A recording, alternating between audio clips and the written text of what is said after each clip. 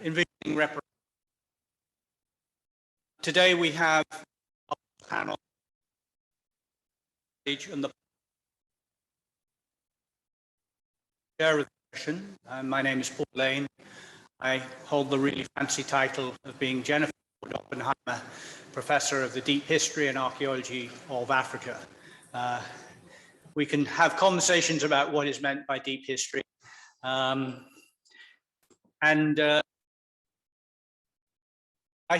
three speakers to present on different aspects of archaeology and the politics of memory and repair. Our first speaker this morning is Dr. Winston. Winston is the Administrative Dean of Academic Programs at Sir Arthur Lewis Community College in St. Lucia, and he is also the President of the St. Lucia Archaeological and Historical Society. So Winston holds a BA in History from the University of West Indies and an MA in Anthropology from the University of Florida, where as a Fulbright scholar, he focused on Caribbean prehistory and heritage management. He then joined the University of York in the UK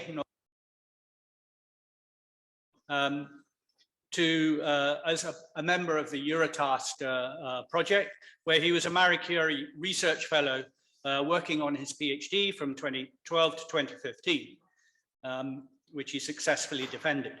His thesis was a comparative study of monuments to commemorate slavery in the regions involved in transatlantic slavery and slave trade, and his research interests today include the commemoration of slavery and its legacies and the development of plantation heritage across the contemporary Caribbean. He's published widely a number of papers and books. So Winston, it's a great delight to invite you to present. Thank you.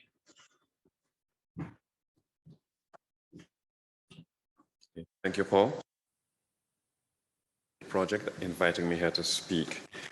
I've struggled with this paper for a bit, and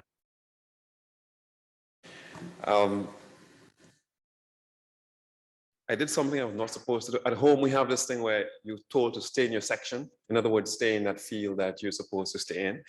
And I seem to be unable to do that. I was very stubborn about it. And last night I took apart my entire paper and going to test it out here. And I expect that you would help me build it to see how I can move forward with it. The archive and the production of history in the reparations discourse. A lot of conversations have started with the reparations and the issues around reparations. And the archive, I have not come across in any of the conversations. And I'm trying to make a case here that the archive, not just in material, as a piece of material, should also be included in this conversation because it is pivotal to every conversation that's taking place on reparations.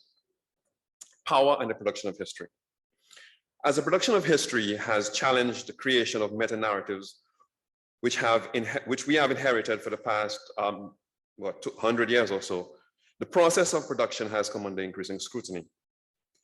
As the reparations debate has intensified and the legal processes have been explored, methods of repairing the damage done by colonialism and slavery have been proposed. Today, I would like to make the case for the use of the archive to be included in the discourse for reparations.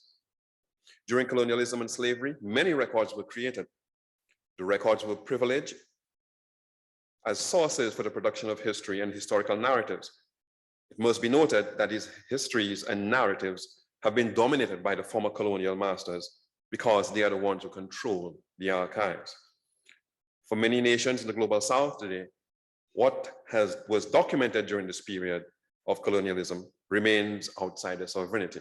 We have nation states who do not control their memory. If the archive is a record of what happened, then it is part of a nation's memory. If this is used to produce history, then it is what is said to have happened. If these are used as the basis for the creation of national identities, then the question of ownership or access to the archive becomes very important in the post-colonial period, and therefore an important part of the discourse in repairing damage caused during the colonial period. This argument is directly connected to the CARICOM 10-point plan, specifically point 4, which looks at the development of cultural institutions. For most of my academic life, my thoughts have been dominated by the work of a Haitian anthropological historian, Michel Trujillo, and his seminal piece called Silencing the Past. Trujillo argued that the production of history is an exercise of power. During the colonial period, the material of the archive and the use of this material to produce history and develop national identities by the colonizing powers was part of the perpetuation of colonial power. The production of history as an expression of power has meant that the colonizing nations developed the type of national identities which placed the colonies at the periphery of modernity and the colonizers at the forefront of modernization. If history is that which is said to have happened, and the archive holds that which actually happened, it stands to reason that the holder of the archive continues to control, to a great extent, power over the production of what is said to have happened. Trujillo stated in his exploration of the production of history that there are points, or 4 points, or 4 moments at which silences enter the production process. The first one is the making of sources. The second is the making of the archives, and the making of narratives, and lastly, the making of history. If, as Trujillo suggests, the production of history is an exercise of power, these moments are critical to our understanding of the process. It is also critical to the discourse on reparations and how we actually, how would I say, seek to actually repair the damage that has been done. For the purposes of this presentation, within the context of this conference, I would like to focus on the making of the archive. For many nations in the global south, much of this process took place outside of the borders. In the post-independent era, where many nations have been creating national identities, the creation of history is an integral part of that process. This is immensely important since the independence process involves the creation of national historical narratives. Narratives were part of the anti-colonial resistance in the pre-independence period and were bulwarks against the colonial narratives which have been in existence in some cases for centuries. These colonial historical narratives are the production process which creates silences, and the production process which creates silences are the concern here. Whether the colonial context, within the colonial context, the narrative developed the 4 moments in which Trujillo outlined earlier. The making of sources is dominated by colonial power. The making of the archives also controlled by colonial powers. And these narratives continue to bolster what some would call neo-colonial powers today. The soft power of the creation of meta-historical narratives continue to dominate the discourse as former colonial powers project national images and identities which have been sanitized. And I think within the context of Britain, we've seen it happening over the last 6 months. A lot of this has been projected onto the world. And of course, when the discourse starts to include aspects that are not savory, we see what actually happens. If we have to adhere to the process of the creation of history, we must broach the issue of the location and access to the archives. The actual ownership and control of access to the archives must be interrogated. The archives are sources of material which document the acts of colonialism and slavery, that which actually happened. These documents were produced as a result of these acts. During colonialism, documents of governance and records of business transactions as a result were moved to the metropole. Of course, it was a specific project and documents recording the project would have to be with the owners of the project. This movement of documents meant effectively that easy access to the archive was the preserve of the former colonial powers. If this creation of sources and archives was done within the context of the colonies, it stands to reason that these documents would be directly relevant to these societies. However, the distance with the archive from the creation of, from the sites of creation, sorry, limits access to these archives. Archivist memory. Many have argued that memory is the foundation for identities to be created. Memory is that which is remembered. If the post-colonial societies are to create identities which are different from that which existed during the colonial period, they would have to be based on memories created within that context. Archives as records of what happened in those societies can be classified as memory for these societies. Since memory is located outside, since this memory, sorry, is located outside of the nation states, these new nation states, this has implications for the societies, of course. Legacies of colonialism and slavery are often not identified as such because of this lack of memory in these societies. So very often when you start having conversations, and I understand I'm keeping this purely within the Caribbean context, we have descendant societies in Europe and in North America, and I'm not paying any attention to these, and that's deliberate. The legacies of colonialism and slavery are often identified as such because of a lack of memory in these societies. And very often in the Caribbean, conversations about what actually happened are difficult and does not, in some cases, does not take place because the knowledge does not exist within that specific space. Especially, yes, in academia it does, but for the average in the society, person in the society, that does not happen at all. While the point here is not to argue for the revert, one second, please. All right. The legacy of colonialism and slavery are not identified as such because of this lack of memory in these societies. While the point here is not to argue for reverting to the past, made clear. Contemporary society and continues in place the lack of memory continues to place the former colonized on the and has implications for governance and development in formerly colonized societies. Because of this issue, especially in situations where resource access is important, there are example here where a Hurricane Irma in 2017 destroyed much of island Bermuda in the state of Antigua Barbuda. In an attempt to redevelop, the government decided when the started, the average the land after emancipation had been bequeathed to the people and the descendants on that island. Because governments are elected to actually develop societies, and the government moved to actually bring in the foreign direct investors. To cut a long story short, the case is now before the Privy Council. This case is important because in cursory, I wanted this to be a case study for this paper, but I was not able to pull in all the data in time. But the information which allowed the people of Barbuda to make the case actually sits in 3 archives, and none of them are in Antigua or Barbuda. They're in the UK, Canada, and some parts of the US. So it means now that these people need the data to make the case, and they have difficulty doing it because, of course, they have no access to the archive. Archive as evidence. Earlier, I spoke of the silences in the production of history as and the record of what happened. The record of what happened takes place on a very important the record of what happened takes on a very important role, as the archives of colonialism and slavery are not part of the meta-historical narratives. These records, however, are evidence of how colonies and businesses were run, as I said before.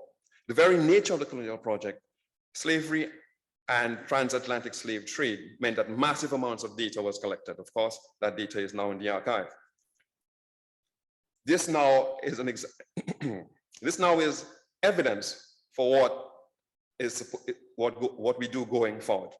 I'll give an example.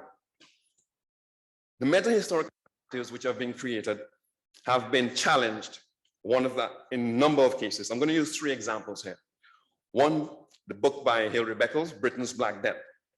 This exposed the damage done by slavery and colonialism using the very documents produced during the process, and muddied the waters around the British abolitionists narrative. We all know that Britain was involved in slavery, but because Britain abolished slavery, only remembers that she abolished slavery. The evidence produced actually muddied the waters around that.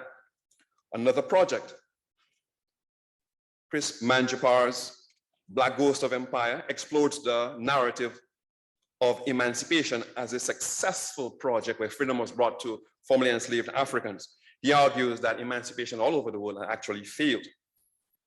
Caroline Elkin's Legacy of Violence challenges the notion of colonialism as a civilizing force using the very documents of colonial governance. And of course, we all know, well, I shouldn't assume, Elkins was also involved in the Mau Mau case as a consultant. And of course, in that case, she speaks about the fact that the documents that we used actually had to be fought for because the government was not willingly giving it up. Again, the archive not being accessed.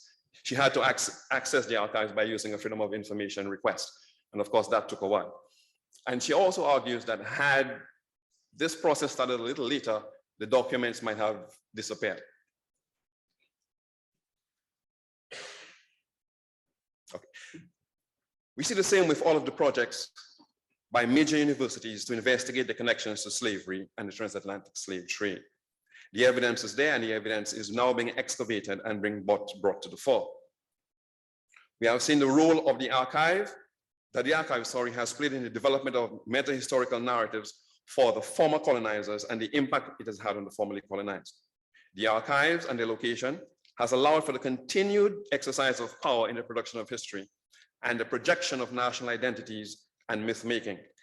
As part of the reparations discourse, access to and reparation of the archives must be brought into the conversation. Technology has made it possible for the digitization of documents, which allows for easier access in spite of geography. This access will democratize the production of history and is emancipated from the power structure which perpetuates the legacy of colonialism and slavery. With access established to the archive, we must look at critically with access established, the archive must be looked at critically in order to ensure that it serves as part of the reparatory process. This should involve the use of, and this is why I get into some trouble here because I'm going into critical archive theory, not my forte, but I thought it's necessary here. With access established to the archive,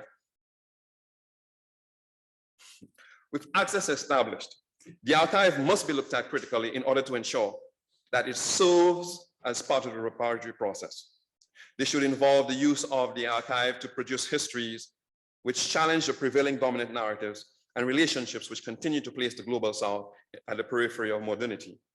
This history must not only expose the nature of the historical relationships, but place the formerly colonized at the center of their own histories.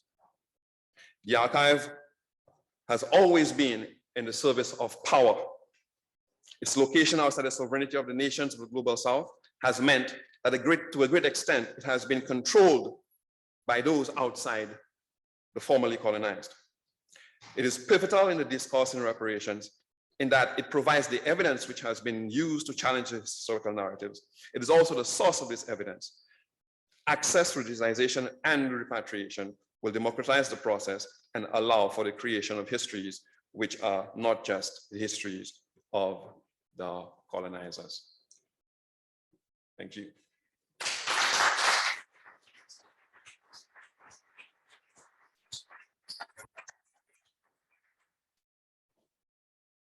Thank you very much, Winston, for that really stimulating and thought-provoking kickoff for today's discussion. So it's my pleasure now to introduce our second speaker in this morning's session, Dr. Edward Gonzalez-Tennant. Edward is assistant professor in the Department of Anthropology at the University of Texas, Rio Grande, and his research focuses on the application of digital technologies in archaeology and history. He geographic information systems, 3D modeling, geophysics, remote sensing, and conventional archaeological and historical research. And he focuses on a wide range of contemporary issues, including the legacies of racial violence in African-American history and decolonizing collaborative archaeology in the Caribbean. He is the author of The Rosewood Massacre, the book, The Rosewood Massacre, An Archaeology and History of Intersectional Violence, published by University Press of Florida, and a variety of additional publication chapters and journal articles that I'm sure we're very familiar with. So Edward will speak today on They Can Build, but They Can't Bury Us, Archaeology's Role in Preserving Florida's Black Places.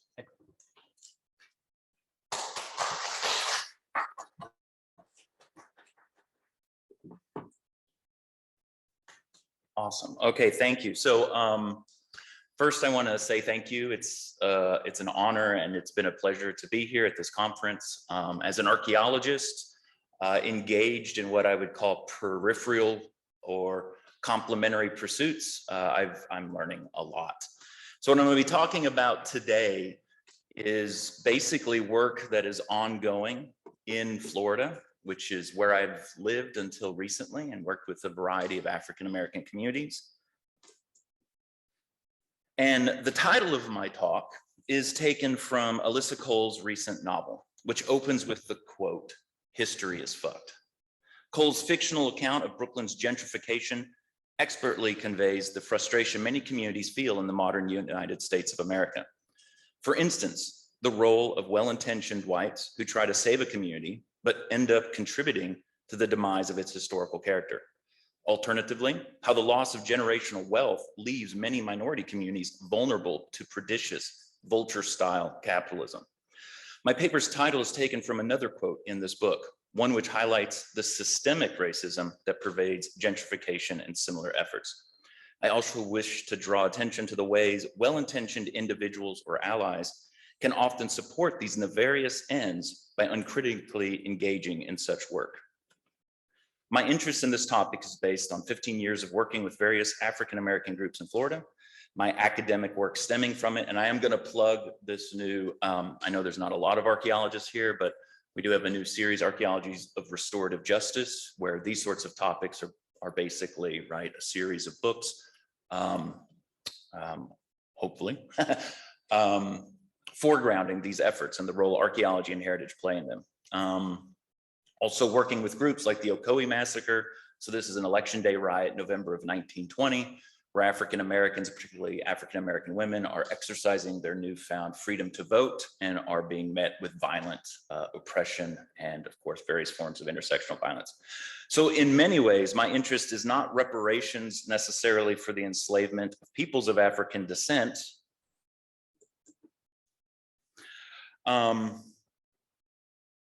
nor reparations for the enslavement of peoples of Chinese and other Asian descent, referred to as the coolie trade in the 1800s, nor reparations for the theft of indigenous lands around the globe, nor modern day slavery associated with Latino farm workers in Florida or elsewhere. To be clear, our societies obviously need to engage with this. Instead, today I'm talking about restorative justice work associated with post-emancipation disenfranchisement of African Americans in Florida. I do this for many reasons, some of which I'll return to throughout this talk, but also to respond to complaints against reparations. In other words, to show how the structural aspects of violence during enslavement never disappeared, but were transformed into forms of violence that continue to impact these communities. Understanding these connections is outside the focus of this talk, but forms a considerable focus of my book on the 1923 Rosewood Massacre. Of course, peoples of African descent have been an integral part of Florida's history since the first European explorers arrived. In the following 5 centuries, these peoples and their descendants have persevered through slavery, Jim Crow, and various institutional assaults on Black suffrage and opportunity. These challenges, of course, continue to this day. Free Africans were among the crews of the first European explorers in Florida, many of whom began learning native customs and languages, eventually giving rise to the self-governing groups, including free Black militias of the 1600s, many of them becoming sanctuaries for runaway slaves from other areas in North America. One such place is Fort Mose, which was eventually fortified and occupied until Spain lost Florida to the British in 1763. Although slavery remained a feature of the first Spanish period, people of African descent had many paths towards freedom. These paths mostly vanished under British rule. After the American Revolution, British loyalists fled and the second Spanish period commenced. Enslaved Blacks once again sought sanctuary in Florida. The increasing power of the young United States of America signaled the first impediment to free Black life when Spain relented to growing pressure from the nation's Secretary of State, Thomas Jefferson. In the following years in British West Florida, a large fort along Apalachicola River, known as Prospect Bluff, allowed Seminoles and free Blacks an unprecedented level of freedom and prosperity. In 1816, however, a battle initiated by forces resulted in the complete destruction of the fort. The destruction of this place set into motion a series of migrations that would fundamentally transform relations between peoples of African descent and Florida's indigenous populations. Although the US agreed to honor the rights of free Blacks, it increasingly instituted a system of slavery in Florida. Deepening ties between free Blacks and the Seminoles continued, leading several researchers to cast the Second Seminole War, 1835 to 1832, as one of the largest slave rebellions in USA history. During this time, only 16% of plantations had enough enslaved persons to form family units by the 1820s. A number that only rose to 29% by 1860. By 1861, the population of Florida included 104,000 whites to approximately 62,000 enslaved African Americans. During the Civil War, news from Union raids alerted enslaved Africans to the possibility of emancipation, with upwards of 1,000 people enlisting in the Union. During Reconstruction, many African Americans exercised civil liberties, especially their right to vote. Perhaps most prominent example being the burgeoning Black political class was the life of Josiah T. Walls, born a slave in Virginia. Walls served in the Union Army, settled in Florida, and was elected to the Florida Senate in 1869, and went on to become the state's first African-American member of the US House of Representatives in 1871. And of course, we know the history of Reconstruction and sort of its failed promise across the American South. These sorts of elections wouldn't occur in the state again for basically a century. The end of Reconstruction saw the emergence of a convict lease system, which leased state penitentiary inmates to private businesses, a system disproportionately affecting African Americans. The passage of a poll tax in 1885 resulted in Black voter turnout plummeting from 62% to just 11%. 2 years later, in 1887, a state law required separate train cars. Segregation had taken firm root in Florida. The establishment of numerous railroads promoted the settling of several Black towns. Well-known examples include Eatonville and Rosewood. Although never incorporated, Rosewood nonetheless became a prosperous African-American community in the decades following statehood and transitioned to a majority African-American community by 1900. Rosewood, of course, was destroyed in 1923 during a week-long series of events known today as the Rosewood Massacre or Race Riot. Another rural location, with similar history is the community of Santos near Ocala. So this is Central Florida. Settled in the 1880s, it was eventually displaced through development associated with the failed Cross-Florida Barge Canal. Here, transportation-related violence took a different approach. Residents were offered fair market value for their properties, which they took. When the canal was canceled, former residents were never allowed to purchase and return to their properties. Today, the area boasts a bike trail and a series of hiking paths. Most whom use the facilities are unaware of this history. By 1900, a vibrant Black middle class had arisen across the state. Educated and skilled African Americans developed networks that supported educational institutions, business ventures, and recreational activities. Florida, however, paradoxically, during the early 20th century, or perhaps because of this, Florida led the nation in lynching deaths per capita. Such was the case in Ocoee, when African Americans attempted to vote and the Klan and local whites lynched one of those attempting to vote, most likely killed another, burned portions of the Black neighborhood, and violently displaced the African American population. Another case study from Orlando illustrates how transportation impacted African American communities across the 20th century. This includes the town of Paramore, located to the west of Division Avenue, so named because it has and continues to denote the separation of Black and white Orlando. In 1957, I-4 tore through the area, reinforcing the division between Black and white Orlando, first defined in the 1880s. 1974, the 408 further split the area. It resulted in the destruction of 1,000 homes, upwards of 200 businesses, and at least 3 African-American churches. It also displaced upwards of 600 families. By the mid-20th century, most of the rural Black settlements had dissolved as younger generations migrated to cities for educational and economic opportunities. This is the statewide context for Royal, my primary case study today. The town remains a unique example of Florida's rural African-American communities. Indeed, many of the original founders became property owners because of the Homestead Act of 1862. As such, Royal stands out as one of the few remaining Black homestead colonies in the entire country. The majority of such communities in Florida have all but disappeared, often through overt violence, like in Rosewood, or development-led displays, as in Santos. In Royal, the original settlers and their descendants grew tobacco and sugarcane, raised cattle and hogs, grew cotton, as well as various other crops. Men and boys would lay out the rows and prepare the soil with handheld hoes. Women and girls would physically plant the tobacco. Federal and state census records document a rapid growth in residents during the late 19th and early 20th centuries, evidenced on the landscape by the appearance of additional commercial and community structures. By the 1930s, oral histories attribute the creation of Works Public Administration to providing employment to several community members to build a new, larger school and to invest in other facilities to accommodate growing numbers of children in the community. Today, residents of Royal's descendants of the area's 19th century Black homesteaders live on the original lands obtained by their ancestors. This is a direct and tangible connection with the first period of settlement and development.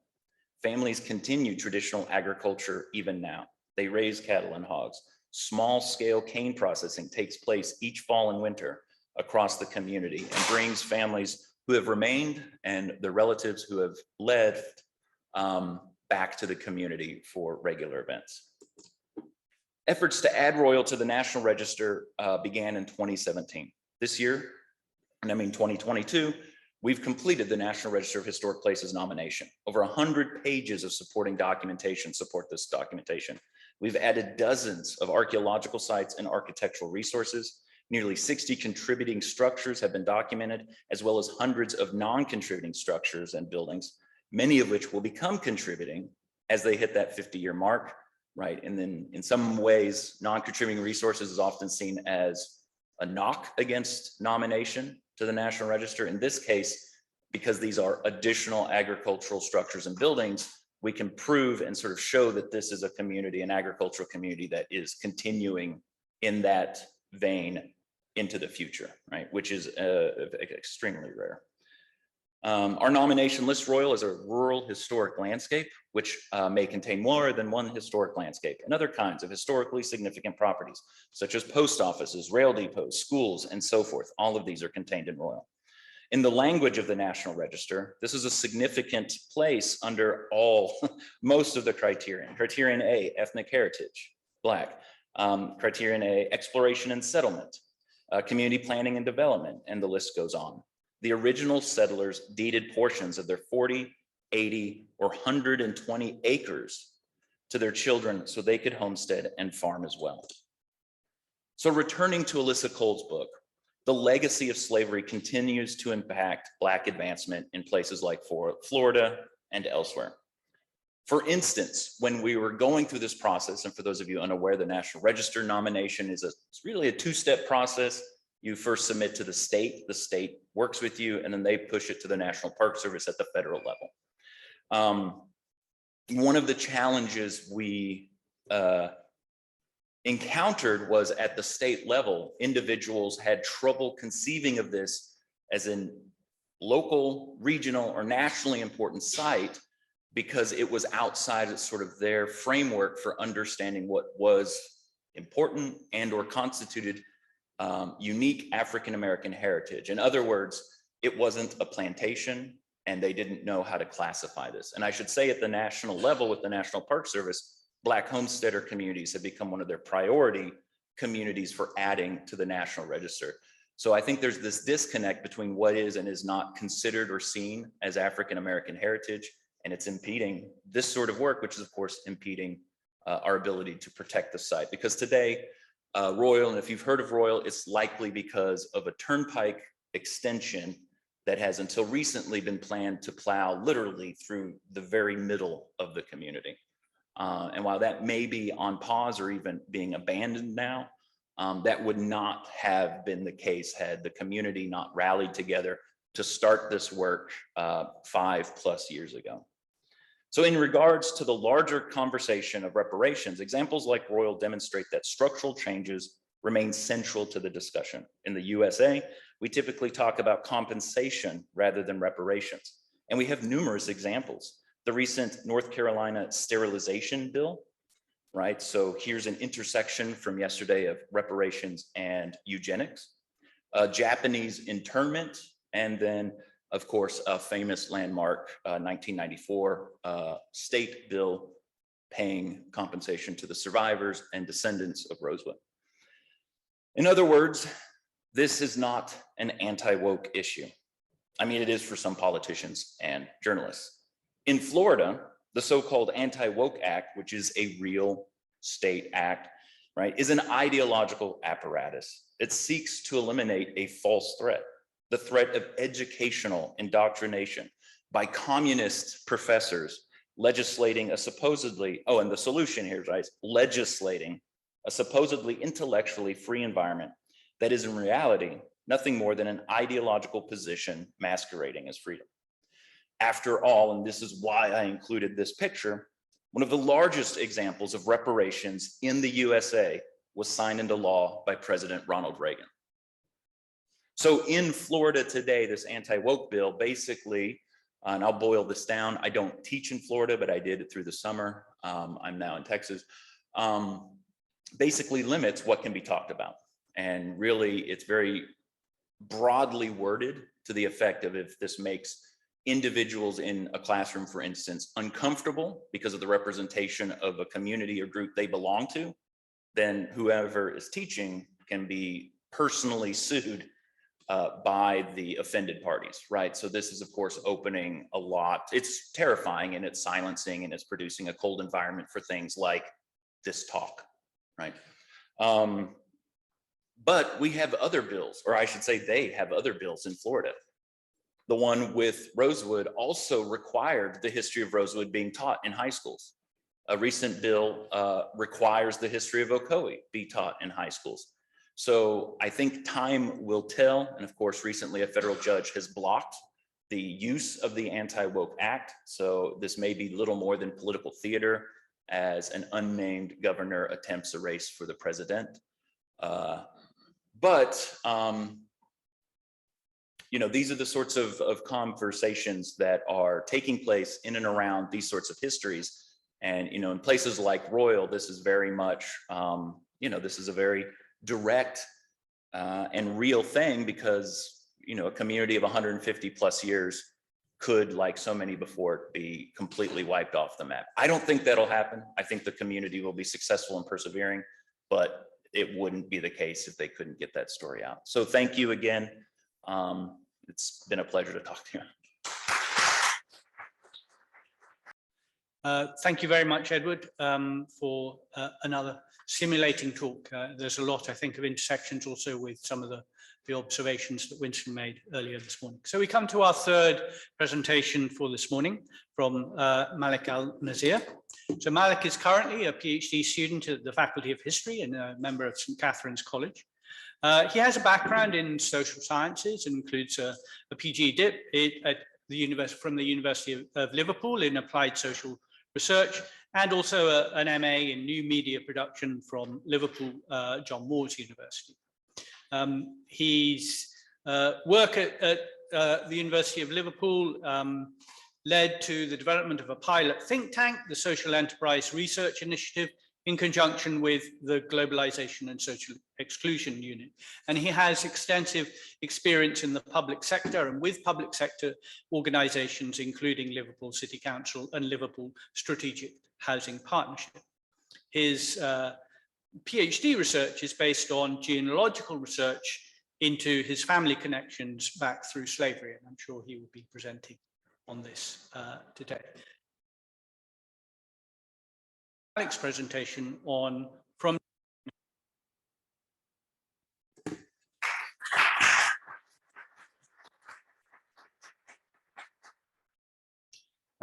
Thank you and good morning, everybody.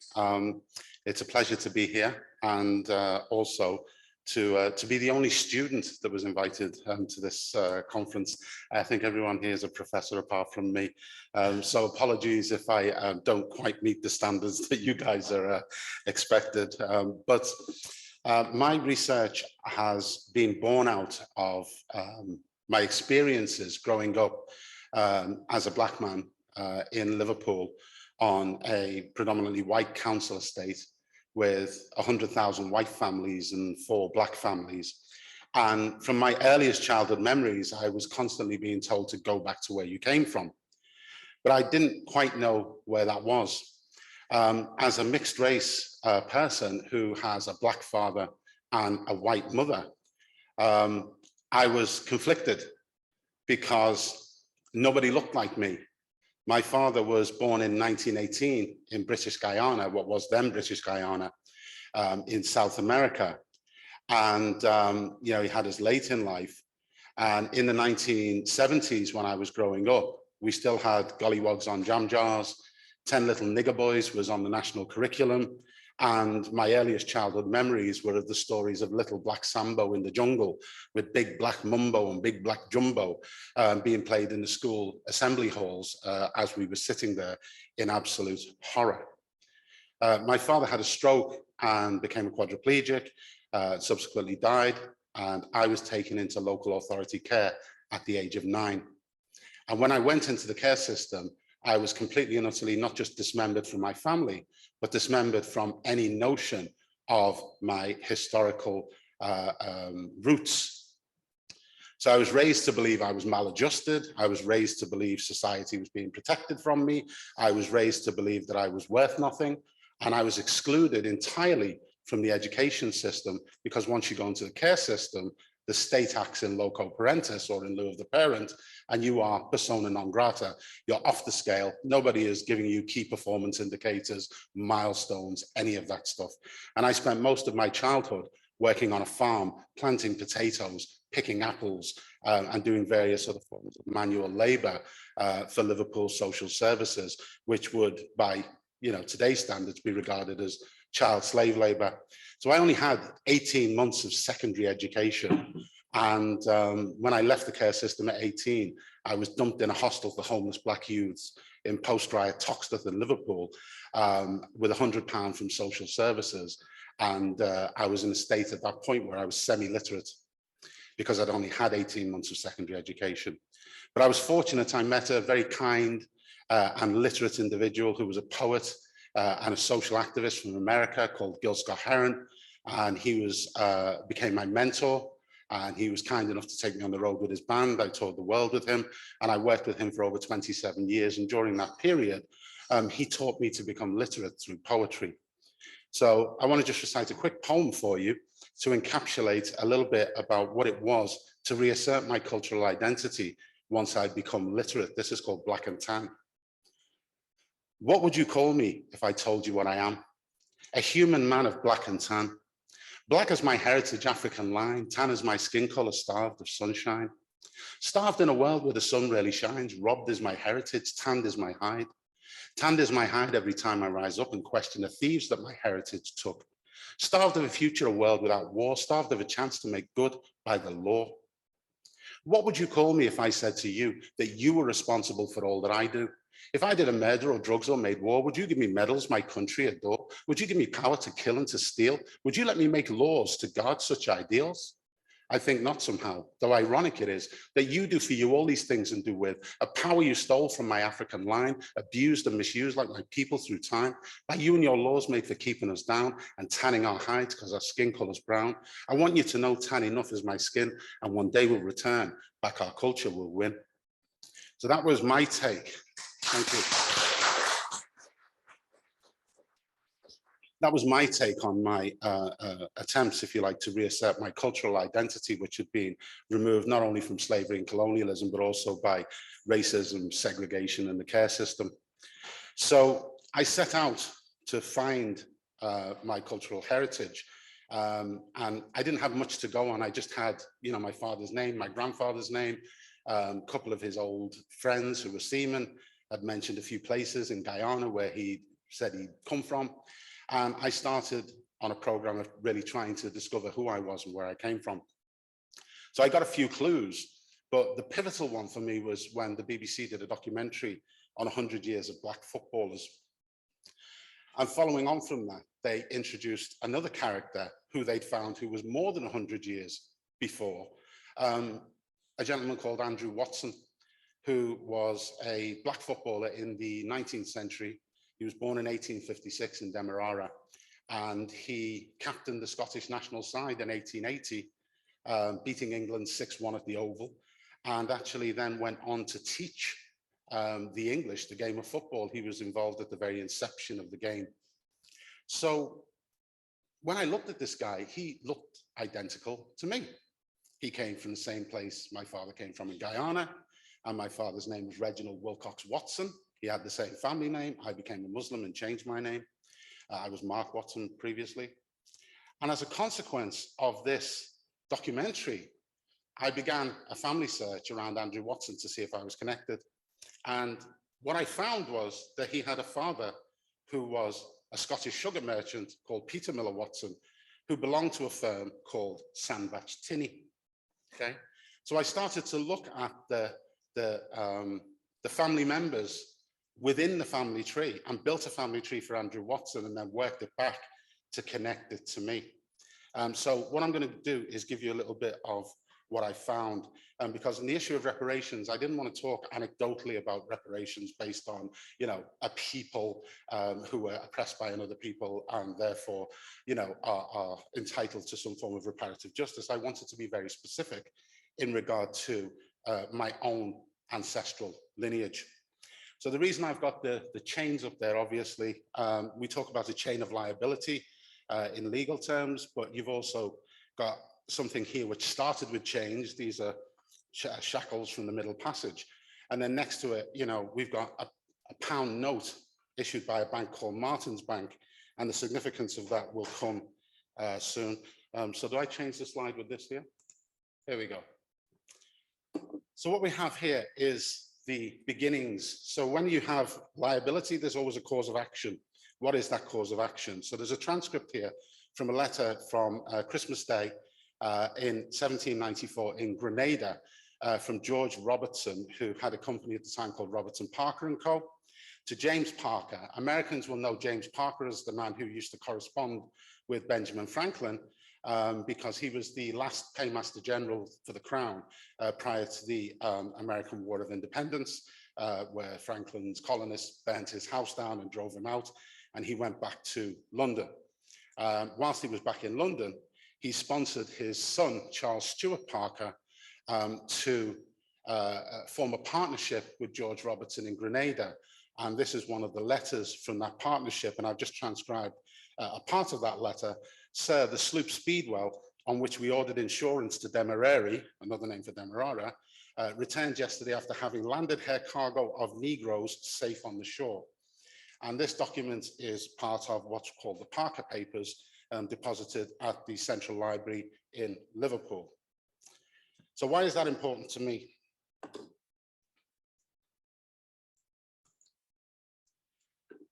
It was the discovery of this guy who came into partnership after having been an apprentice under George Robertson.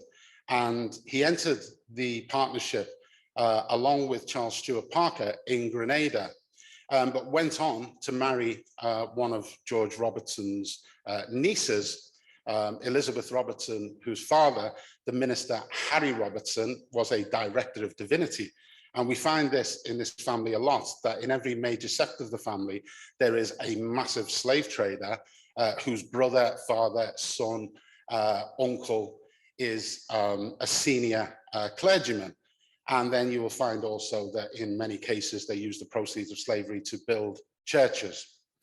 So Samuel Sandbach went on to become mayor of Liverpool, 1830 to 1831. He bought a property called Haffadunas Hall in Denbighshire, which is a massive estate. And he became High Sheriff of Denbighshire. He was a magistrate. He was a co-founder of the Sandbach Tinny Company.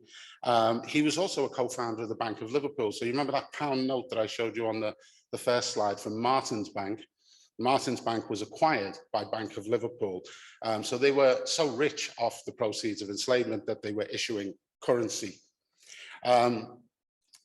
Obviously, he was a slave trader. He owned plantations in the Caribbean and also in South America, but primarily Demerara. And he became a massive sugar baron and monopolized to some degree the Demerara sugar trade. So I'm putting him in context here with, you'll see on the left, Sir Thomas Gresham. Why is he here? He was the banker to Queen Elizabeth I. So at the very beginning of the enterprise to enslave Africans during the reign of Elizabeth I, Thomas Gresham was her banker, and he's very much known as the guy who founded what we today call the City of London. So Samuel Sandbach is the founder of the Bank of Liverpool. Thomas Gresham is the founder of Martin's Bank, and Bank of Liverpool goes on to acquire Martin's Bank. There's another gentleman here in the bottom right-hand corner, John Ernst Tinny, who is the grandson of the co-founder of the firm Sandbach Tinny, Philip Frederick Tinny. Anyone who knows anything about the history of Guyana will know that Guyana was a Dutch colony. It was ceded to the British in 1813. However, it was capitulated to British privateers in 1803. And Philip Frederick Tinny was the guy who, in the Dutch diplomatic corps, rowed out on a boat to the brig that was ready to pound Demerara if they refused to capitulate. And he actually drafted the document of capitulation and is one of the signatories to the capitulation in 1803 from the Dutch to the British, and is also the person who drafted and one of the signatories to the formal ceding of the territory of Demerara to the British in 1813. And that same year, when it transfers formally to British rule, he joined forces with Samuel Sandbach and formed the firm that became Sandbach Tinny. In the bottom left-hand corner is Philip Frederick Tinny's son, John Abraham Tinny. Anyone who's looked on the UCL database for the legacy of British slave owners will note that John Abraham Tinny was the second largest recipient of slavery compensation in 1834, the first being Sir John Gladstone, who is also married in to this family. So what business was Sandbach Tinny in? They were in a lot more businesses than I could fit on a slide, but I'll give you a snapshot here. They had plantations, they had a shipping line, they had the Bank of Liverpool, they acquired Martin's Bank, they were founders of the Athenaeum, which is a gentleman's club in Liverpool, which was founded in 1797 by William Roscoe, the abolitionist, who's also part of this family, but had a bank with a slave trader, Thomas Leyland. So whilst he was an abolitionist, he was in partnership with a slave trader, and his granddaughter married Samuel Sandbach's son. So there was a lot of slave money in the family, even though he was an abolitionist. So when we look at these abolitionists, we also have to consider the nuance of that. Egbert is a place where I currently live in Liverpool. They drew the boundaries of Egbert and set it up as a merchant community and sold off the lots. Grassendale and Cressington Park in Garston in Liverpool is another community on the banks of the Mersey, which was set up by Sandbach Tinny. The lots were sold and financed by them so that they could create gated communities for Liverpool merchants. They were also involved in founding the railways. Everyone knows about Stephenson's rocket, went from Liverpool to Manchester. What few people know is that Philip Frederick Tinny paid for the survey for the line. And many of the early designs that were sent from Demerara to Scotland to build a thing that could pull cane on rails is what we would today call a train. And it was actually Samuel Sandbach's daughter-in-law, Margaret Sandbach, who was the first woman to ever ride a train. She rode on Stephenson's rocket after it killed William Huskisson. He got knocked over. People wouldn't go on the train. So they asked Mrs. Sandbach and her ladies if she would ride the train, and she did. So making her the first woman to ever ride a train. So here with Martin's Bank, you can see the symbol of the cricket. Anyone who knows Gresham College will know that that is the symbol of Gresham College, which still exists today. It was the symbol of Sir Thomas Gresham, obviously. Anyone who knows Liverpool and football, they'll recognize the liver bird underneath, which was the symbol of the Bank of Liverpool. It's now the sort of city's, logo, if you like. So there's a small narrative here. Sir Thomas Gresham died in 1579. Elizabeth I's financial agent, who played an important part in the development of English banking. Gresham persuaded the Crown to cease borrowing from continental lenders and look to London moneylenders instead. Realizing the potential contribution of the Lombard Street merchants to the national wealth, he established the first Royal Exchange, opened by the Queen in 1571 as a meeting place for their business. So this is the origins of Martin's Bank and Bank of Liverpool and where they came together. So I don't expect anyone to be able to necessarily read all of this unless you've got a pinpoint vision, but I put it up there to show you the direct chain of liability, if you like, because what you have here on the top left-hand corner, the grasshopper, Sir Thomas Gresham, is the foundings of Martin's Bank.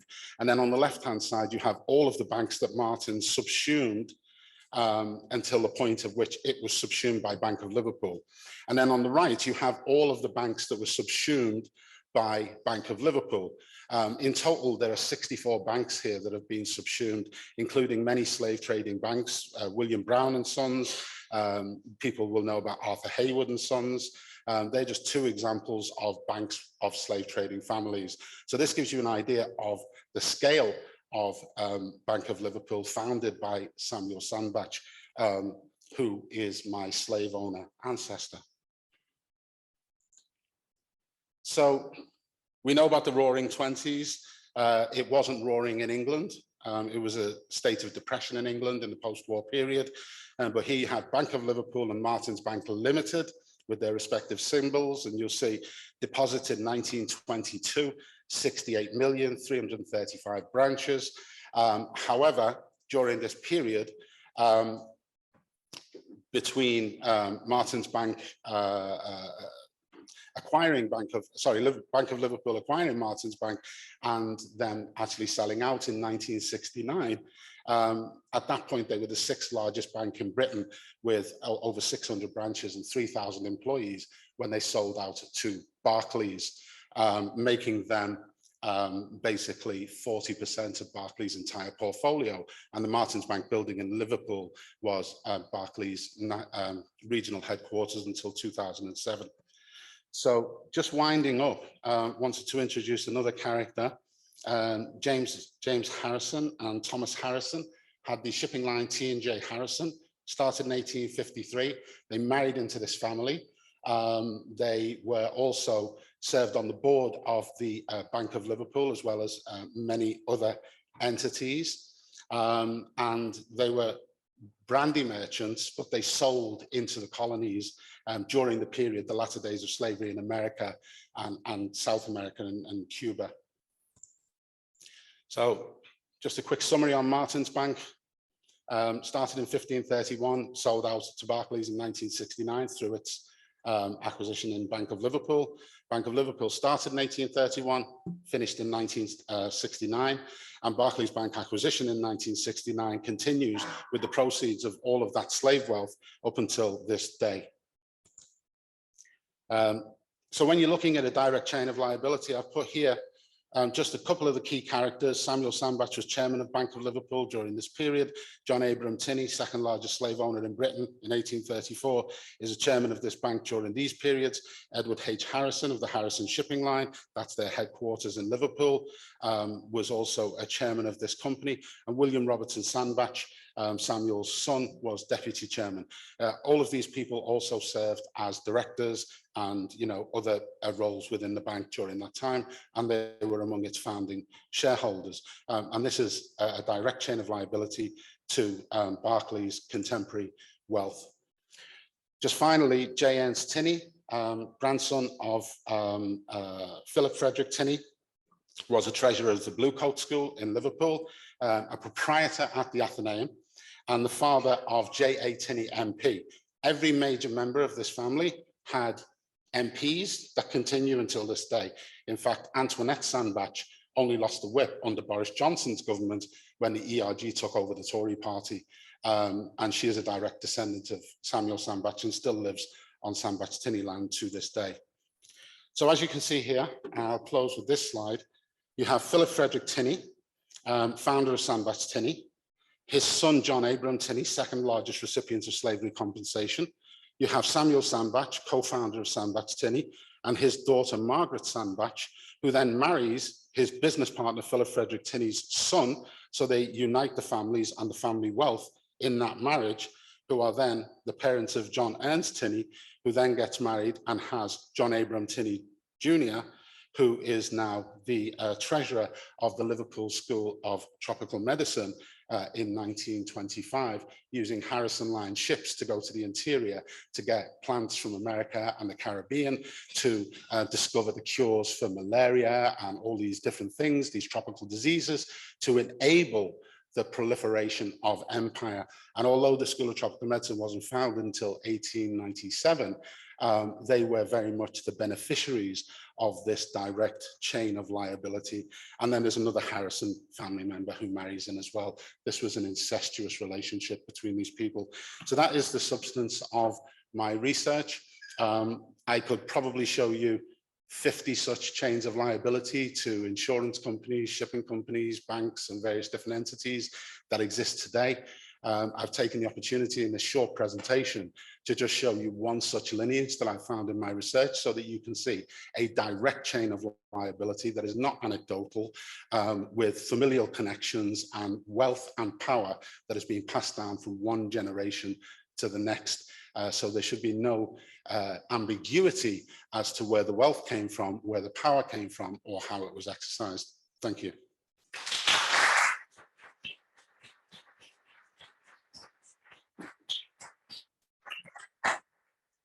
Thank you so much for that really powerful and personally informed presentation.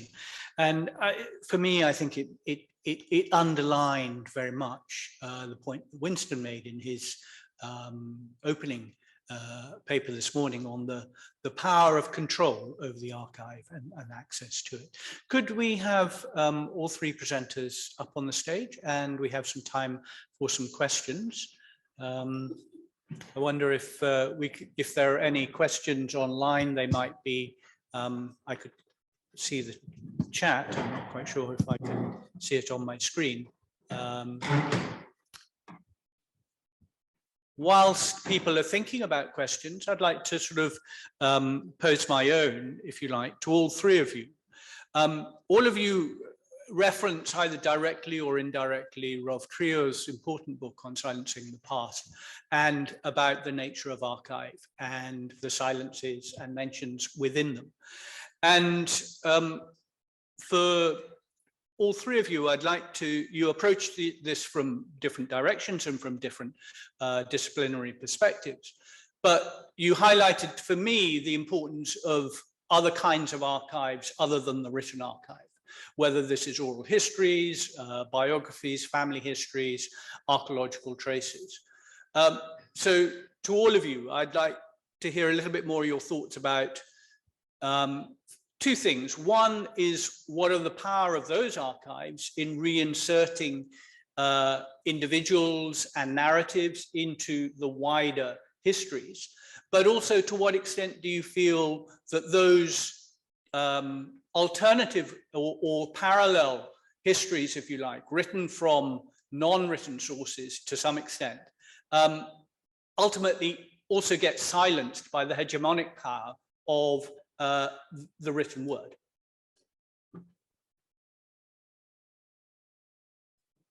Ed. Okay, I was going to try to get Winston. It's been longest for him since he talked. But so from my perspective, obviously, Oral histories are one of the primary archival sources that I work with for a variety of reasons. The primary one being, as Winston and others have pointed out, who gets recorded in the archive is an exercise of power, and it erases the vast majority of humanity in terms of race, class, gender, and so forth. So I think there's a political act to oral history that oral historians are well aware of, right?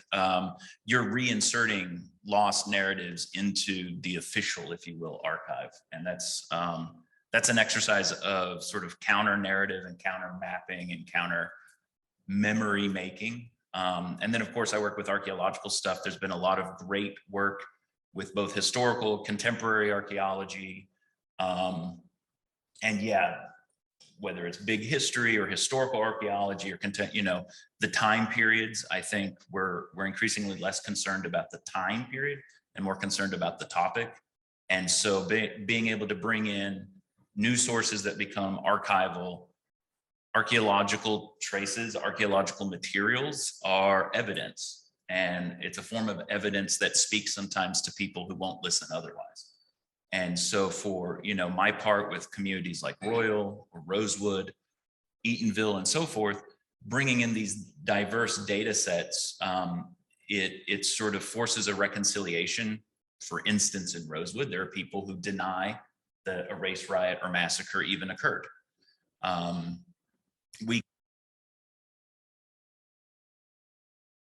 The census, so we have documents, we have history, and we can show the real thing that happened.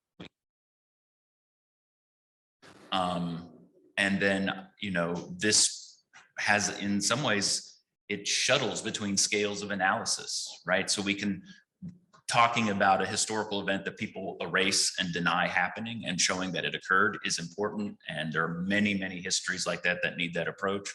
But also the families, right? In a place like Rosewood, it's not incorporated, there's no maps. The mix of data that we use allow us to answer very personal questions, right? Descendants who will reach out to me and say, where was my, grandparents' house actually located? Can you point to a point on the ground and say, they lived here? My grandmother and grandfather got married in Rosewood. Where did they live, right? Not just Rosewood, this sort of 2 square plus miles of real estate, and so that produces a deep connection, like a deeply personal connection. So I think marrying these types of evidence is a really powerful way for my own work. Yeah, for me, it was access to the archives was just the biggest impediment to my research. And Winston's talk this morning, I think, was really important because I think it highlighted the significance of trying to not only decolonize the archives, but also to give Black people the opportunities to become archivists so that they can go into the archives and to fund their research so that they can tell their own stories. My story would never have emerged if I hadn't of had some oral histories that were passed down. They were the only bits of evidence that I had to go on, but they turned out to be pivotal and critical to show me where to look and what to look for. My white slave owner ancestors, their history is incredibly well documented. You can find these guys in birth peerages, do you know what I mean? Trace them back to William the Conqueror. But when it comes to the slaves, it's a much more difficult task. And just the physical, nature of the archives, that you have to go in there, you have to book a time slot, you can't always get in when you want to or when you're available. The documents are old, they won't let you photocopy them. If you want to take pictures of them, you got to sign a copyright form for every single document. There's thousands of them. It's difficult to read. You've got to try and, decipher what you can in the short space of time that you've got within your research slot. So in the end, I just subverted the process by buying my own archive. I went on eBay and I found letters that were being distributed by stamp dealers who collect ephemera. And I found, a number of documents pertaining to this family for sale. So I just went on eBay and I spent thousands, and over a period of time, I bought these documents and I compiled my own archive and I did my research through that so I could handle them as I wanted to and when I wanted to. And when I came to Cambridge in 2017 to present a paper, I had a room full of, historians and anthropologists, and none of them knew a thing about San-Bach-Tini or any of this stuff. And I thought, like, everyone would know about these guys. And at that point, it was considered seminal, and I was invited to apply, and that's why I came here to do a PhD. But, the accessibility was the problem for me. So what I've done now is I applied for some funding here, and the library here have funded the digitization and transcription of my San-Bach-Tini archive. So it will be made available soon as a collection on Cambridge Digital Library. But I'm also working with a number of libraries and universities and museums and galleries up and down the country to form a framework by which we can get everything San-Bach-Tini related in their deposits, digitized, transcribed. Much of it isn't even indexed or catalogued, but it tells epic stories of the British Empire from a perspective that we haven't really seen before. So there's a lot to tell, but it's a matter of people contending with this contentious nature of what you will find in this. And the existing archivists, many of them wouldn't want those stories to be told. We saw what happened when Nico did his research. The press went against him, woke activists, radical, people looking for reparations and all this kind of stuff. There's a lot of hostility to this, and the archivists and the people who work in these spaces are no exception. So if they take exception to the content of these archives, they may not be inclined to digitize them, to transcribe them, to make them available, or to allow those stories to emerge. So I'm trying to create a kind of a center, if you like, or a catalyst whereby that can occur as a result of this. And Winston's work, I think, is really pivotal to what I'm trying to do. And it was great to hear your presentation this morning on that. Thank you. I think your question, Paul, is very instructive. Warns us that as much as the archive is important, there are other sources as well. And reparations is actually not just global, it's about the local, it's a very, very personal.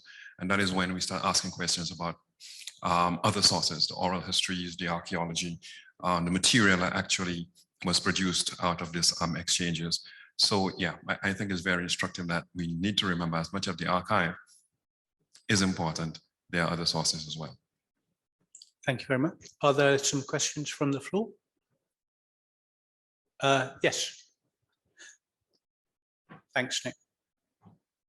Thank you very much. 3 great presentations, but my question is for Winston, and it's about the relationship between the production of historical knowledge here in the UK and the production of historical knowledge in the Caribbean. And you began, I think, by reminding us that many people in Britain don't know anything or didn't know anything about many of these stories. And so it seemed that the historical profession here in the UK, including at universities like this one, had either ignored or overlooked or actively buried stories that would help us to understand the debt.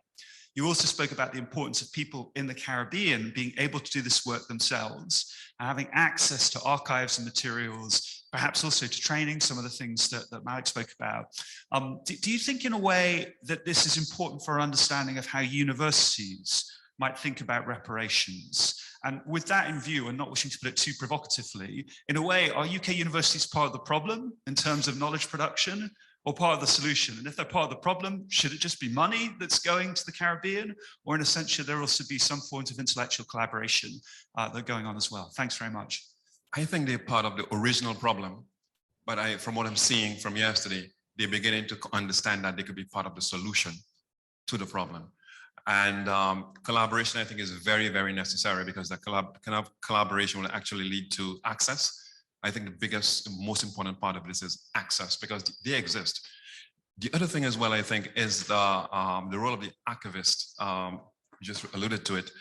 Very often we think that archivists are neutral players in the process, but I think understanding the human being and the different disciplines that we're involved in, we should keep in mind the role of the archivist. And that's why I think of the critical archival theory, where the activist has to become part of the process and in the approach to dealing with the archive. Would anybody else like to? Oh, yes, Sabine. Yep. Thank you. I love the idea of archive as part of repair.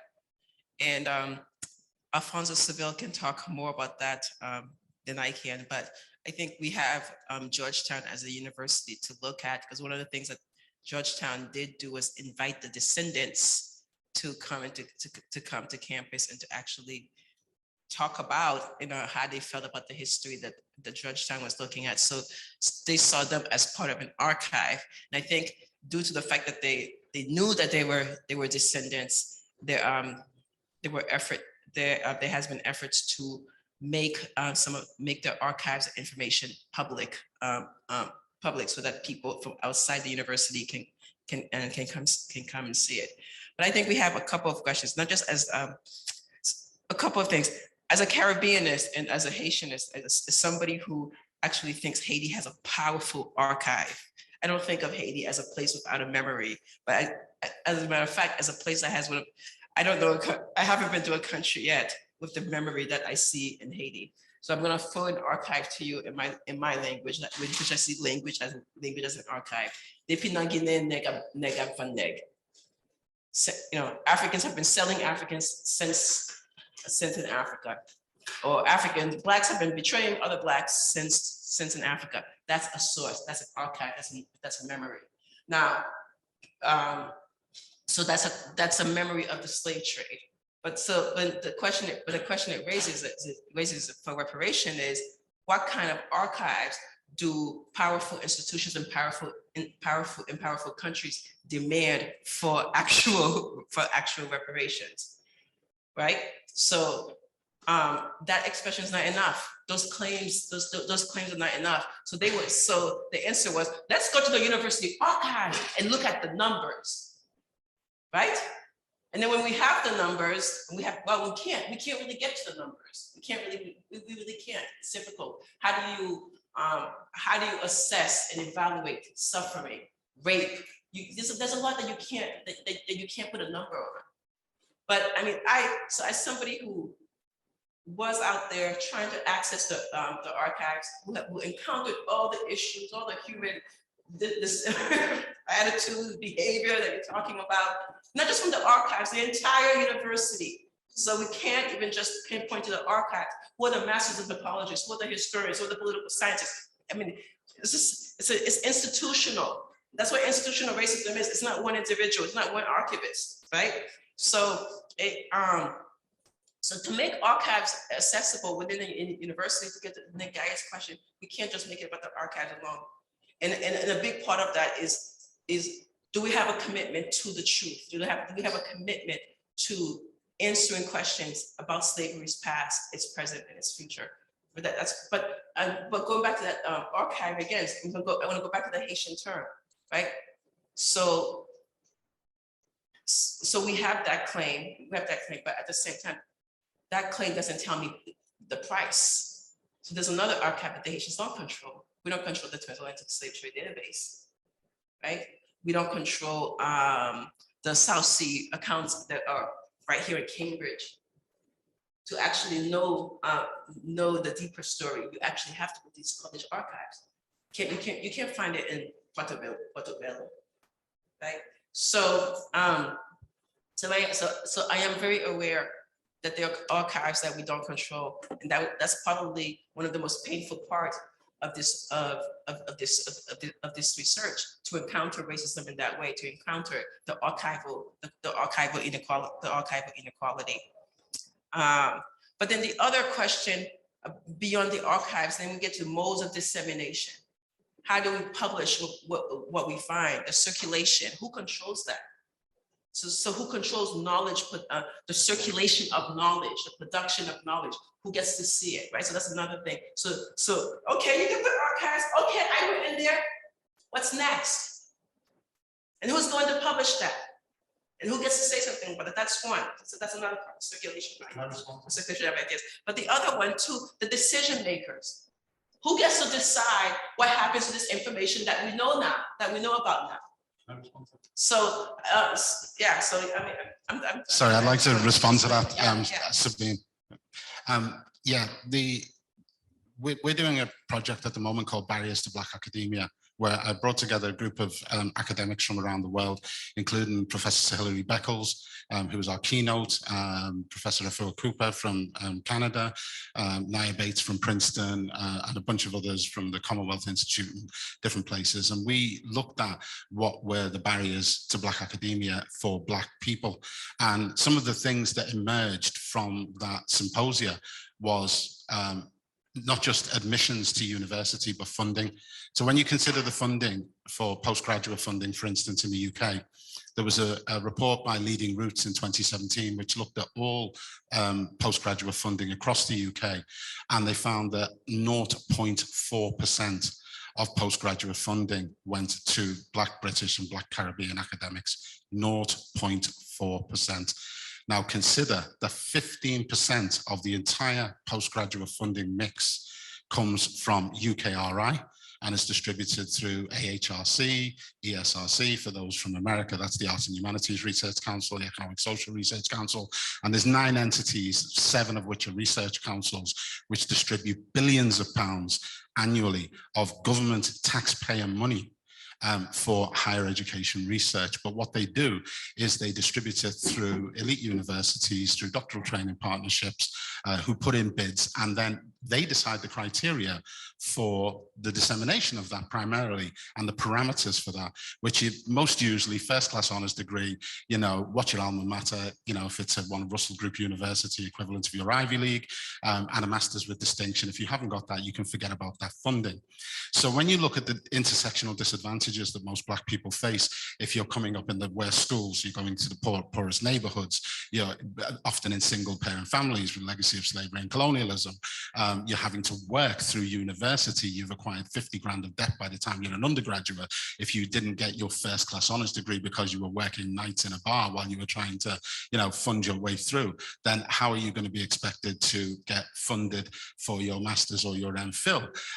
Because you only got a 2-1. You know, these are the issues. So when you look at the distribution of the funding, if you're, you know, daddy's got a hedge fund, you know, white middle class, you know, individual who probably doesn't even need the funding, but you did go to, you know, the finest, you know, universities, you did have the choicest education, and all you've got to do is sit down and study. You know, you don't have to deal with racism and all this intersectional disadvantage and, you know, trauma, you know, historical trauma, generational trauma, all these kinds of things. I'm not saying in every case, but in many cases, you know, you're well suited to be able to sit down and study and get those results, which are the tick boxes for the funding.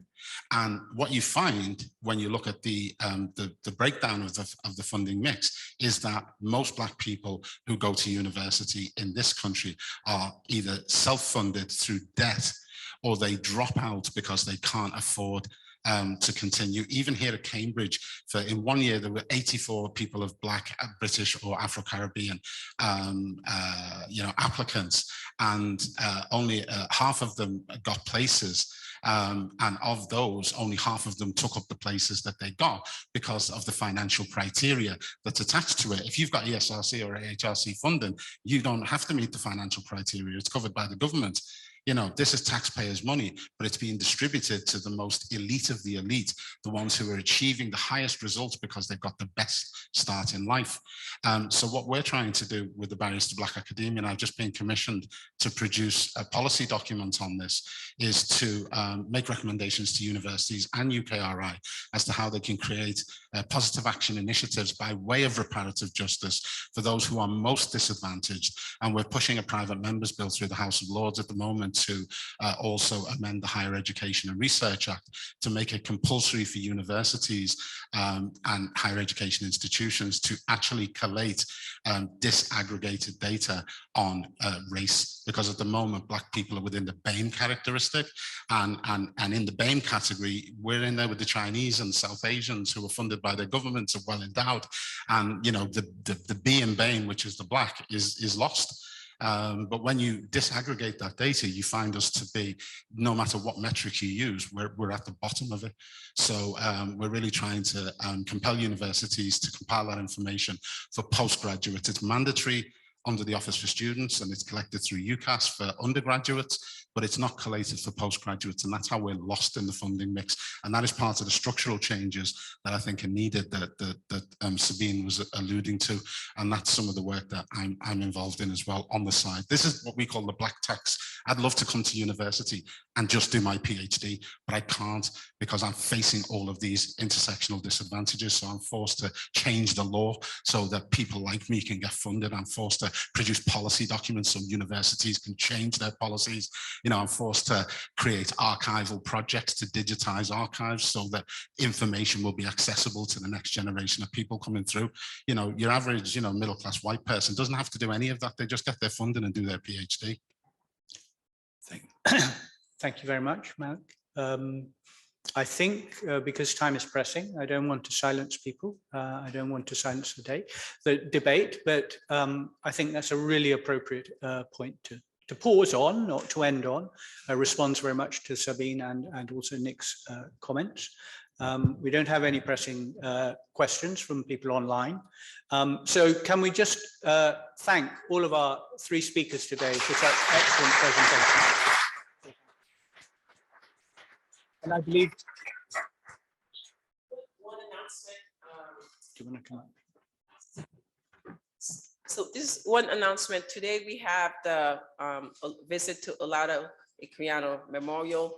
Those of you who are interested in coming, please let Nikki know at the reception desk. Okay. Thank you. I think we have a 10-minute break. Okay, please. And there is some refreshments, I think, upstairs as well. So thank you.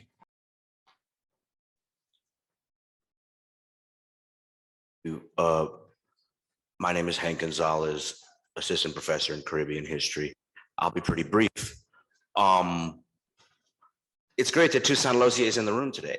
I remember 19 years ago, roughly 2004-05, and he was emphasizing the opinions of certain Haitians that they shouldn't be talking really about reparation, but of the restitution of the capital of the 1825 scandal.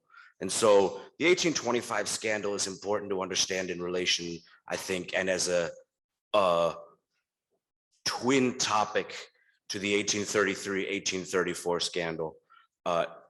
Yesterday's presentation reminded us that this country's involvement in slavery extends to a lot of different countries and regions, you know, over a dozen republics just in Latin America alone. So it is appropriate that we be focusing a lot on the African-American US history.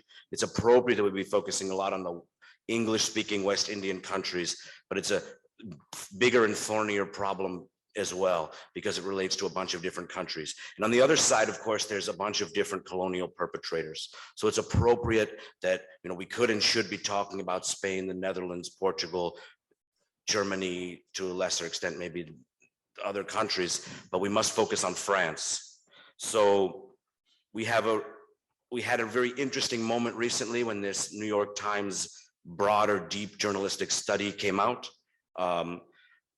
What I noticed was that I think it helped shine a light on people's pretensions of officialdom in the academy, because I think a lot of people jumped out and felt like I'm supposed to be the one in charge of this topic. And that's not how things work. The way it works is we are, you know, pluralistic fields of study representing various different countries, experiences, and points of view. So I'm excited that we get to talk about this topic here today in relation to other topics.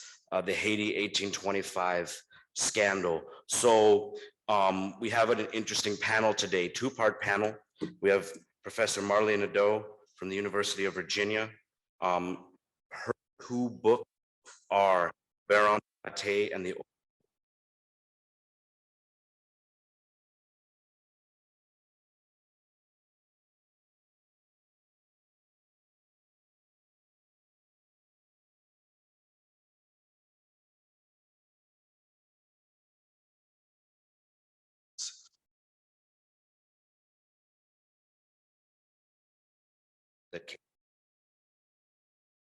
Professor Doe.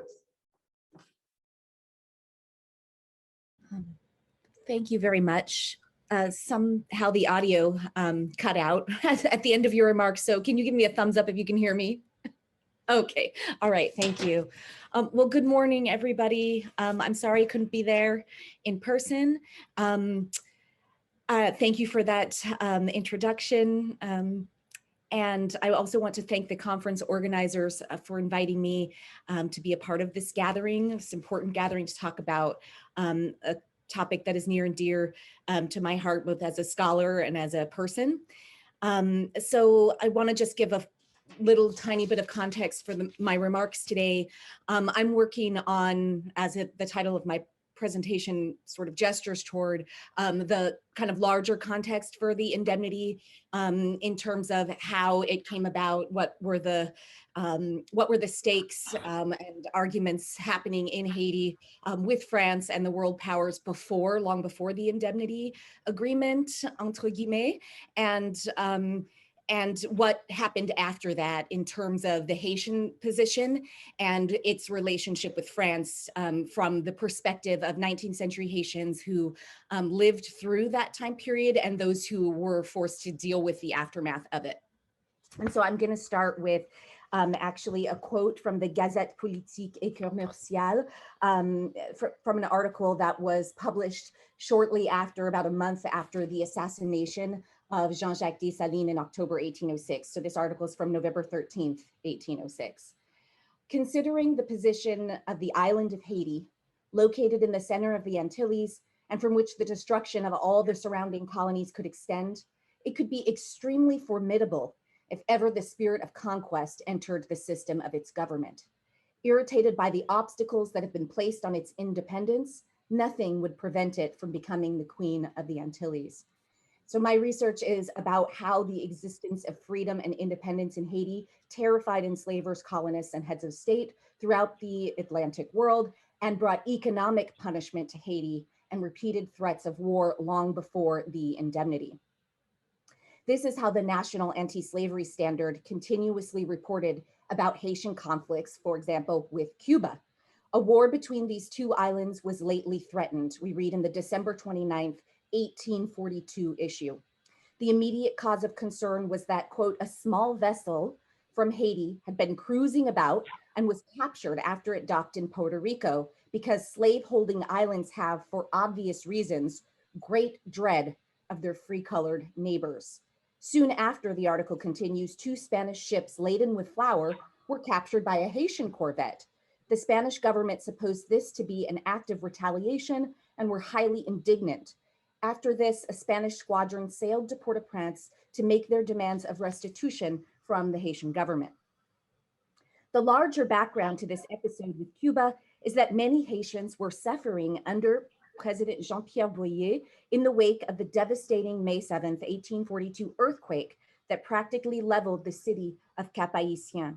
In seemingly one fell swoop, the opulence of the Christophian years had dissipated, giving way to generalized famine and poverty. The earthquake, whose tremors were felt as far away as Kansas, crumbled the former kingdom's capital and unleashed a deadly tsunami. Nearly 10,000 people died, and virtually every structure suffered catastrophic damage. The Haitian novelist and historian Demis Delorme was only 11 years old at the time, but he recalled that around 5:30 p.m., quote, a deafening thud, a distant, mournful rumbling as if emerging from a deep abyss was heard. The bell tower of the cathedral began to sway in the air. The bell's chimes were ringing in full blast, sinisterly, without rhythm, a horrible death knell, he continued. Then the bell tower crumbled, the upper part first. Then the church came down altogether, and all the surrounding houses, and all the houses for as far as I could see. And all the streets came down afterward, and finally the whole city. Following the conflict with the Spanish, the New Orleans Bee subsequently reported that Haitians had actually been driven to that act of piracy against Cuba, not because of ongoing slavery on the Spanish claimed island, but because, quote, they were perishing from hunger as the late earthquake had destroyed everything they possessed. Delorme associated the upheaval caused by the quake with the eventual overthrow of President Boyer. This event had produced in our spirits a commotion difficult to name. In Cap, we were almost as stunned as we were by the earthquake. Yet Delorme clearly believed that unlike the earthquake, the coup d'etat against Boyer was a positive development.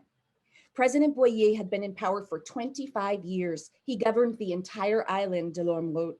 He was the most perfect personification of authority that had been ever known in this country and that we could ever know in this country. This president of the Republic was a king. Delorme continued by saying that all that was missing from Boyer's reign was the concept of heredity, and that while his power had the appearance of being determined by a constitution, in reality, his power was without limit. Louis-Philippe of France was more of a president than Jean-Pierre Boyer, Delorme concluded. Part of the reason for such ire on the part of Haitians with Boyer had to do with the 150 million francs that Boyer pledged the Haitian people to paying as the price of French recognition. Although the colonists claimed that the indemnity agreement struck by Charles X and Boyer would only cover 1/12 the value of their losses, including the people they claimed as their slaves, the final agreed upon amount of 90 million francs was actually 5 times France's annual budget. The Haitian people suffered the brunt of the consequences of this agreement, again, entre guillemets, for as Boyer levied draconian taxes in order to pay back the loans. Understandably, this caused consternation among many sectors of the Haitian populace.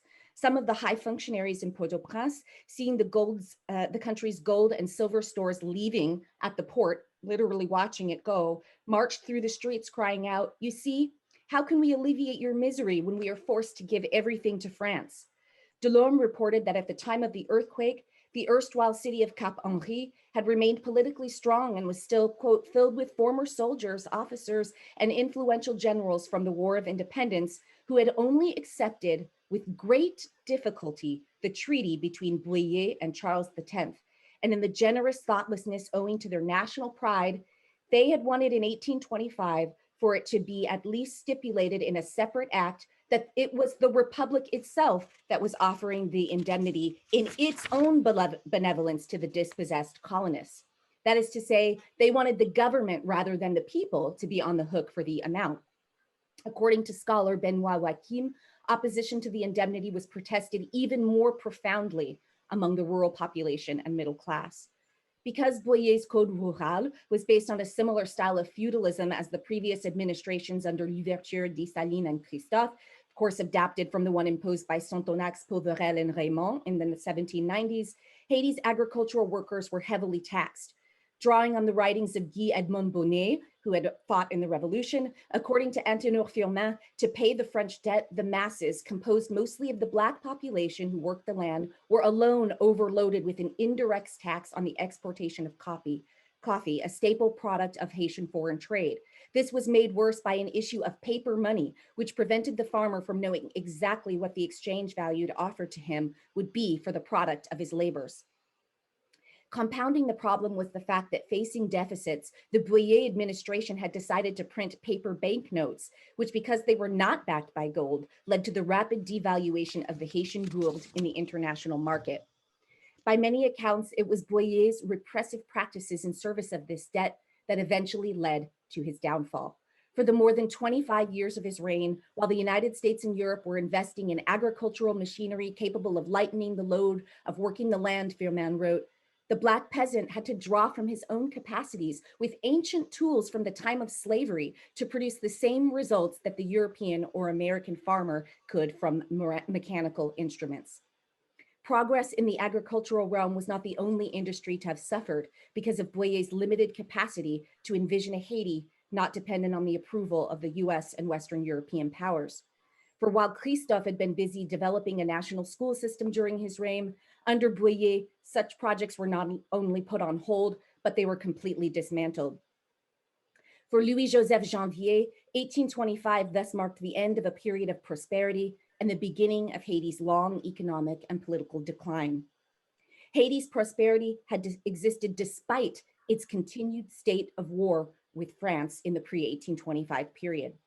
On January 1st, 1804 in Gonaïves, the holy city, Janvier wrote, a new state was born into the world. And an amazing thing, it was a Black state.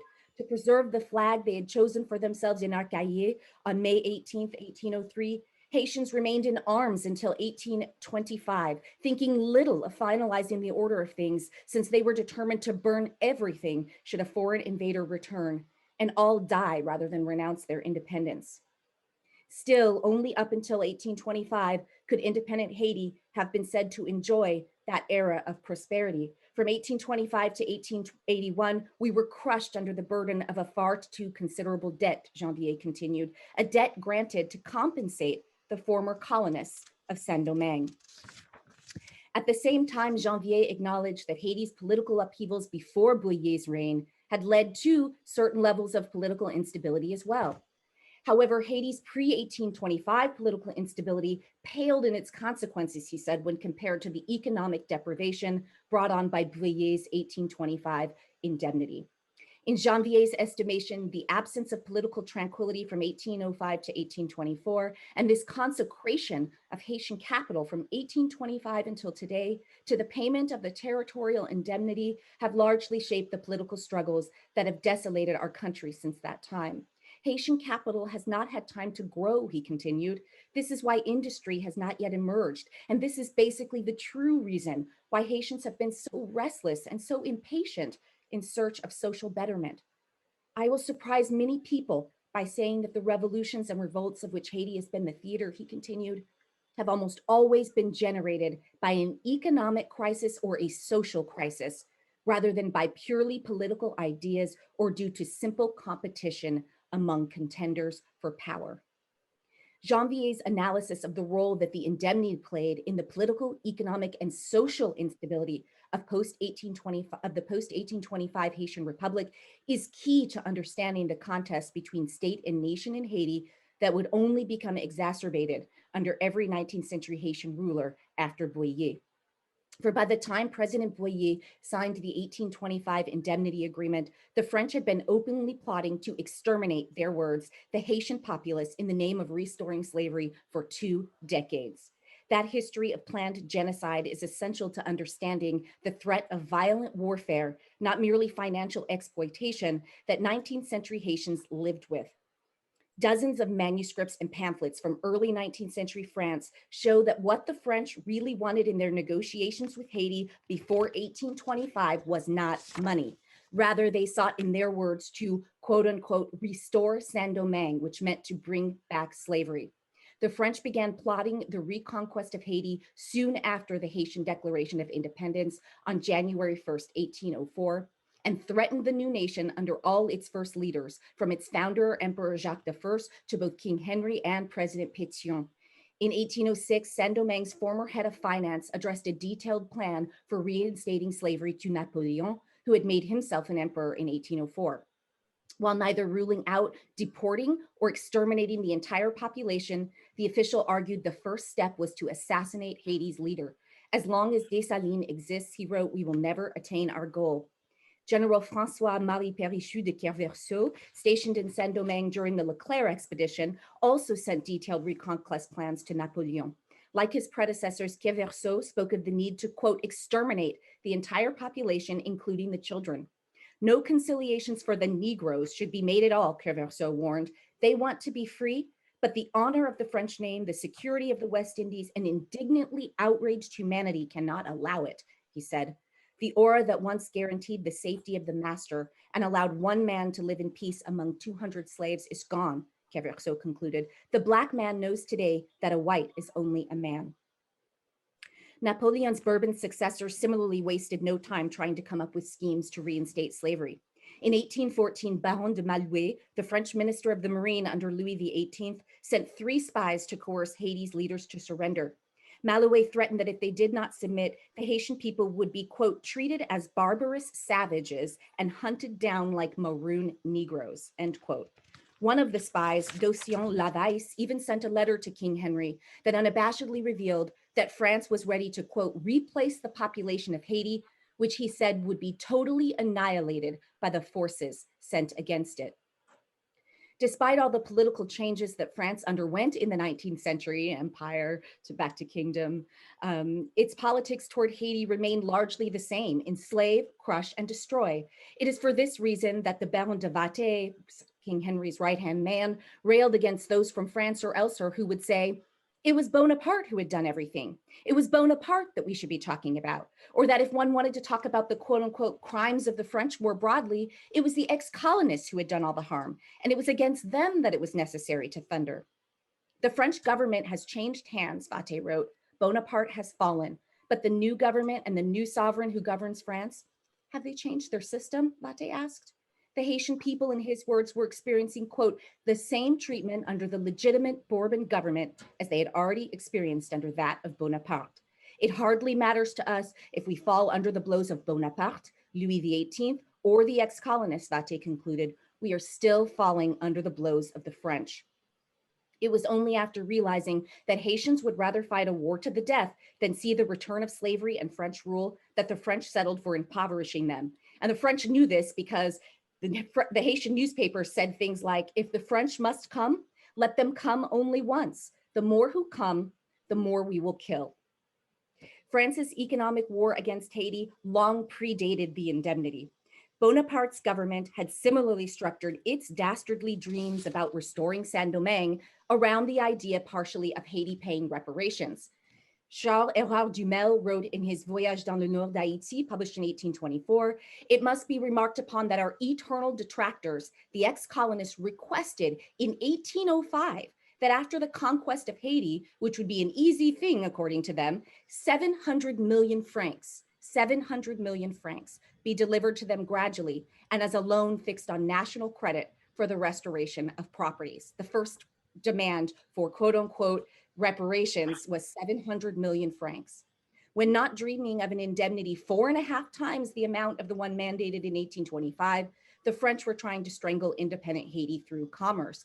The French wanted to indirectly trade with Haiti under King Henry without recognizing Haitian independence.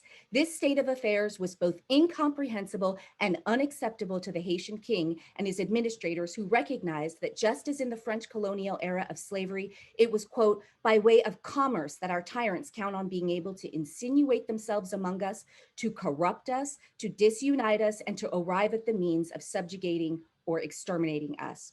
King Henry's November 20th, 1816 official ban against trading with the French, even via another country such as England or Germany, was designed to prevent the French government and the French people from benefiting from their own policy of Haitian non-recognition. Since the French intended to destroy us by way of commerce, Vatte wrote in 1817, when we outlawed French trade, we destroyed all their hopes and their chimerical edifice crumbled. King Henry was willing to take his ban against French commerce even further. If France, therefore, continues its system of insults and aggressions against Haiti, if it stubbornly refuses to recognize our full and entire independence, which is the one and only guarantee we can have against them, Vatte wrote, we would do well after banning ships under its flag and individuals from that nation from our territory to prescribe its goods also. Citing a proverb, Vatte remarks that one must know how to lose an egg to gain an ox. And in politics, which deals with the existence of peoples, he said, we must know how to lose a day to gain a century. Vatte was correct. France's most terrible weapon turned out to be economics, and the war of extermination was to come by means other than the cannon.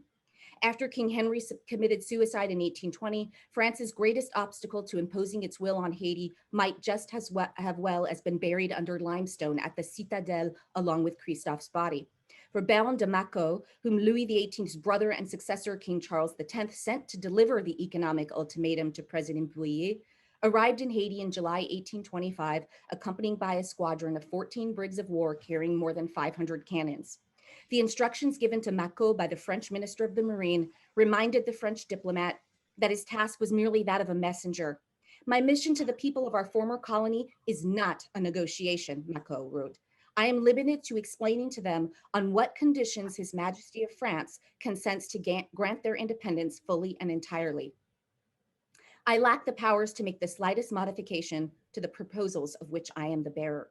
The directive, marked very secret, stated that if Haiti did not demonstrate gratitude for what His Majesty deigns to do for them, Macquot was to announce to the leaders of that government that henceforth they will be treated as enemies of France, that already a squadron is ready to establish the most rigorous blockade in front of the ports of the island, that this squadron will soon be reinforced by other vessels sent from our ports, and that the interruption of all maritime commerce will cease for Saint-Domingue only after this island will have submitted without conditions to the domination of France. The French abolitionist and anti-slavery activist Victor Schellcher passed harsh judgment on Boyer for allowing himself to be intimidated by the French king and his fleet. It is clear that Boyer, by allowing Charles X to grant recognition to Haiti, did not know how to protect or support national honor. He was afraid of the French fleet, and that is precisely why the patriots of Haiti have contemned his pusillanimity and never forgave him for the way he behaved during this negotiation. Even if Boyer consented to the indemnity less out of fear of war than because it served his own economic interests, as many scholars have argued, by what right could Boyer force the Haitian people to also consent and to consign away their futures and that of their children and grandchildren to paying an illegitimate independence tax? Our Independence Act, our constitutions, our laws, logic, and all our interests compel us never to consent to pay any tribute, any contribution, and even less to cede any islands, towns, or strongholds, or even 1 inch of land to the French under any title, condition, or pretext whatsoever, Vatte had insisted in 1817. Writing decades later, Schellscher could not but agree with the illogic of the idea that it was the Haitian people who owed the French compensation. Haitians angrily say, and we agree completely with them, that they owed nothing to the property owners of Saint-Domingue, Schellscher wrote. To impose an indemnity on slaves who conquered their masters is in fact to make them pay with money what they already paid for with their blood. Long before contemporary debates about reparations for slavery for the descendants of formerly enslaved people, the French abolitionists could see that it was clearly the Haitian people who deserved compensation from the French. Is it not, moreover, within the firmest scales of justice that the freed slaves could have established a compensation between what they took from the masters and what the masters had taken from the slaves, he asked? The riches of Saint-Domingue, who created them? Was it not with the hands of slaves? Because the enslaved laborers of Saint-Domingue had worked without compensation for the enslavers, Schellscher could not help but to ask if it were necessary to have dispensed with logic to not admit that they themselves, the formerly enslaved, had more right to demand from the colonists the balance of this debt than the colonists had to come and claim the price of a land from which they were chased after having defiled it using violence and crime. France could, if it was pleased to do so, itself compensate the colonists, he said, but Haiti owed them nothing. So again, Schellscher saying the French government can do what it wants, Haitian people should not be on the hook. Even if scholar Alex Dupuis is correct that the indemnity served well the interests of Haiti's economic elite of the 19th century, which is not at all an assumption I believe we should accept without question or further examination, this is irrelevant to and for the vast majority of Haitians. The indemnity and Boyer's choice in taking out debt to pay it impoverished the vast majority of the Haitian people and hardly ended the state of war that existed between France and Haiti. One particular claim made in the international press is noteworthy in this regard, both for its reportage vis-a-vis Boyer's belated acknowledgement of the invalidity of the indemnity debt, and because of the way it resurfaces the language of genocidal extermination. So that state of war continuing to exist, and the year that this is published is important. In 1838, the Catholic Miscellany reported that a French fleet consisting of 14 vessels left Martinique on the 20th of January for Haiti. President Boyer, it is said, the article continues, acknowledged the justice of the French claim, but alleges the inability of the island to pay and calls upon the inhabitants to make war to extermination rather than submit to this the subjugation of France. And so again, I'm going to end there, just that language of extermination and war, economic and otherwise, continuing to be resurfaced throughout 19th century conversations about the indemnity. Thank you.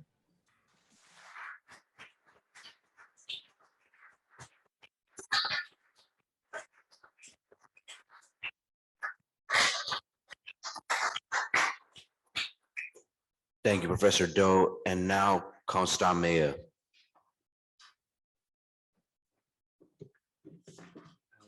I have a PowerPoint. If we can show it, that would be great.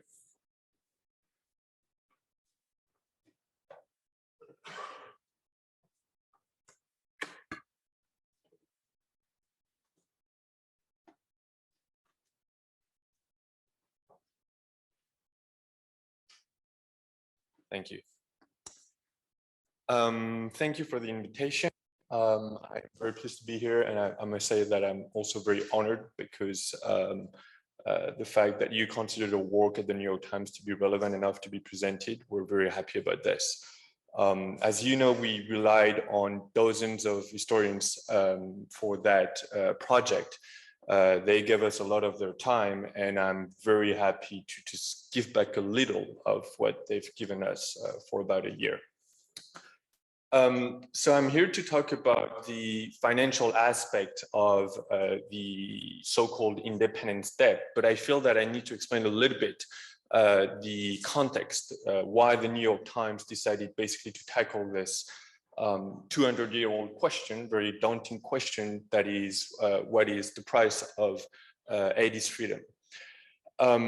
It all started with my colleague, Catherine Porter, who now is based in Paris, but has long been reporting in Haiti for the past decade. And as a reporter in Haiti, she was constantly wondering, why is this country seemingly caught into an endless cycle of poverty, despair, crisis? Why, when we speak about Haiti, we always think about the least developed, the poorest country in the Americas. There are a lot of responses to that question: corruption, natural disasters, endemic violence. But there was also this story that a few people outside Haiti and outside historian circles knew about. That is the fact that Haiti in 1825 had to pay 150 million francs, that is about 3 times its GDP at the time, to France so that it could be recognized as independent of our project. For perspective, the US paid France a little more than half that amount when it bought the entire Louisiana, and that was a sweeping territory that was about 77 times the size of Haiti. In 1838, as Marlene said, the debt was reduced to 90 million francs, but nonetheless, that remained a very crippling debt, and that was kind of the clearest early examples of post-colonial economic servitude. So Haiti had to pay that indemnity in 5 years, and obviously, it didn't have the money to do so with French banks to pay the first installment. And that formed what became known as the double debt, the 90 million indemnity and the 30 million loan to pay for part of it. That double debt, because we wanted to know more about its impact, we wanted to know more about its legacy, how much of the country sucked up over the decades when the double debt was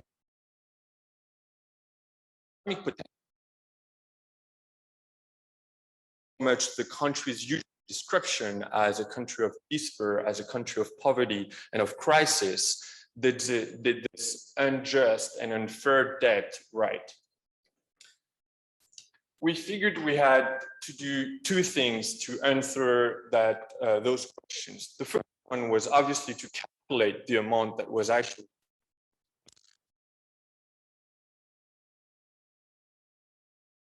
thing was to estimate how these payments had affected Haiti's economic development over the long term. I'll start with the first point. As I just said, there was no precise accounting of that double debt. When we started researching that issue in April of last year, we realized we started reading books, research papers.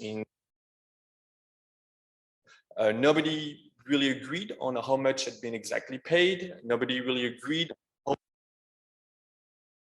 Felt that we basically had to collect the data.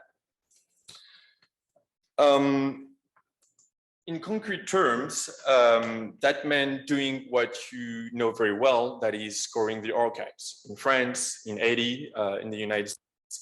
The numbers were basically scattered everywhere, in pamphlets, in letters, cables from French diplomats, in newspaper clippings. And so we started constructing this big spreadsheet. There's a snapshot of it here. Over about 4 or 5 months of work, we had some sort of a good sense of how much was paid each year and for how long. There were a lot of great archival sources. Let me just cite one, like this little known bank, French public bank that is called the Caisse des dépôts and consignation, which is based in Paris, which happens to be the bank that collected most of the payments on the double debt. They have a fairly good account of all of those payments, and that really proved crucial to our work. You can find all of that data online. We published it on GitHub. So if you Google New York Times, the ransom project, you'll find it very easily. In the end, we found that Haiti made its last payment on the double debt in 1888. We found that Haiti had paid 66 million francs on the indemnity. Let me just explain why we use 66 and not 90 here. That is because the remaining 24 million francs were paid thanks to the loan they contracted in 1825, right? That loan, which was a 30 million loan, was renegotiated over the years until it was paid off in 1888. In the end, we found that Haiti had paid about 24 million francs for the principal, 16 million francs in interests, and 5 million francs in late fees. So in total, you had a double debt that amounted to 112 million francs, that is about $560 million in today's dollars. So we had the answer to that first question, which is how much exactly, or at least as exactly as possible, Haiti paid for the double debt. But the work was far from over, because really, when you think about it, $500 million, that's not a huge figure compared to Haiti's GDP today, and that doesn't tell you much about how it impacted the economic development of the country for about 2 centuries. So the challenge then became to understand more how paying out $500 million over decades had affected Haiti, and what kind of loss to its economic development that payout represented over time. There are a lot of methods to do that. We chose to take the most straightforward approach to this, which was to determine how much this money would be worth today if it had stayed in Haiti instead of going to France. It turns out that some economists, Kim Oosterling and Hugo Penizza, had actually tried to do that last year over the summer. They used broad estimates of the debt, and so I drew from their methodology and used our more precise data to estimate the long-term economic cost. So under a first hypothesis, I assumed that if the money had stayed in Haiti, it would have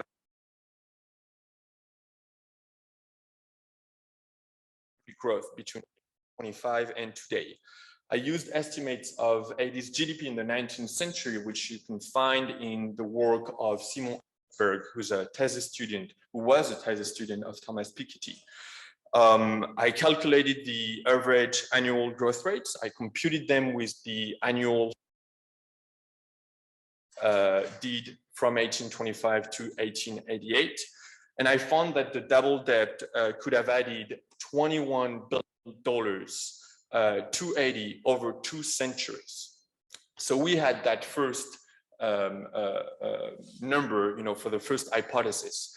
Now, if you think about it, the issue with that hypothesis is that it assumes that if this money had stayed in Haiti, it would not have helped the Haitian GDP to grow, right? Because we use the actual growth rate of Haiti since from 1825 to today, while not accounting for the fact that they kept the money, So it's very possible that that GDP would in fact have been more important, right? Because that money would have been invested in bridges, would have been invested in schools, it would have been invested in hospitals, all of those payments pay off over the long term.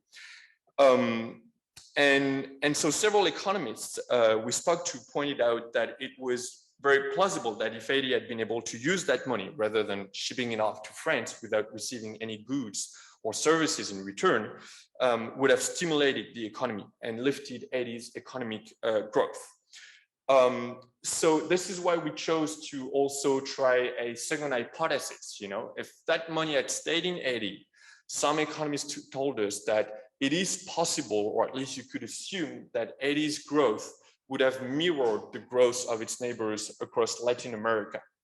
There are two economists, Alderrama and Hoffman, who estimated that the growth of Latin American countries from the 1820s to today, on average each year, was about 3.2%.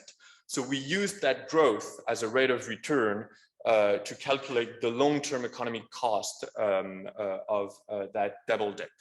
I'm just showing you another snapshot of the spreadsheet that we built, just to show you that we also used other hypotheses, such as using the real rate of returns of long-term safe returns on international markets, which was about 2.6%, or a rate of return that corresponded to the French bonds returns. Eventually, we didn't use those two hypotheses because economists told us that it was basically impossible that Haiti would have invested those sum on international markets when they so needed them, in their own country, or even in French bonds, But this was a way for us to test as many hypotheses as possible and then reduce our research to the two most relevant hypotheses, that is Haiti's growth or Latin America's growth. So I made the same calculations as for the first hypothesis, and as you can see, we ended up with an opportunity cost for Haiti over 2 centuries, which amounted to $115 billion.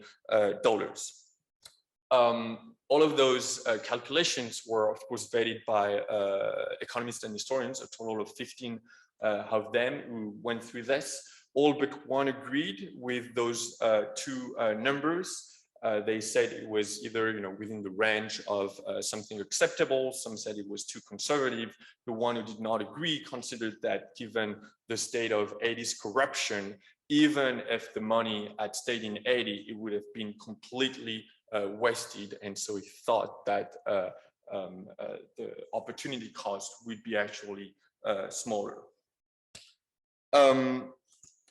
So we had our range for Haiti's long-term opportunity cost from 21 to $115 billion. And to put things in perspective, that is about from 1 to 8 times Haiti's current GDP.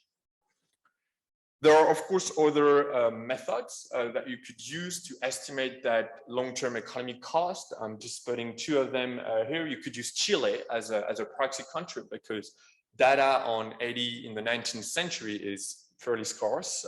We only had those estimates from Piketty's thesis student. We have better data from Chile in the 19th century.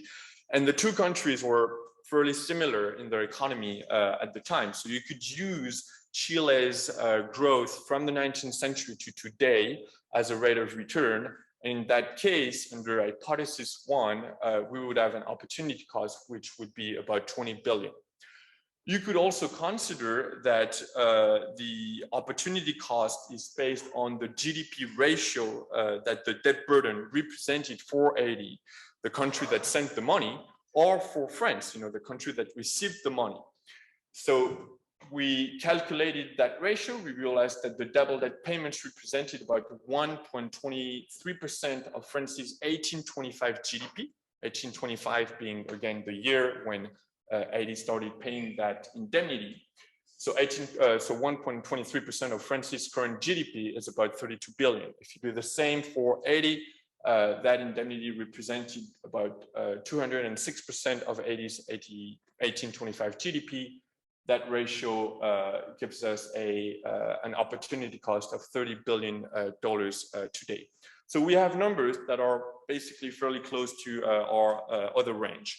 There's another method that we tried, which is based on the so-called solo growth model, Solo being that economist, with this idea that you use that model to estimate the level of output based on a number of criteria such as savings, right? You could consider that all of those sums were actually lost savings for Haiti.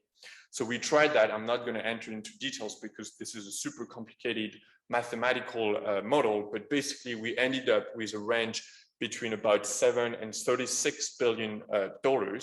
The issue with that model, we discussed it with economists, is that it's based on a lot of criteria such as savings, the depreciation rate of the capital, all of that data that we don't have for Haiti. In fact, we don't even have that data for France in the 19th century.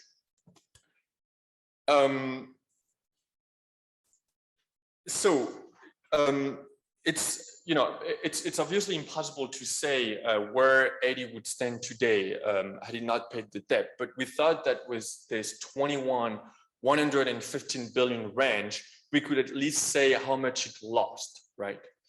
One thing we know for sure, and most economists and historians, financial historians agree on this, is that the double debt really helped set off Haiti on a cascade of privation, budgetary shortfalls, onerous foreign loans that shaped the country into the 20th century and beyond.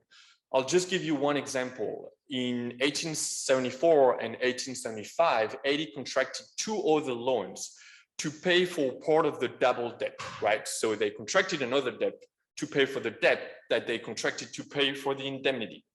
So that's an example of this sort of vicious cycle of debt that the indemnity set off. And then even more foreign loans came in 1896, in 1905, in 1910, in 1922. This time in part to make some of the investments that Haiti had not been able to finance because it was focusing on paying off the double debt. Many of these loans were paid with coffee taxes, which was Haiti's most important source of revenue at the time. And we found, and this is what this graphic is about, that between 1825 and 1957, which was the year when Haiti finally paid the last French loan it had contracted in 1910, on average, every year, Haiti devoted 90% of its public revenue to pay its foreign debt. With some years, as you can see on the graphic, when that debt ate up more than 40% of its public revenue. That's kind of to give you a sense of the long-term consequences of the double debt.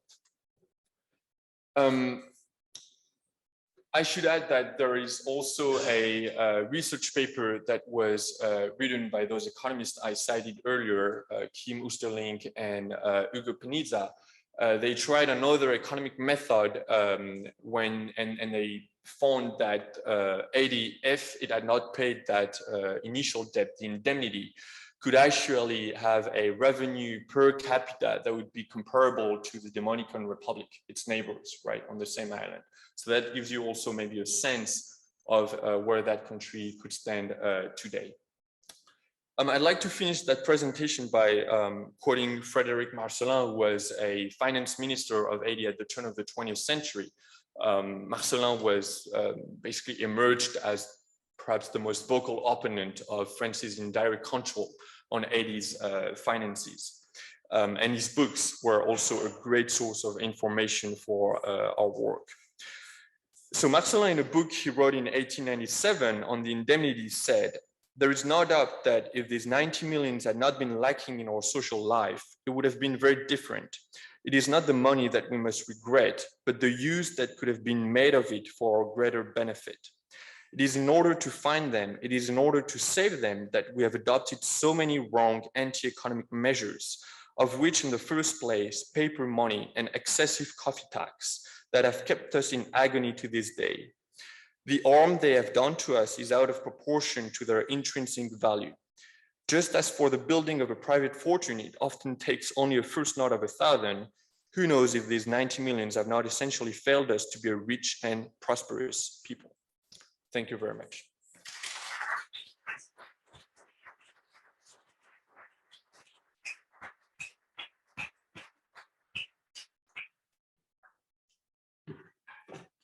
Okay, we're running kind of late, so let's try to maybe keep discussion and questions to like 10 minutes. I'll try to look at maybe some of the internet questions too. Of course, I have two of my own. One is for the New York Times project. I am sort of in awe of two very tricky interpretive challenges, comparing sums of money interpretively across time, and then this big qualitative challenge of counterfactually imagining economically what otherwise could have been. So that's very interesting to think of. So did you ever approach this so-called measuring worth project of UK academics, as far as at least maybe humbles us by giving us multiple kinds of ways to imagine comparing historical sums over time? And then for Professor Doe, who's a historian and an analyst of texts, one little reference I think is in Mackenzie to the idea that Boyer banked with the Bank of England. So we have all these different numbers, but a key factor are the secret numbers of the secret deals passed around between leaders, bribery or compensation, and personal accounts of tyrants. I guess the late Omar al-Bashir maybe had billions with his bank in England. And the joke is if he spends $1 billion, they're still going to get him the 30-pound overcharge. So these people are privately banking. They're privately banking in these systems. They got their own money and they're taking bribes. So did the Boyer dynasty have its bribe money in the Bank of England or in other European banks, much as the Duvaliers would have their banks, are archetypically and stereotypically in Switzerland? Sorry, I'm not sure to have understood your first question. The Measuring Worth project, the online project that speculates or tries to reckon X amount of money in this period versus that period. Is that it even has an online widget or functionality? Does this, or is it perhaps confined to UK money and so it was not something that came up? My question is, what kinds of tools and multiple projected tools, I see these interest rate analyses, did you use to try to compare one sum of money to a contemporary valuation? And indeed, are you close to Aristide's contemporary valuation? So as I said, the first task was really just to have the most precise account of what was paid. What we wanted was to have a sort of dynamic economic model where we could use each sum that was paid each year and estimate how much it was worth today, right? Which is why on those spreadsheets, you could see all of those rows, right, which correspond to each year. So instead of basically saying, all right, Eddie paid 90 million francs over 60 years, we're just going to inflate those 90 million francs with inflation and then add an interest rate or a rate of return. We wanted to do that for each year so that we could have the most precise amount possible. Then in terms of tools, well, it's actually not that technical, as long as you have the formulas, and we've worked a lot with economists such as Thomas Piketty to understand what were the best formulas to apply, and then tested the hypothesis with, as I said, about 15 economists. As long as you have that, then you just enter that into a spreadsheet. You run your spreadsheet. Of course, you become mad about that spreadsheet after a few weeks, but that's basically the work of, I guess, many economists around the world. On your question about Aristide, it is true, and some people have asked us, it's funny because your 21 billion figure is actually so close to Aristide's figure. Well, you need to remember a thing is that this figure that Aristide gave was in 2004. So if you inflate it to today, it would be actually closer to about $30 billion.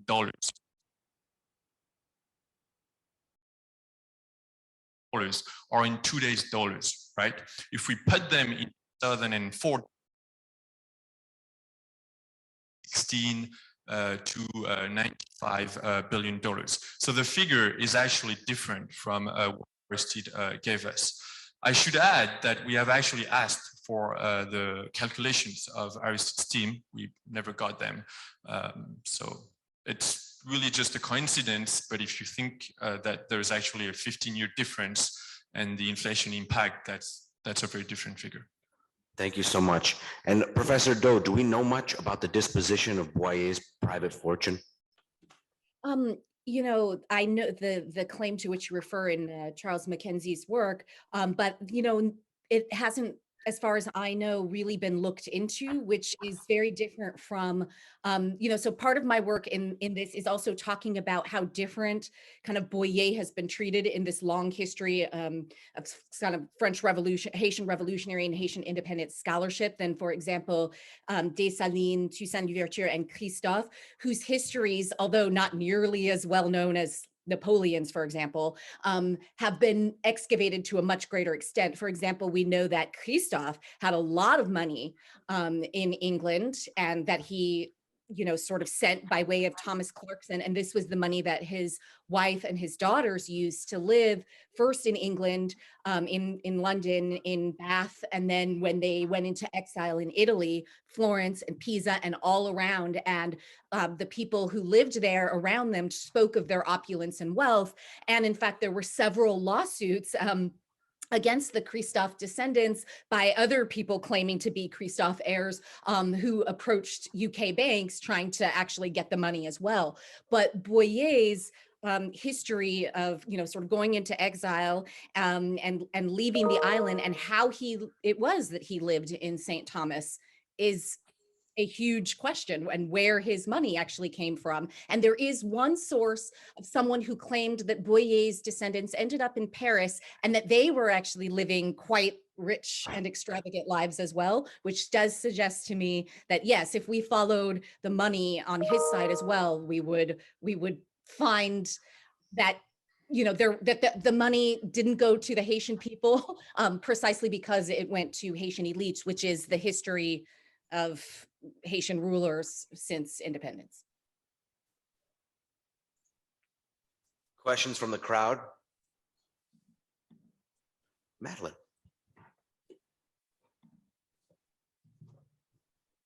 Hi, thank you very much for these two talks. So I'm Madeline Vauquer. I'm an assistant professor here in the history of modern France and the Francophone world, and also writing a book about tax and power in the French colonial empire. And so I couldn't help but notice that the word tax came up quite a bit: independence tax, coffee tax. And so I'm just curious and interested in the potential of, you know, pairing tax and reparation. And I was wondering if you could say a bit more about the coffee tax, and whether you used any of the coffee tax receipts to make the calculations you did. And generally, if you think, you know, that tax or tax receipts, whether they were, you know, levied in Haiti or elsewhere in the colonial world, could serve as a basis for reparation claims. We didn't use those taxes for our economic models, even though we started thinking about this, but there's a very simple reason to that, which is that it is very difficult to have reliable data on the coffee taxes in Haiti. We had a researcher who scored the archival sources in Port-au-Prince using Le Moniteur, which is this official newspaper. But every other month, basically, the government was changing the taxes. So it was very difficult to get a reliable number for the coffee taxes. That said, I think the taxes are very interesting to estimate the impact of the debt on Haiti's economic development. I'll give you just one number. In 1911, so the coffee taxes, it was a $3 coffee tax at the time. And if I remember well, something like $2.65 were devoted to paying back Haiti's foreign debt in 1911. The reason for that is that all the countries, especially France, knew very well that coffee was the main resource for Haiti. And so every time they would contract a loan with French banks, that loan would be, I would say, guaranteed by the leveling of a new coffee tax. So I mentioned those other loans, if I remember well, the 1875, the 1896 and the 1910 loan were all guaranteed by coffee taxes, which is why we came up with that number, $2.65 out of $3. So that's I think that gives you some sort of a good picture of how those taxes were used. More questions from the audience? I think I'm looking, but I don't want to fumble.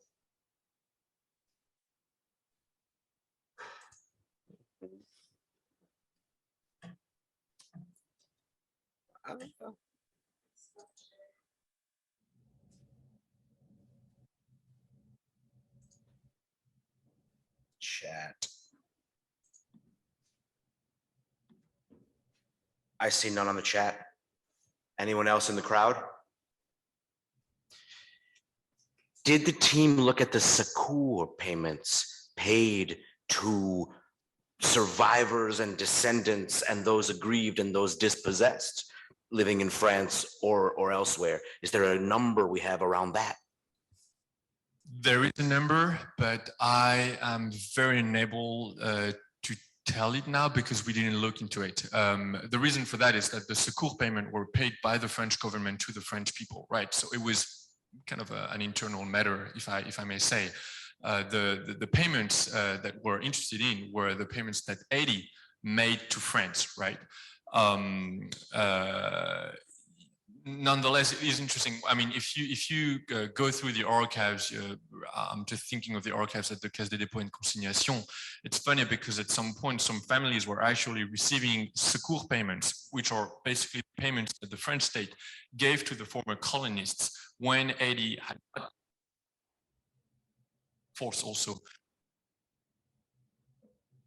Haiti started to pay that indemnity, the secours payment basically should have disappeared, right? But some families received both secours payment from the French state and payments from the Haitian state.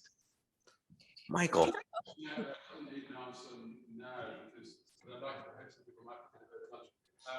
Sorry to be British centric about this, but I'm thinking about the British problem. We've got, of course, a figure. You have to establish the number. You have to establish the number with all those intense research, whereas we know there was 25 million paid.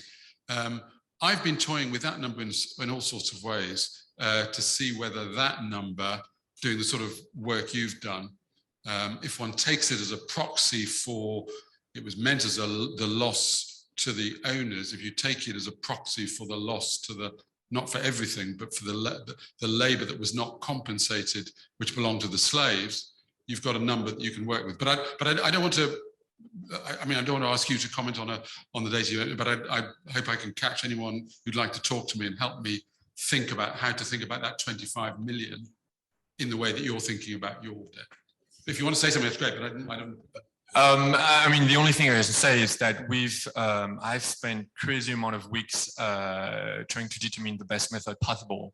The one I presented was the one we thought was the most straightforward, and that economists thought was also I would say the least risky, in the sense that you really want to use a method that integrates as less as possible variance that you don't know about. You know, you want to use the data as effectively, I would say. So if you're not capable of determining the rate of depreciation of labor or of capital, all of those things, you try just to basically keep that out of your economic model. I think it's time to break for lunch. Thank you. Oh, I'm sorry. Please, Professor Doe.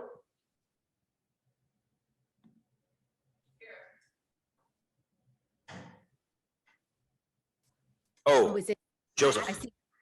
Yes. To what extent, if at all, were French projects to impoverish Haiti, to make an example of the Haitians for defying slavery and imperial rule, in tension with French hopes to turn Haiti into a source of neo-colonial tribute to France? Did French statesmen consider a possible conflict between the political and the economic interests of forcing Haiti into peonage? Yes. So I also want to, because it came up in the last question and this one as well, to the question of the fraud and kind of corruption. because, you know, this is sort of something that's consistently used to say, well, if the Haitian people did get restitution or reparations, it would just go to enrich the elites, et cetera.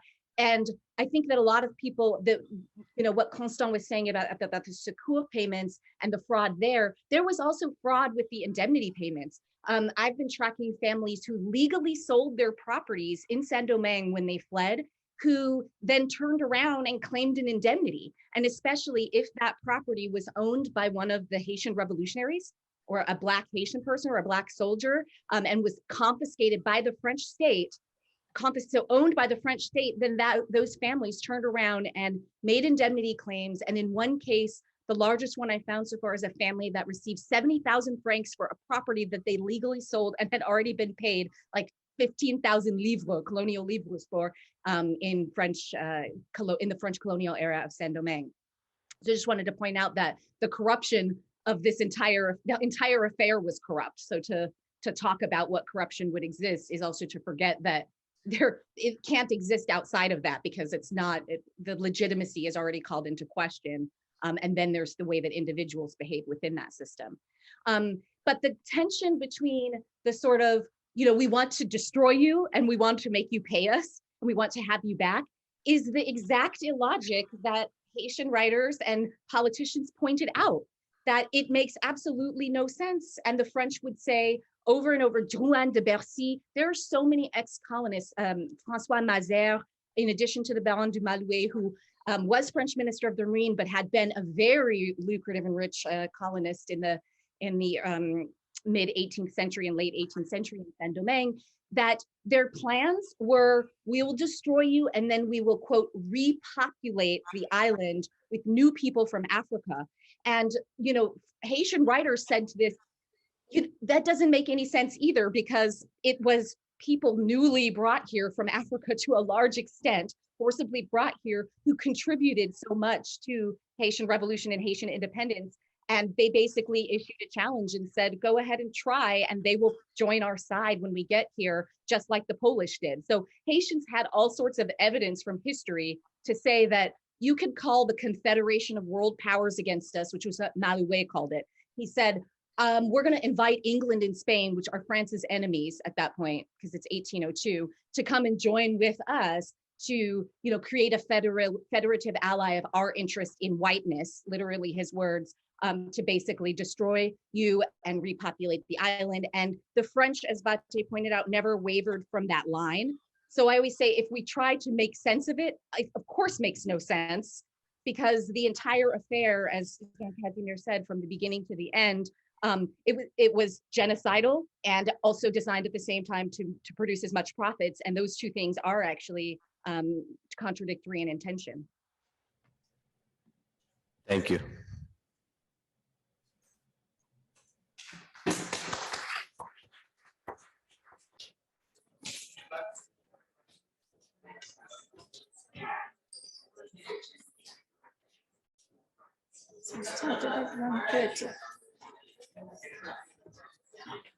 Hello, can you hear me? Yes. Sorry about the late start with a long lunch, longer than expected lunch. So we are in panel 5 now on regional approaches to Black reparations. And you're going to hear about Brazil, Philippines, and the Chagos Islands. A few of you know me, but most of you don't. I'm Shihan De Silva, a senior fellow at the Institute of Commonwealth Studies at the School of Advanced Study in the University of London. And I served on the International Scientific Committee of the Slave Route Project in Paris, in UNESCO, and was also one of its rapporteurs. So my research is on the Indian Ocean, African diaspora.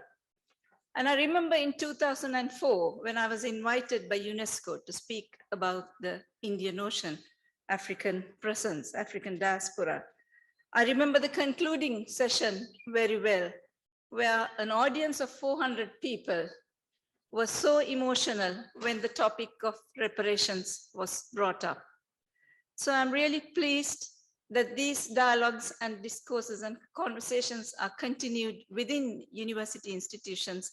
And I particularly thank Sabine Kadu for convening this conference. So the first speaker today is Professor Antonio Sergio Alfredo Guimaraes, and he's a senior professor at the Department of Sociology in the University of Sao Paulo. He conducts research in association with the Brazilian Center for Analysis and Planning. But he has also been at the University of Cambridge in 2016 for 1 year as the Simon Bolivar Professor at the Center for Latin American Studies.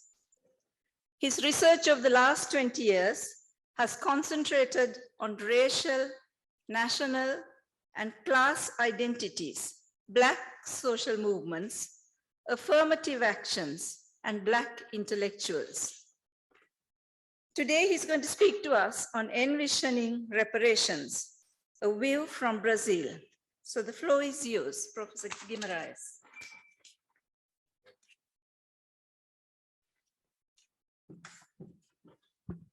Thank you for the invitation. I'll try Sabine Cadot first. Thank you, and thank you all. What I try to make here is a conversation. I have been since the beginning here hearing about the reparations, and there is something that's different from if you view it from Brazil. So my idea is to talk a little bit about particularities in Brazil, how it can change the view from reparations there. The first three things that we must say is that the difference between Brazilian universities and European, North American universities. The elites in Brazil in colonial time and in imperial times were educated mainly in Europe, Portugal and France. There was only 4 public faculties, medicine and law, in 4 different cities in Brazil. Recife and São Paulo Law School, medicine in Salvador and Rio de Janeiro. So the public system of higher education was mainly built on in the 1930s onwards.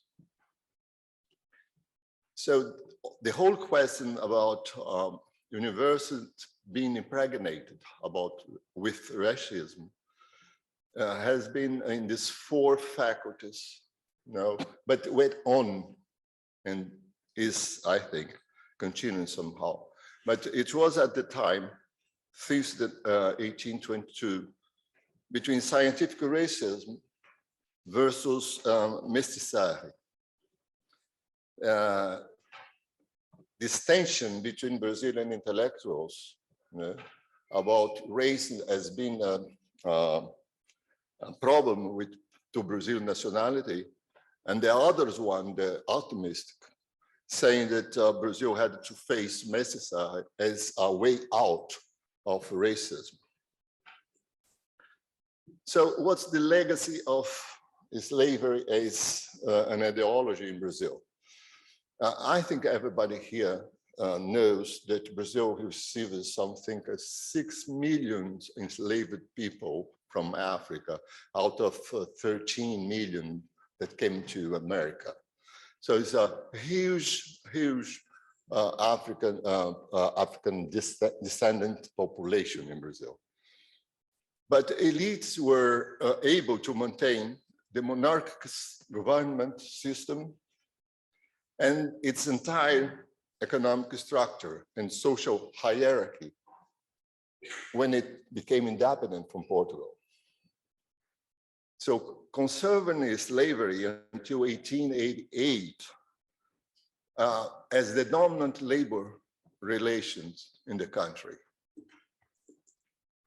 So from an ideological point of view, this meant maintaining the old social distinctions And this is particular, I think, not only to Brazil, but a lot of other Latin American countries, based not on race as is defined in the European context,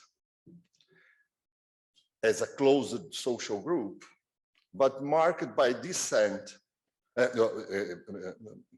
race marked by descent, but the system was made as qualidade, you can translate as quality, or color. But color is more than color, really. Is a set of physiognomic and cultural traits which allowed for more flexible classifications. So there are two racial ideologies complementing each other. The first one was whitening, or embranquecimento, the theory that miscegenation between Europeans, Africans, and indigenous people would lead to the prevalence of European qualities, white collar, as a mark of the Brazilian population. This was the main ideology that came in the construction of Brazil. The second one, complemented the first, was racial democracy, the theory according to which there were no rigid boundaries between racial groups. That is, the social fabric of Brazil was democratic in the sense of allowing social mobility. Someone from a poor background could become rich, for example, and also racial mobility, what means that someone of Black or indigenous origins could become white. It sounds strange, but it's true. So in social practice, this ideology supported the dissemination of slave labor throughout the social fabric, allowing the limit, for example, that a Black person could have Black slaves. The constant thing was that all enslaved people should be Black. So facing this legacy of slavery, I think we have to ask ourselves about the structural elements that operate today and how they can be repaired. So this would be the focus of my presentation. If you look back to this 20th century, we see that the Black organizations in Brazil had a very bad time trying to combat Brazilian racism. And it began first by, of course, trying to dismantle both ideology of embranquecimento and racial democracy. Resignify the term Black that we call negro. There is no connotation with Negro in North America, but it's a name that the Black movement took to identify themselves as part of a population larger than those that define themselves as preto or Black, and to include Black and brown people in language. So demystifying this kind of those ideologies. Today, 52% of the Brazilian population declares itself to be Black or brown.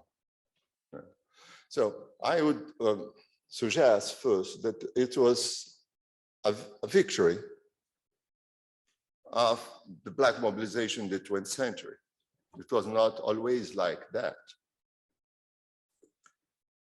In terms of social structure, however, I think that our present is not different from any other country that received African enslaved.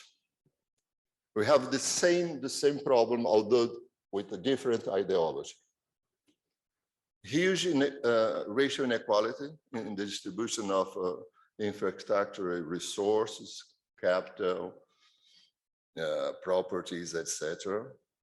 Poor economic assets in the hands of Black people, both financial capital and landed properties, poor Western and native cultural skills, formal education, spatial racial segregation that is mainly based on class distinctions. So a system where class and race was very close, with darker you are, more difficult to go up in social mobility, and at the same time, very difficult to be treated as a white. The more lighter you are, more easier to be treated as a white and then even pass for white. So the continuation of racial stereotype and prejudice, systemic racial discrimination based on color. So if you look today to Brazil, we can see almost the same thing that we had in colonial times. New frontiers, for example, in the Amazon, in the west, central west of Brazil. So the Brazilian land tenure structure is currently being modified by the concentration of land and large properties, and by the continued deforestation of areas where small Black landowners, native people, and remaining maroon people called Quilombola live today. The same thing happens with fishing and mining that advances on those lands, on those native lands. Capital and labor markets continue to be dominated by whites. The same can be said of the institution of higher education until 2012. Political representation is mainly male white people. And on the domain of culture, national culture, that's the same thing. Yeah. Until very recently, it was not recognized to exist in the country, Black intellectuality, Black intelligentsia. Although we had a lot of writers and sociologists from mixed race origins. But because of this color system of classification, Black invisibility is almost total, was almost total. So what I would say about reparations, viewing from Brazil. First, there are elements in this structure that seem more resistant than others. For example, the strength of big capital, financial and productive, cannot be contained but by defensive measures. For example, protecting the environment is fundamental to defending Black people and native people in Brazil. Defending the physical integrity of the indigenous and Quilombola population means, I repeat it, mainly a focus on the environment and the protection of the environment. So what are the public policies in place now in Brazil that we can call reparation, not for the past, but for the present? First, as I said, defense of the environment, defense of indigenous and Quilombola population. But also, I would say that a lot of universal public policies that focus on public goods, service, transportation, health, education. It means, in fact, racial segregation. But there are also in place compensatory public policies. We have a system of racial quotas in higher education, federal public education. It's not in place in the private universities that became very important in the last 20, 30 years. And there is also quotas in electoral ballots, what makes a lot of dispute about who is or is not brown. Yeah. A lot of Brazilian politicians now define themselves as pardo, yeah, because there is a fund for campaign for pardos and blacks. And it's what is called now Afro-convenience. Or Afro-opportunism. And there are also good initiatives of decolonizing the curriculum, rereading the history in order to value the action and thought of subaltern groups. So to give you an idea of this quota system, each public university in Brazil has a sum of slots, and from these slots, 50% of them goes to students that come from public high schools. From the public high schools, there is people that has minimum wages of 1.5 per capita, and others that have more than that, you know, half. And in both of them, the universities have to pick up the percentual of students equal to the percentual of brown and blacks in those states. So if Bahia has 6% of blacks and pardos, it had to admit in Federal University of Bahia 60% of people of color. So in the last 20 years, things changed dramatically. As you see here, the number of people in low classes came from 19 to 52. And the number of people of color and indigenous came from 31 to 52. So this is a policy that is a quotas. So it works fast. In terms of aid, grants, scholarship for student assistance, you see that in spite of Bolsonaro government and his attack on public education, it has almost maintained until now the number of assistance for poor and black students. So what you can say about these numbers and those things? First, I think that's something that everybody has put here. So racism has a history that has to do with discourse that develops in time, is resignifying, etc. But the structures are not just a legacy of the past, they are reproduced. So if you wanted to dismantle it, you have to look at the way it's now being reproduced. So repairing the past has two things, this kind of history thing that is to account the history and the formation of racism based on the resistance to it and the experience of racism.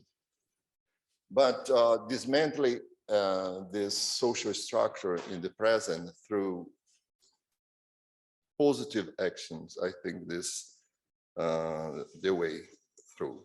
So that's it. Thank you.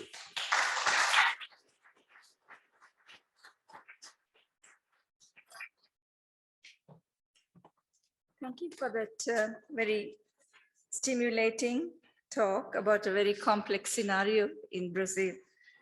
The next speaker is Dr. Guy Emerson Mount, and he's an assistant professor of history and African American studies at Wake Forest University.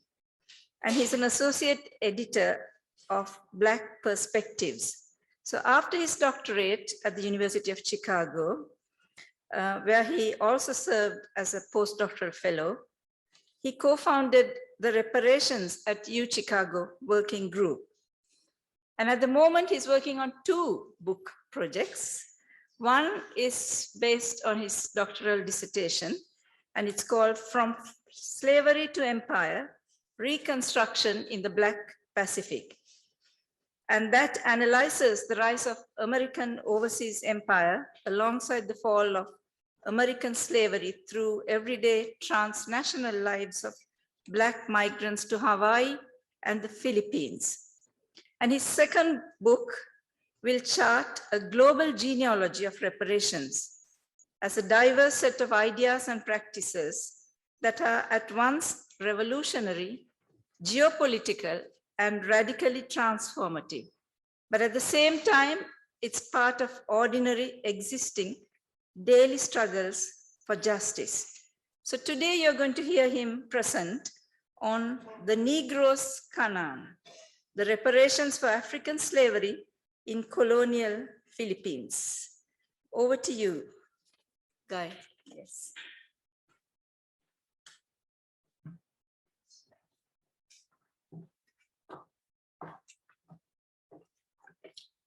So one day, a quote, delegation of colored men, end quote, petitioned the government. The men had come together, quote, asking for redress from discrimination.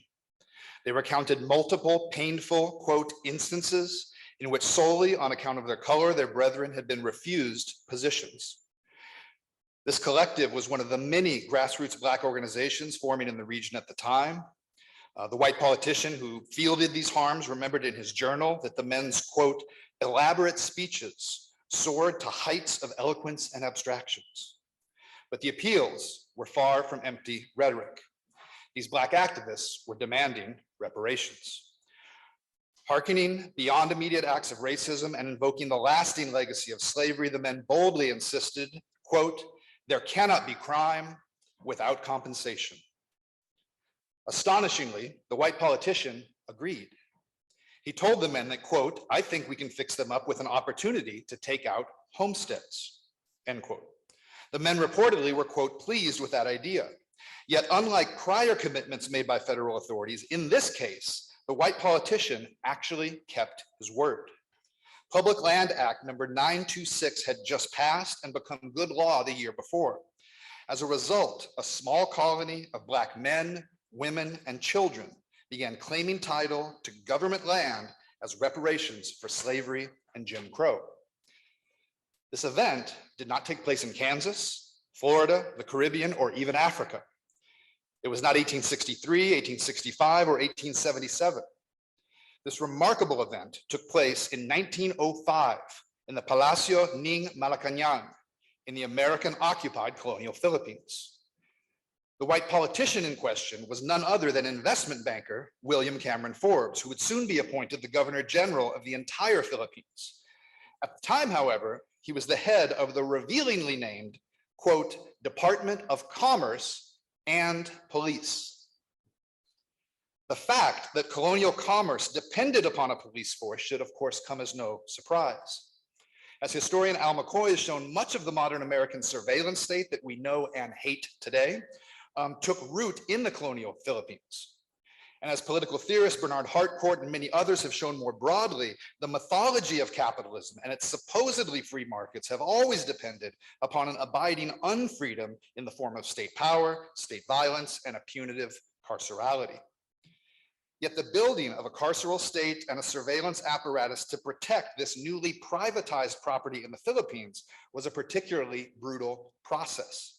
As this group of Black activists were fully aware, Filipino revolutionaries were fighting what would become a decades-long insurgency campaign against the American occupation, an armed struggle that, according to Filipino scholar Isan Juan Jr., may have left as many as 1 million Filipinos, mostly civilians, dead.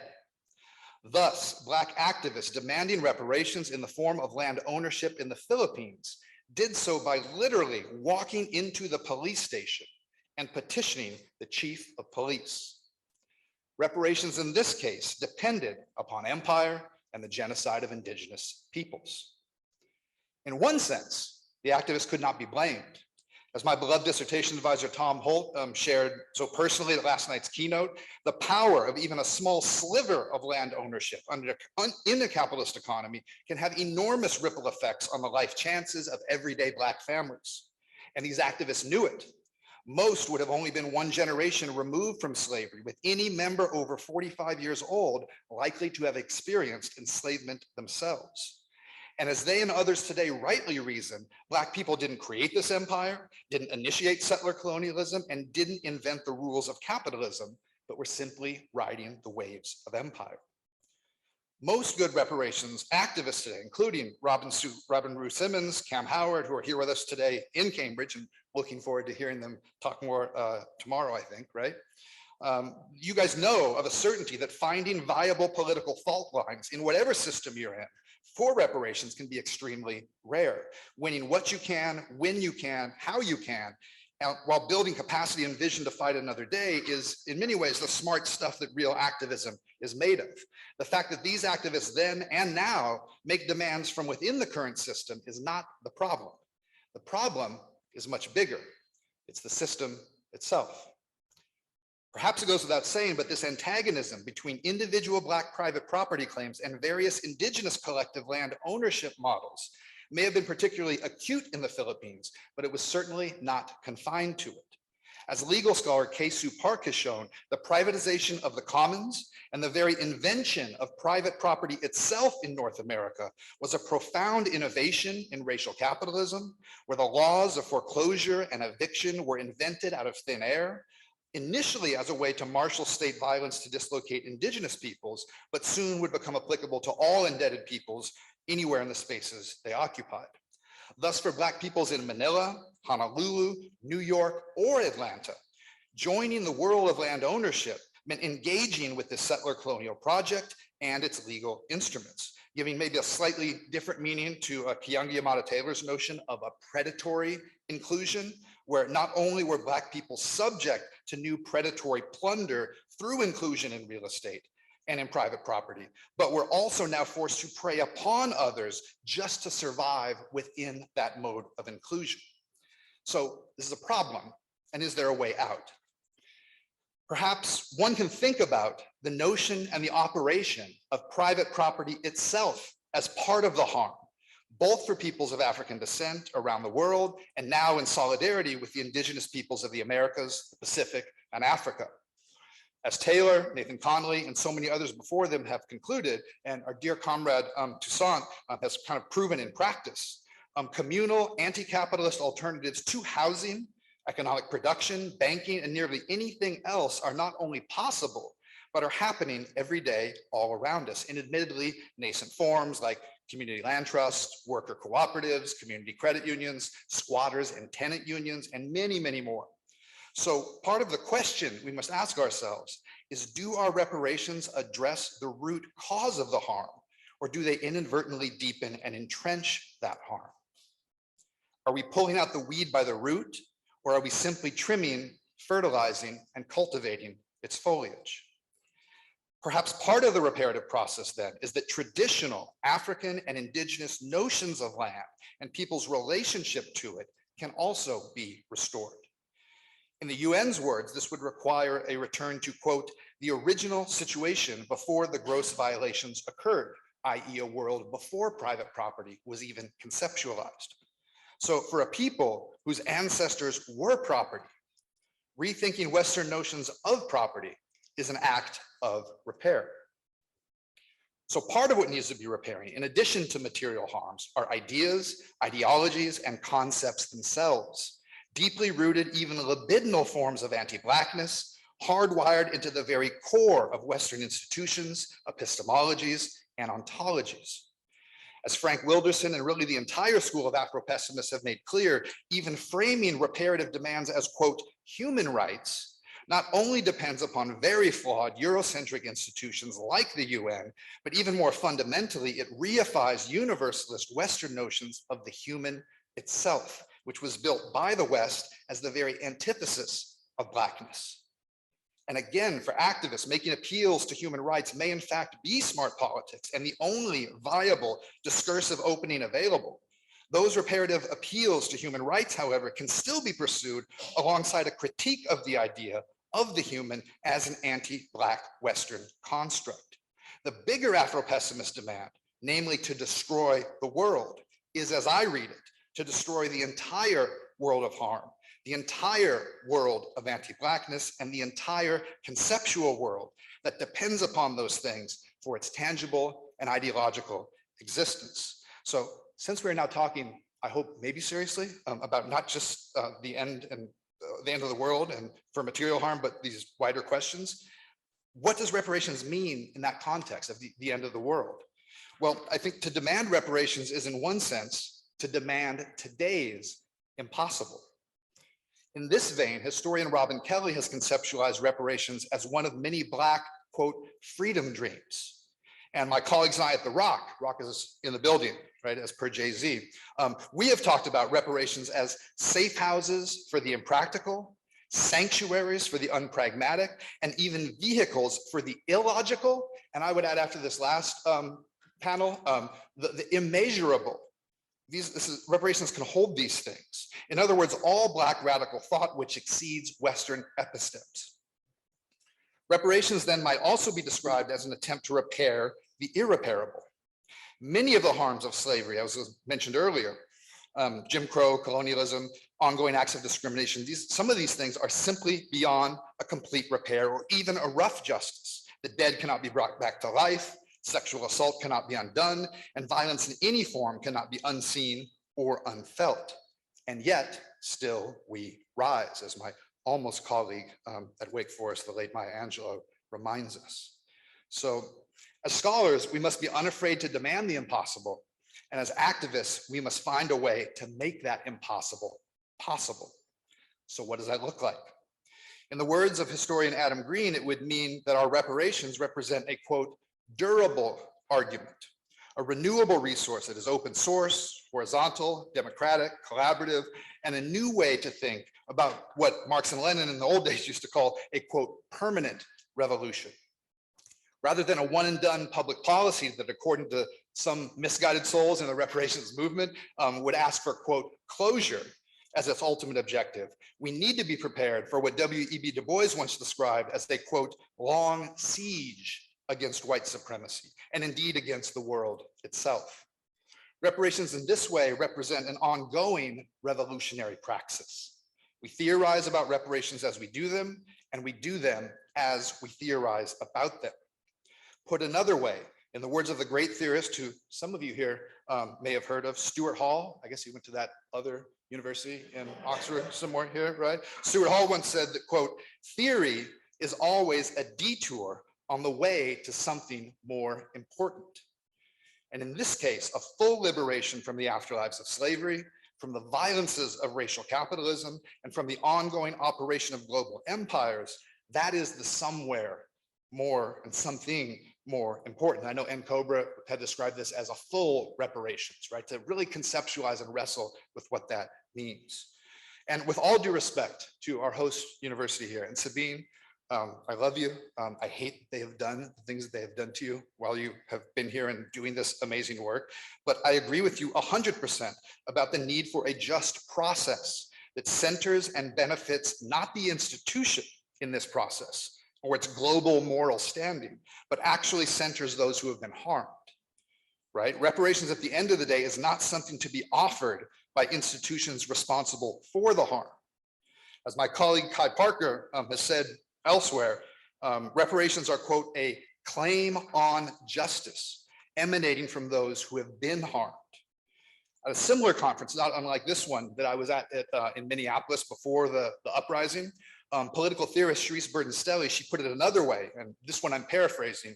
She said, anything that white institutions are willing to offer for reparations is something we should be very hesitant to accept as reparations.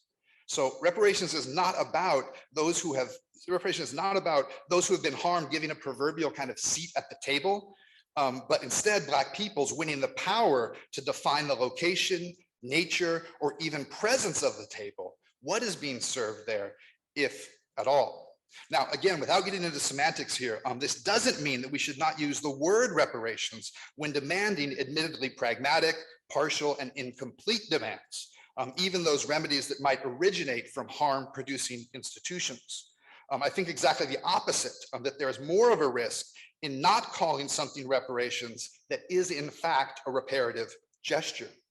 There is such a thing, as my former Auburn colleague, Austin McCoy, has pointed out, as a non-reformist reform, which is to say reforms that sharpen the contradictions rather than obfuscate them. And the Black Panther Party called this, survival pending revolution. So to my fellow activists in the room, on the call, get what you can, when you can get it, how you can get it, reduce harm at every turn, let 100 flowers bloom, all of that, right? But the trick is to frame every reparative demand as a necessarily partial demand and present everything as a starting point, yet nothing as a finish line. We'll know when reparations are done. We won't need to be told. We'll know when they are no longer needed, and we ain't even close yet. This is the old Simpsons thing. We've tried nothing and we're all out of ideas, right? We're not even close. So thinking about an end to this is far too premature. So for now, I say we demand the impossible. But also, I think, part of what is needed is to move beyond traditional activist protest models, tactics, and strategies to realize that reparations are not a thing to be given, but a process to be demanded. In the best, I think, of the prefigurative tradition, we need not wait for the powers that be to concede defeat, because they rarely do. Instead, to borrow from the title of Adam Gedachow's book, reparations are an act of, quote, world making after empire. Of course, this doesn't mean waiting for a future that is after empire before we get to world making, right? As so many of Adam's subjects in the book make clear, you can do the world making now, right? But as a slight, maybe, and this is maybe a sidebar, polemical, maybe a polemic on a polemic that I'm doing now. But what I find just baffling that so many white leftists today bemoan the left's overall kind of lack of vision on these things, yet they are so quick to shut down any Black radical world-making demands for abolition, reparations as supposedly divisive distractions that will divide the working class from some apparently universal kind of race-free class struggle that they imagine. Black people are under no obligation to show these leftists, I think, where the revolution is at, though we are.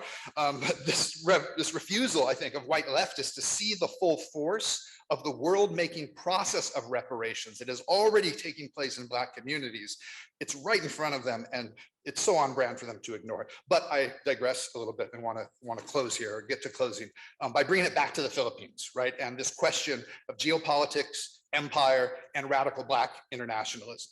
Now, there's a wonderful article by Gerald Horn in which he surveys prior reparations efforts and finds that in each and every case that reparations came, however partial, they came not because of some come to Jesus moment on behalf of the harming institutions or the empire, but they came because reparations somehow benefited that empire. Something that Cam Howard and Tom Holt were talking also about at the last thing. How do we get, is there a trick here so that we can get this to benefit the empire and let's make them see it that way? But go down the history, right?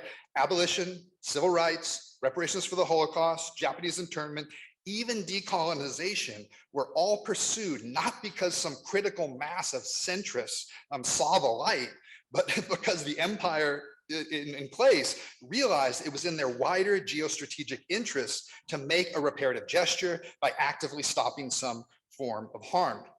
So Horn, in looking at this, he kind of speculates and he says, if that's how reparations for slavery might come, maybe we're thinking about this not coming through the front door, but through the back door, as it were. So he's thinking that just as he speculates that just as Black internationalists during the Cold War were able to exploit those geopolitical fault lines, often by collaborating with the Soviet Union to make propaganda against the US by exposing the racism in the US, which was not hard to expose, and kind of harm America's reputation in the so-called third world. So too, Horn speculates here, can we imagine a variety of possibilities internationally that might arise that would make reparations operable today. So for example, and now this is me totally riffing off of Horn, don't blame Horn for this, this is my mistake here, and you'll see why maybe in a second. But Cuba, right, just called on the West a few days ago at the UN for reparations, called on the West saying that the West needs to make reparations. Interesting kind of moment, right? So maybe imagine, well, we know this is part of kind of this long-standing anti-imperialist campaign in Cuba, dating back to that Soviet era that made civil rights go. But now imagine if China, and then Russia, and then Iran, and then North Korea all join the call for reparations. Then imagine that smart activists and intellectuals, and I hear we might have a few of them in the room here, right, amongst us, we're able to somehow convince China to announce that because the West has failed to make amends for slavery, Jim Crow, and colonialism, that China, even though it did not participate in these crimes, was going to take the mantle of global moral leadership and contribute financially to a massive African-led reparations endeavor where they would work with grassroots African peoples and organizations to kick all the Western interests out of Africa until the West made amends for slavery and anti-Blackness. Just imagine that. Sit with that for just a moment. Now, this would be in China's geostrategic interests, as it would deflect attention away from the critiques against its own internal policing tactics. And this might already be happening in kind of a half-ways measure. As some of you may remember, at the first low-level US-China diplomatic meeting after Biden took office in 2021, on a live broadcast, the US diplomats asked the Chinese about the Uyghurs, right? Oh, what are you going to do about your human rights and the Uyghurs? I don't know if anybody caught this, but the Chinese basically responded with, oh, well, we can talk about the Uyghurs. Let's talk about Black people in the US. Let's talk about George Floyd. Let's talk about these crimes. And this should have been bigger news, I thought, but potentially this is the Cold War as the determinative cause of the end of Jim Crow potentially happening all over again. So maybe if there's any Chinese policymakers or geopolitical strategists out there who want to maybe see this recording and want to undermine American empire while advancing Chinese interests, securing reparations for Black peoples in the process. I don't know about you guys, I mean, my inbox is open. Might not get back to the US after this talk, but such is life. Now, to be clear, right, none of that is to defend China. It's just to say we need to keep having these transnational conversations and organizing in a transnational way, because that is how you find the cracks in empire. And there are also potential cracks, I think, between empires. So take another example, maybe close to home. So imagine again, and I guess you guys have some new law that allows, what is it, allows a man now to become the Queen of England. This was a cool development, right? It's very progressive of you guys. I just heard it happen. And so say the new Queen Charles, right? Who was a Trinity College alum, from what, if I'm not mistaken. Let's say he decides, and seriously here, right? The King of England decides that in order to save the crown from all these critiques and all the demands to end the monarchy, that he issues a formal apology for slavery and colonialism, gives up a huge sum of his unearned wealth and royal properties for reparations to the Caribbean. And he says that he hopes this will allow British capitalists to win goodwill with trading partners around the world and win contracts for airports, roads, and sea bridges that might otherwise go to, I don't know, China or something like that. One could easily imagine a domino effect there with France, Denmark, Spain, Portugal, and maybe eventually the US, all doing their own reparations plan just to get in on the action and stop the rise of China while expanding their empire. Now, I'm not concerned with these states, right, per se. And sorry, we're almost at the end. Yeah, I'll 1 minute. So these states, they do their thing. The point is there are international strategies here that we can approach. But at the end of the day, I'm convinced we've entered a new world historical moment that will ultimately be characterized by the normalization of reparations as a global praxis. Our task as scholars and activists is to practice and conceptualize reparations wherever it might already be taking and under whatever names it might already be appearing. Reparations is already something that's happening every day all around the world, however imperfectly, from car crashes to worksite injuries to spilling a drink on someone at a formal Cambridge dinner. There are both very old and very new norms emerging before our eyes for how to make right both immediate and prior harms. Part of the power of reparations is its ability to scale from the interpersonal and the daily to the historical and the geopolitical.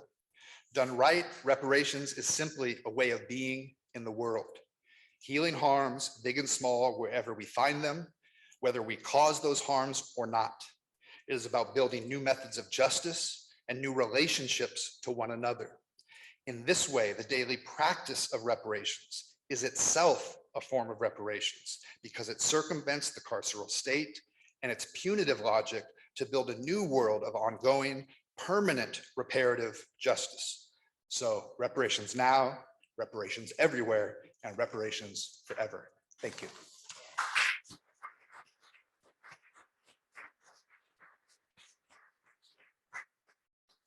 Thank you, Guy, for a very stimulating talk. You've given us a lot to think about. I'm sure there will be lots of questions. Our next speaker is Professor Philip Sands. He's a professor of public understanding at law at the University College London, and he's also at the Harvard Law School as the Samuel and Judith Pisa visiting professor. He's the president of the English Pen and serves on the board of the Hay Festival of Arts and Literature. And he has written many books, The Rat Line, East West Street, and his latest book, which is just out now, is The Last Colony. He's also an unusual academic, perhaps, is also into the media and has written to The Guardian, The Financial Times, and New York, and he appears regularly on BBC and the CNN. So we are looking forward to hearing you talking about Chagos, the last Chagos, responsibility and reparation. So Professor Sands, it's over to you now.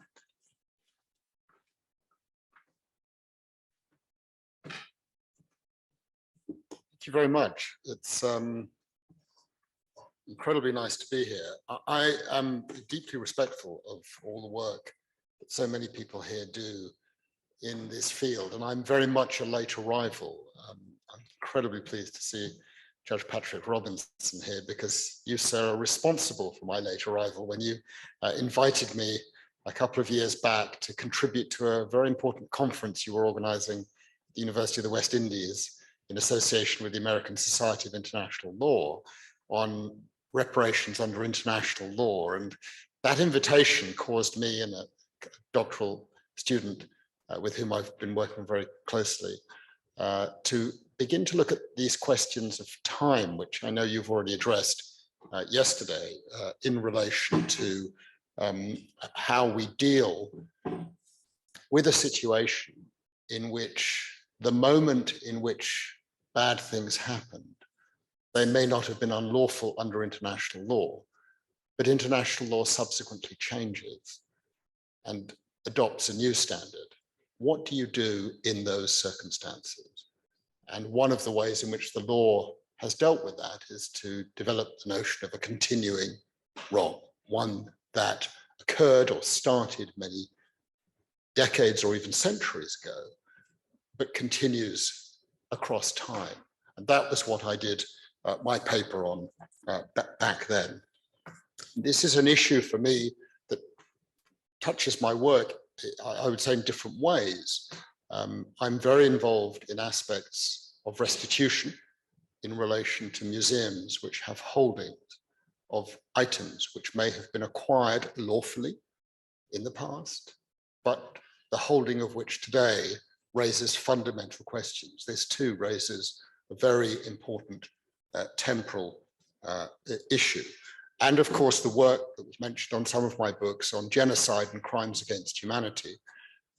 In a sense, what happened at the Nuremberg trial in 1945 was the invention of new crimes to deal with things that had happened before those crimes were on the statute books. People are generally not aware.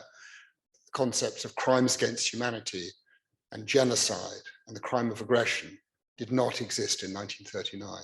They didn't come into being until the summer of 1945, but they were in effect applied retroactively. So there is precedent in international law for dealing with particular situations in particular ways.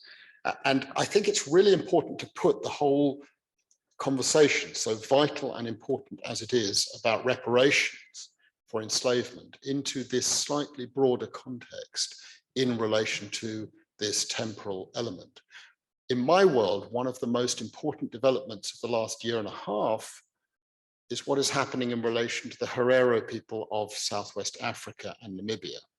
I don't think many people have fully realized the significance of the development of last year, in which Germany became, in effect, the first country in the world to recognize that acts for which it was responsible taking place in the first years of the 20th century, before the word genocide had even been invented,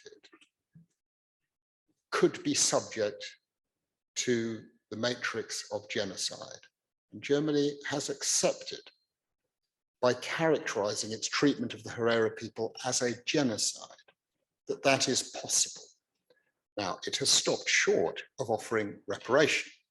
It has offered development assistance in a very large sum, €1 billion. And there is currently, as many of you will know, a major debate going on within Namibia as to what to do with that money. Do you take it? Do you leave it? And that is very related, I think. But the crucial point about that case is it is the opening of a door to the application of a standard of today to things that happened in 1909. And if you can do that in relation to things that happened in 1909, why can't you do that to things that happened in 1809 or 1709 or 1400? Where do you stop? And that's a big and very complex question. So that's the context in which I come to speak, but actually I don't want to speak about the paper that I gave for Judge Robinson. I want to speak about this lady because it's related and it may have been connected to the circumstances in which we worked together on this matter, Judge Robinson. This is Lisby Elysée. Lisby Elysée was born in 1953. She lived on a tiny island called Île du Coin, which was part of a wider group of atolls known as Peros Banhos, which itself was part of a wider group of islands known as the Chagos Archipelago, located in the middle of the Indian Ocean. That archipelago was first discovered by Europeans in the middle of the 16th century. And I'll just read you a section from the last colony that deals with this. Lisby was born a British colonial subject, we'll come to that, as an accident of history. She could have been Portuguese, as her island was reputedly claimed in 1513 by Alfonso de Albuquerque, a navigator and governor of Portuguese India. It was said by some to have been named in honor of Pero dos Banhos, a Portuguese explorer who perished there in 1555 when his ship, the Conceição, ran aground, although doubts have been expressed as to the true location of the atoll in the account of the tragedy recorded by Manuel Rangel, a mariner, in his A Tragedia dos Peixos de Pero dos Banhos. Rangel, writing in the 16th century, recorded the travails of 165 voyagers who survived the wreck, including 2 women and 5 Catholic priests, stranded on a small flat island populated by coconut trees and grasses, with drinking water nestled in shallow wells carved into the sand, a home for turtles and thousands of birds. to their surprise, they were later and elsewhere greeted by, and I quote, a group of black people with boats, end of quote. So that was in the 16th century. It then went from being a Portuguese colony to being a Dutch colony, and then a French colony. And then in 1814, by the Treaty of Paris, it became a British colony of Mauritius, including the Chagos archipelago. And so things were for 150 years. And the population of the Chagos archipelago by the mid-1960s comprised just under 2,000 individuals who were descendants of enslaved people who had been there for generations. And then in the mid-1960s, the American government decided that it liked one of the islands of the Chagos archipelago, which is called Diego Garcia. And they wished to turn the island into a military base. And the British government of Harold Wilson faced a problem because he'd recently declined the invitation to participate in the Vietnam War and felt under some pressure to do something for the Americans, and so offered to give them Diego Garcia for a long lease of up to 70 years. And now the British faced a problem because in 1965, the world and the United Nations and international law was moving towards something called decolonization. A resolution had been adopted in 1960, Resolution 1514, calling for a right or principle of self-determination, including territorial integrity of colonized states which were about to gain their independence. In other words, you could not chop off a bit of a country and keep it and then give independence to what remained, unless you had the consent of the population affected. How did the British, with their clever lawyers in the Foreign Office in London, get around this? They got around it by recharacterizing Lisby Elysée and the other 2,000 people living on all of the islands, descendants of enslaved people, as effectively seasonal workers, contract laborers. And as contract laborers, this harks back to the 18th and 19th century, they had no rights. They didn't need to be consulted because they were not a permanent population. And so the British decided the logic of their own position was to remove the entirety of the population in order to create and sustain the fiction that there was no population. You could not invent the horror of this story. And so between 1968 and 1973, the British having created the British Indian Ocean Territory, the entire population of the Chagos archipelago was forcibly removed, deported. In my view, a crime against humanity, as determined by the Nuremberg Tribunal. Lisby was sent to Mauritius with hundreds of other people. Others went to Seychelles, and some have ended up in the United Kingdom living in Crawley. Why Crawley? Because basically some of them were flown to Gatwick Airport, where they were met by nobody, had no funds, and the nearest town to Gatwick Airport is Crawley. And so they set up a new life. There is a big community of Chagosians in Crawley today. It is not a good story. For 50 years, Mauritius claimed that its land had been dismembered. And it took steps starting in 1982 as a very small African country to articulate a political, diplomatic, and legal claim. And in 2010, I was amongst a group of lawyers who had the privilege of serving as counsel for Mauritius in a series of cases, including an advisory opinion before the International Court of Justice, which is the principal judicial organ of the United Nations. And the issue for the International Court of Justice was whether the dismemberment of Mauritius in 1965, the removal of Chagos from Mauritius, was lawful under international law, which turned on the question of whether there was in 1965, when it happened, a right of self-determination or not, and a principle of territorial integrity. And we ran our arguments. It was the first time, you'll be interested to know, in the history of the United Nations, that every single African country voted together on this issue. Very significant moment at the UN to send the question to the International Court of Justice. And in preparing for the hearings at the International Court of Justice, one of the things we concluded, the government of Mauritius, all the lawyers from different parts of the world, including many Mauritians and Africans, it was a real sort of rainbow coalition. Judge Robinson will remember the cast of characters that turned up in The Hague to make the arguments. Interestingly, in a case presided by a judge from Africa, I think extremely significant in my view. But we took the view that we could not argue this case without giving the judges, the 14 judges who sat, an opportunity to hear from those who were most directly affected by what had happened. And so we turned our attention to the question of how do you do this? How do you share with the judges what had happened actually in 1968 to 1973?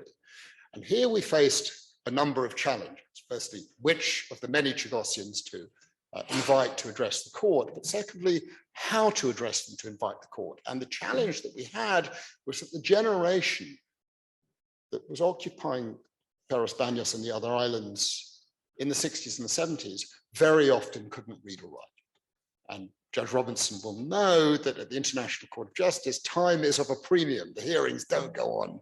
You get a limited amount of time. And so we faced a challenge. And the challenge we faced, having chosen Lisby Elise as the most articulate teller of the tale of what had happened to her, how do we do it? In preparing her statement, she has a fine capacity to talk.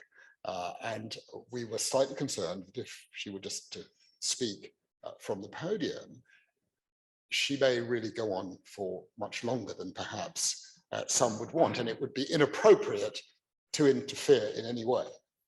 On the other hand, she couldn't read from a text. So we wrote to the judges and asked whether it might be possible on this occasion for her testimony to be made by form of a pre-recorded video to avoid those difficulties. And we were extremely grateful that the judges said, yes, that's entirely appropriate in the case of someone who speaks Creole only, not English or French in these circumstances. And so the video, I'm going to show you the video. And the reason that I'm going to show you the video, which is very short, it's just 3 minutes, and apologies to those who've already seen it, because it alludes to what you're talking about. Because the history of Lisby Elise's background is touched upon in this very short video. And I should say, Lisby Elise is a remarkable person, and she has absolute agency in this story. She said what she wanted to say. No interference. She just did several different takes. We tried to get it as short as possible, but it's her account of what happened. So I wonder if we could, James, just now briefly just play the video to give a sense of what the judges saw, and imagine it that while the judges are watching it, Lisby Elise and other Chagossians are in the room in relation to this story. Over to you, James.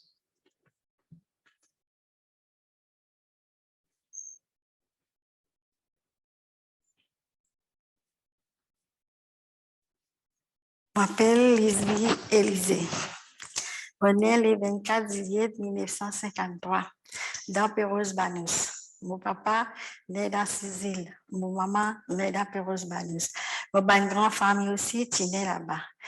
Je fais partie de la délégation mauricienne. Je peux raconter toutes mes souffrances depuis que je me déraciné aux îles Paradis.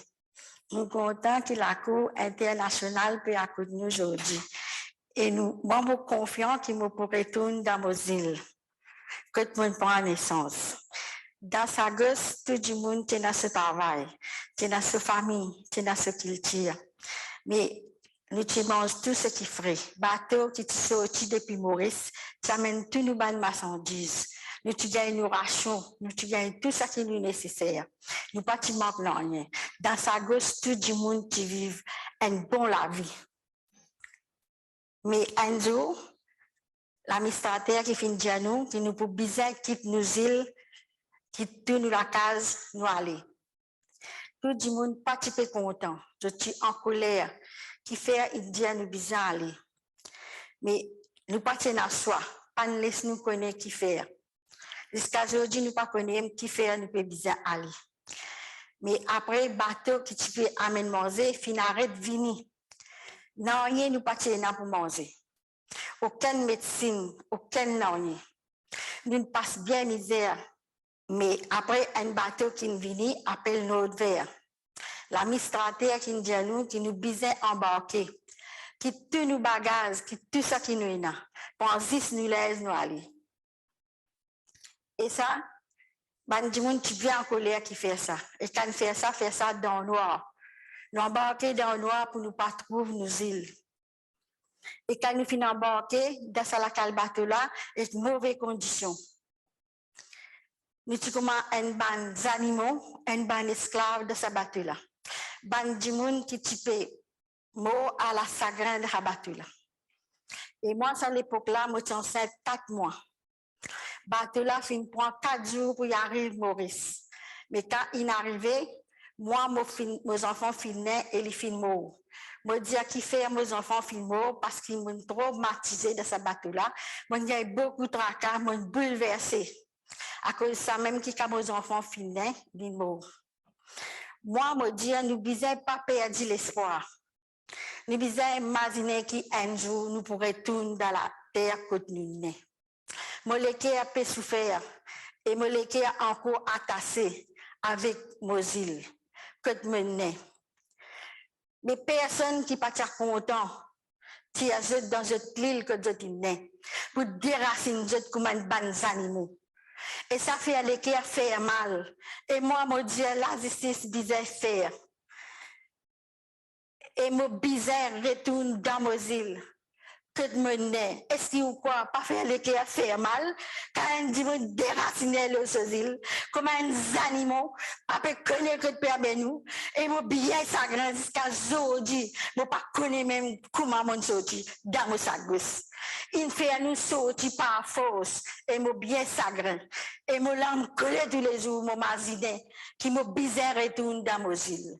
Me dit, mon bizarre retourne dans mon île que de mener, et mon bizarre almo là-bas, et que nos grands-parents finissent enterrés dans l'endroit que nous prenons naissance et dans nos îles natales.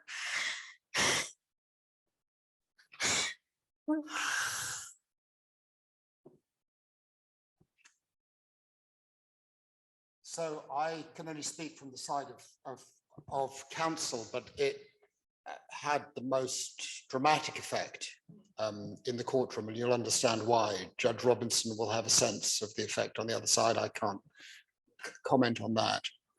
But there are a number of things that you pick up about this remarkable person who I've come to know so well over the last 7 or 8 years. We're not talking about events from the 1830s and the 1840s. We're talking about things that are happening now, okay?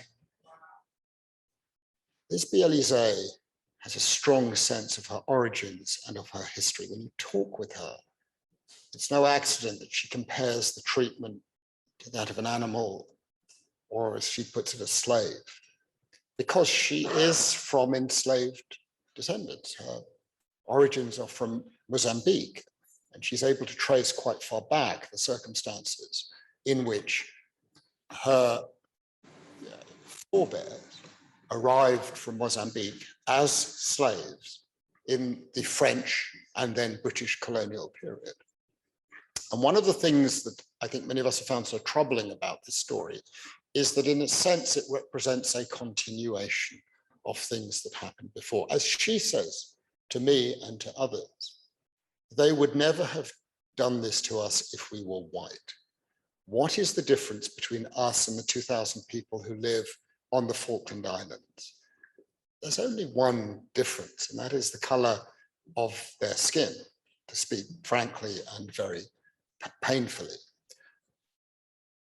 And it's not just on her side of the story that there is this reference back to an earlier period and the lives of the forebears. I'm very sorry to say that in running this case, we were helped greatly by some dreadful documents that emerged in the process of discovery in court proceedings in England and elsewhere. But in particular, there were references in 1965 to the kinds of thinking that motivated the British colonial administrators as to how they could action this great lie. And I'm very sorry to say that that language was then picked up more than 45 years later, when in 2009, the British government and the British Foreign Secretary, David Miliband, proposed the creation of a marine protected area around the whole of the Chagos archipelago. Let me just read to you one brief extract of the thinking that occurred then in Port Louis in Mauritius as these documents became publicly available. As Port Louis reflected on the options, WikiLeaks released a vast tranche of US government documents, millions of pages of top secret papers leaked onto the internet, some of which related to Chagos. Of particular interest was a 2009 cable, 2009, from the American Embassy in London to the State Department in Washington on the marine protected area.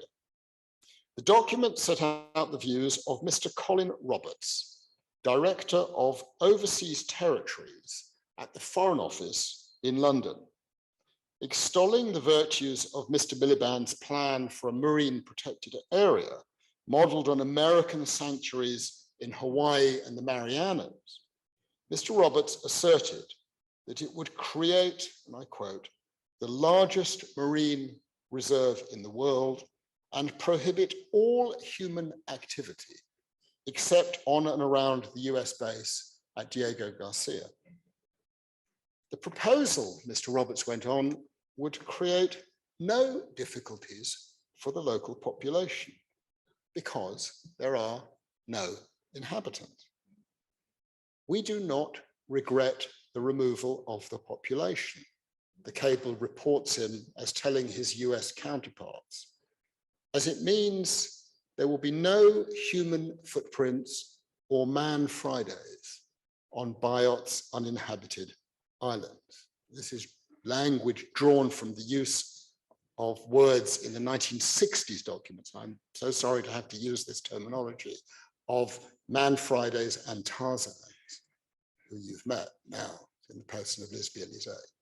So the simple point of my intervention today is to say these discussions on reparations are hugely important, hugely. Judge Robinson knows how supportive I am of them, and I'm hoping they continue in various directions. But they're part of an even bigger frame, okay?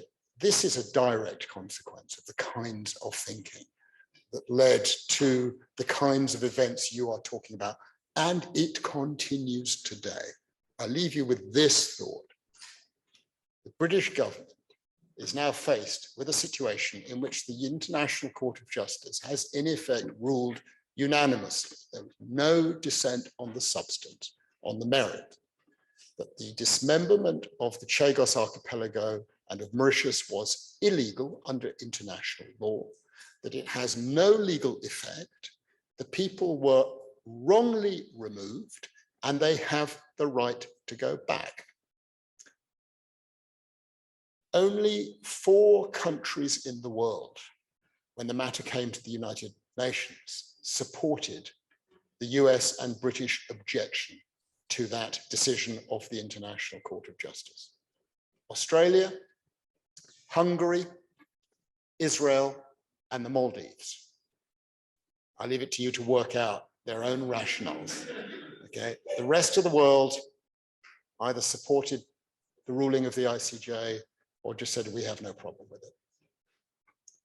So values are changing, but in thinking about reparations, I would urge you to think about them in their broadest context and imagine all the other kinds of stories that provide a way into the issue of reparations. Lisby got a few £100 reparations in the 1980s. That was it. And she's not motivated by reparations.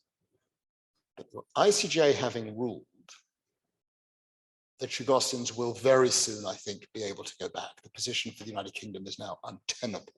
And there are the first signs, amazingly, under the premiership of Mrs. Truss, to resolve this matter. And the Chagossians who want to go back will go back. And then the question will arise, who pays for the costs of the lost years and the resettlement and the restructuring?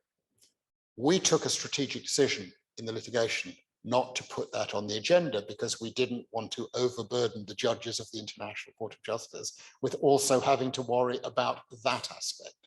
But it's there, if you like, the great beating creature in the room that at some point is going to have to be addressed. And it's part of the conversation that we've heard from my two distinguished fellow panelists. So I hope you'll accept my apologies for taking you on a sort of digression, but I hope you'll understand why I feel it's so intimately related to the main thrust of what it is you are talking about. Thank you so much for your attention.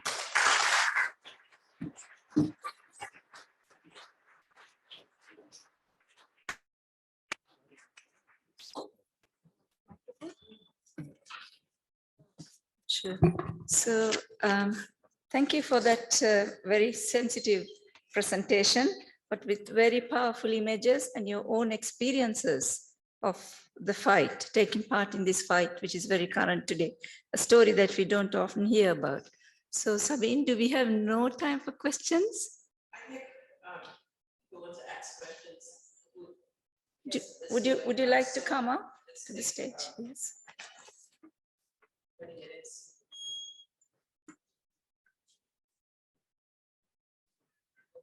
If you like. So does anybody have any questions?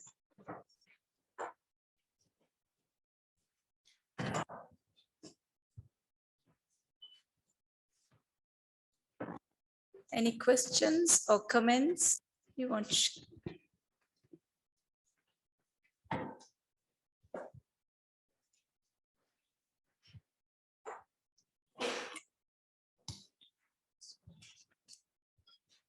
I want to thank all presenters for this panel, very informative. Interesting, on the ride over here this morning, Winston and I were talking about, similar to what you were saying, Guy, with the possibility of the BRIC nations being a element from which we could receive some assistance in reshaping how we look at reparations. And certainly Brazil has, for me, has always been a leading figure in the reparations movement. I think in 2009, at the Durban Review Conference, the Secretary of Race stated that that Brazil wanted to beat the bar from which other nations will set their particular actions. And certainly to come from 19% participation in higher education to 52%, which is equal to the population of Blacks in Brazil, is a remarkable feat. So both of you, if you want to speak to that.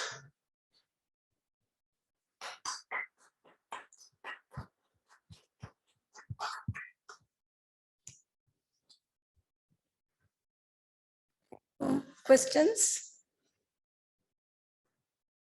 There's one at the back.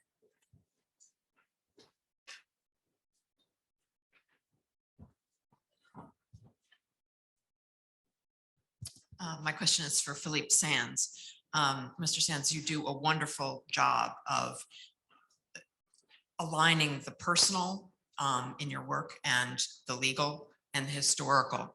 Anyone who has read East West Street or your latest book, The Last Colony, will appreciate that statement. It's just masterful. My question for you, given that this is with the Chagos was recent, why is there or is there no accountability for these words and actions by David Miliband and others? Is the only accountability that they have public shame, and has that occurred? Well, it turns in part what you mean by accountability. I mean, I think there has been accountability now, and a considerable embarrassment for the United Kingdom by the decision of the International Court of Justice, followed by the ruling of the resolution of the UN General Assembly, followed by another judgment more recently, even the International Tribunal for the Law of the Sea, affirming that the ICJ's judgment is basically binding in international law, and there will now be a maritime boundary between Mauritius and the Maldives. The UK has no interest in the Tribunal for the Law of the Sea in this matter. So that is a degree of accountability for today. Of course, it doesn't take into account the wrongs of the past. What I find, I've got to say, so troubling is the lack of real debate or accountability in the jurisdiction here. I mean, this is a story people don't know about. I didn't know about it when I was first contacted by the Prime Minister of Mauritius in 2010. I'd heard of Diego Garcia, and I sort of vaguely knew about Chagos, but I'd never focused on all of these issues. And it's only now sort of percolating upwards. And I think the answer to that question is the people of the United Kingdom have generally been so subjected to a way of thinking about this past that it's literally almost impossible for them to come to terms with the reality and scale of what it is they have done.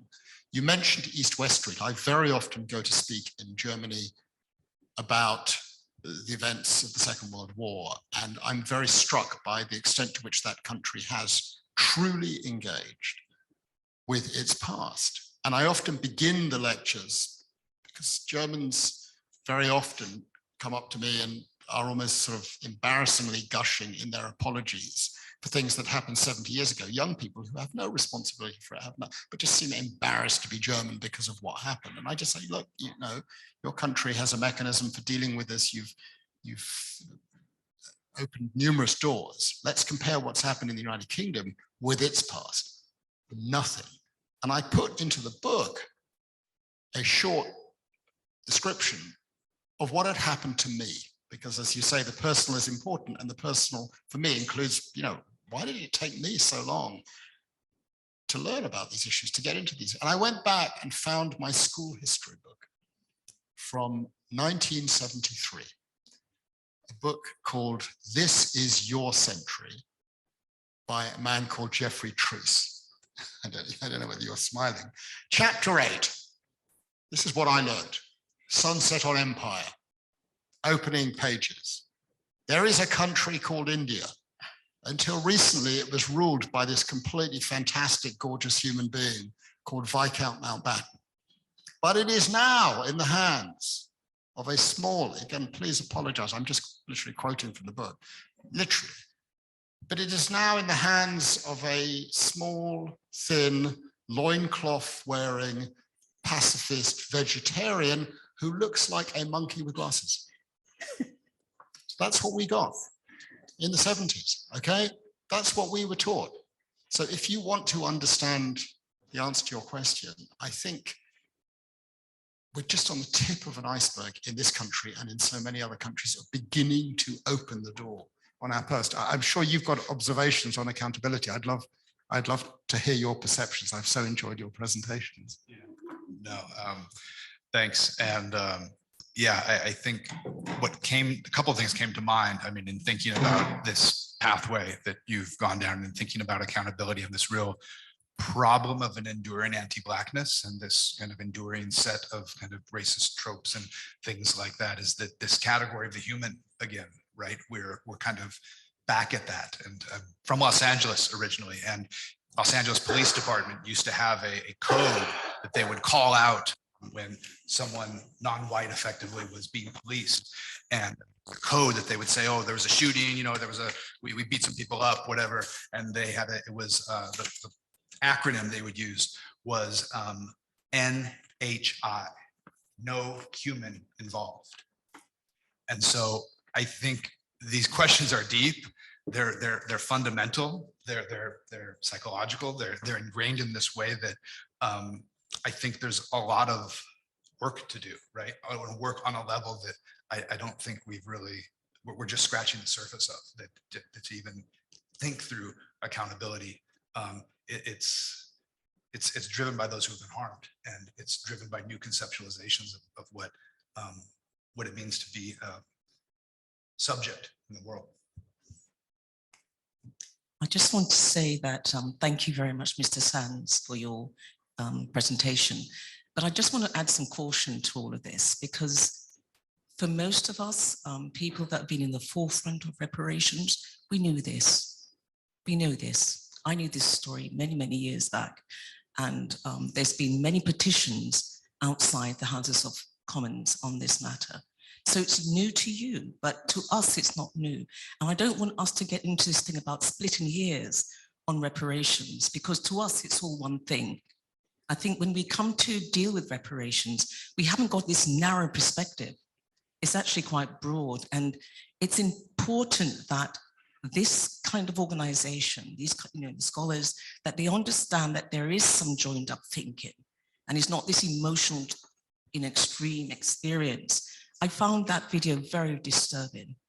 I found it very disturbing because we have what we call ancestral memory, and it flows in different streams. This is just a modern take on what our ancestors went through. And I think we must understand that there are people that are on the ground working, and their voices have never been heard. Now, if we're hearing now, then I say amen to that, because we're hearing and there's another wave of movement. But a friend of mine was explaining the other day that this feels as if we went through this with slavery, when the enslavement of African people were petitioning, or abolitionists were petitioning. It feels the same, that our voices were not heard then, and our voices are only now permeating, but the victory comes. The victory comes because in the end, petitions were signed, Parliament passed acts, and a change came. You feel very much this is the temperature that we are on again. So I think there's a lot of work for us to do in terms of joining up with the thoughts, respecting the journey, and understand that this is something that we have to be very tight on. I think it's more a statement than a question, I'm sorry. But this has to be something we have to be synergized on and not broken and fractionized. You're not a distraction. So you didn't need to apologize for that, because to us it's one thing. But to go down that road and have that conversation, I think is very important. So, well done on your piece of work. And I'm hoping that people here would understand there are petitions out there. I mean, the work has been done now. Hopefully they're going home. But I think the other debate is reparations. Financial reparations have to come into the equation to really resettle those people. And it's not always about money. Sometimes, as I think Mr. Banas talked about retribution, contriteness, and then the need for action. So we're coming to that junction, I believe. Okay, thank you. Thank you. Is there one more question? I think Henning has a question. Thank you. Just briefly, and again, primarily, I guess, for Philippe, but I'm happy for anyone to comment. So I was intrigued about the point you made about Germany's effective retroactive acceptance of genocide. Now, if we take that, and if we take the Chagos case, what would you as a practitioner say are the best sort of strategies, legally in particular, to pursue reparation claims? Thank you. So glad you asked that question. I think this, and I really appreciated, sorry, I don't recall your name, but the lady in orange. I so appreciated that comment, because of course you're absolutely right. And please, I mean, I make it very clear in the book that we got to where we were in 2018 and 19 because of a huge amount of work done by people like Olivier Bancou, toiling ceaselessly, but underground, in relation to the Chagos issue. So absolutely, you are absolutely right. And we were able to take the fruits of that labor and move it onto another stage. But I wonder whether something isn't happening also in reparations in relation to that issue. Because what is beginning to happen, just looking around the room here and just kinds of conversations that I have, is more and more people from different communities are beginning to say to themselves, actually, yeah, there is something there. There's really something there. I'm limited in how I can answer that question by my background. I live in the world of public international law. And so I'm interested in courts and tribunals and getting decisions that nudge things along in the right direction.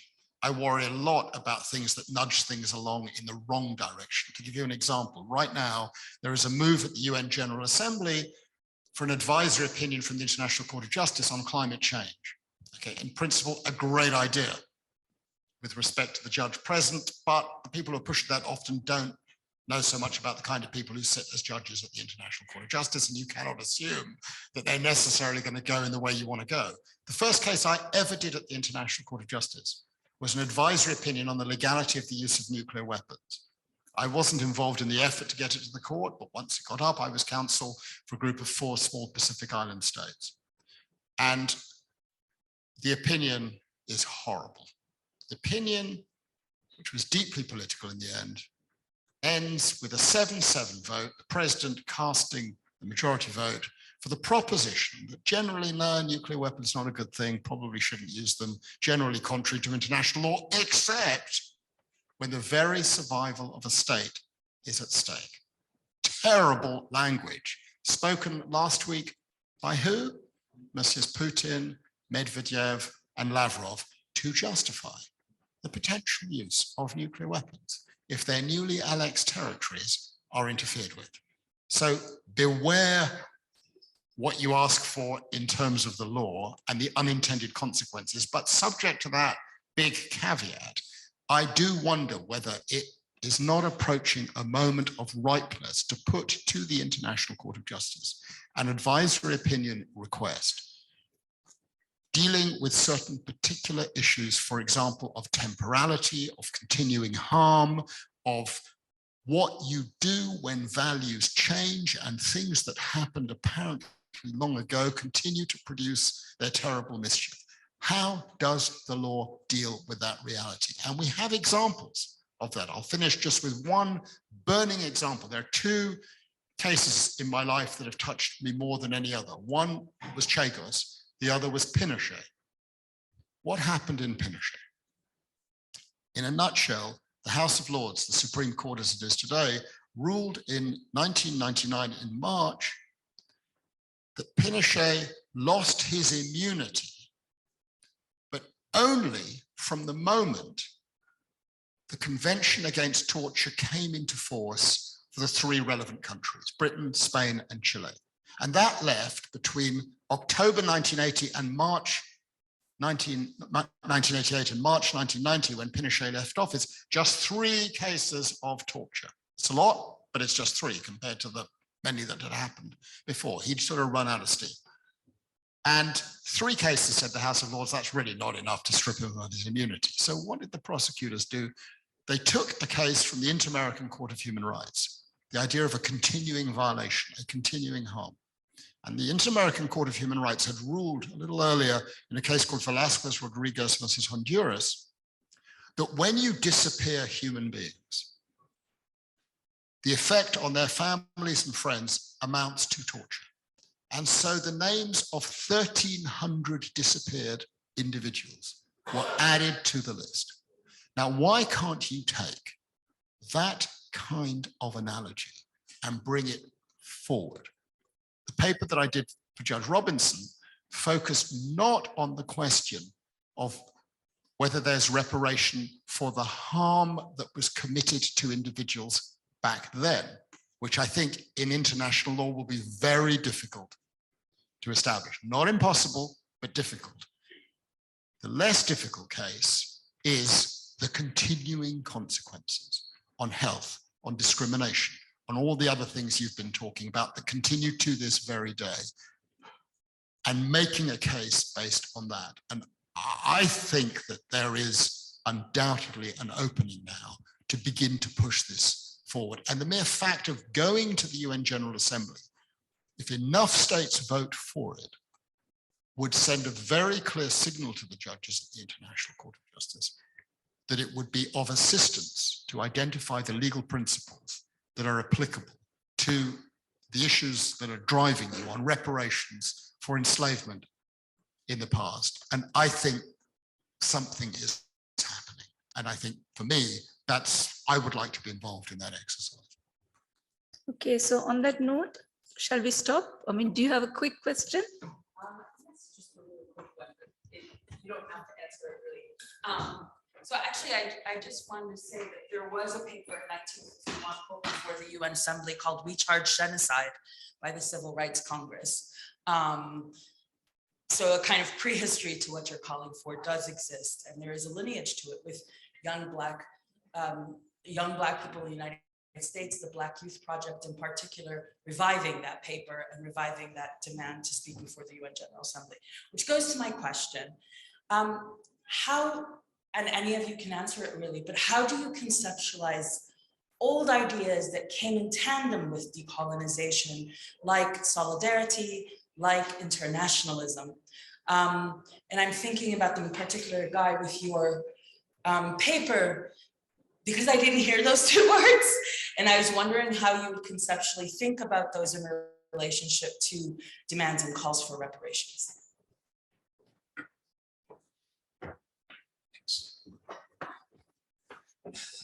So solidarity, yes. I think maybe I mumbled it. I think it was there as it relates to kind of indigenous peoples and this idea of how do you get around this question of anti-blackness on the one side, right? And you have this issue of indigenous communities, for example, some of which owned enslaved peoples, right?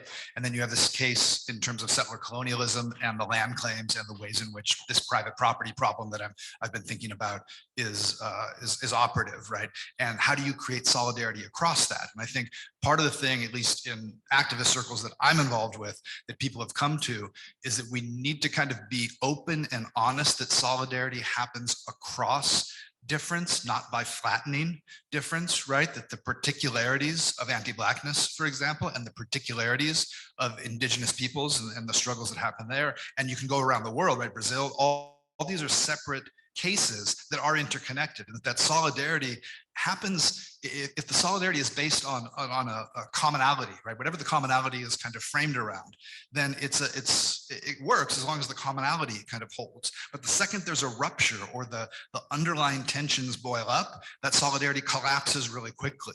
So I've been very interested in kind of thinking about this, a durable argument, right? A durable solidarity, something that is actually going to last for this long siege. And for that, I think we need to be thinking in terms of, I mean, reparations is that idea that can bring people together in solidarity. If we're all saying, look, there are multiple claims, right? None of them are mutually exclusive from one another. None of them should be kind of antagonistic. We should be looking for international openings and work on an international kind of level to see how we can help one another, how we can assist one another, knowing that we're in solidarity with something that might not benefit our personal interest, whatever interest group that we're kind of working through, right? That we're doing it because of the difference, not in spite of it, if that kind of makes sense. Okay, so thank you for the speakers. Thank you for 3 thought-provoking papers, which we are going to be thinking about, in the next coming days. Okay, thank you.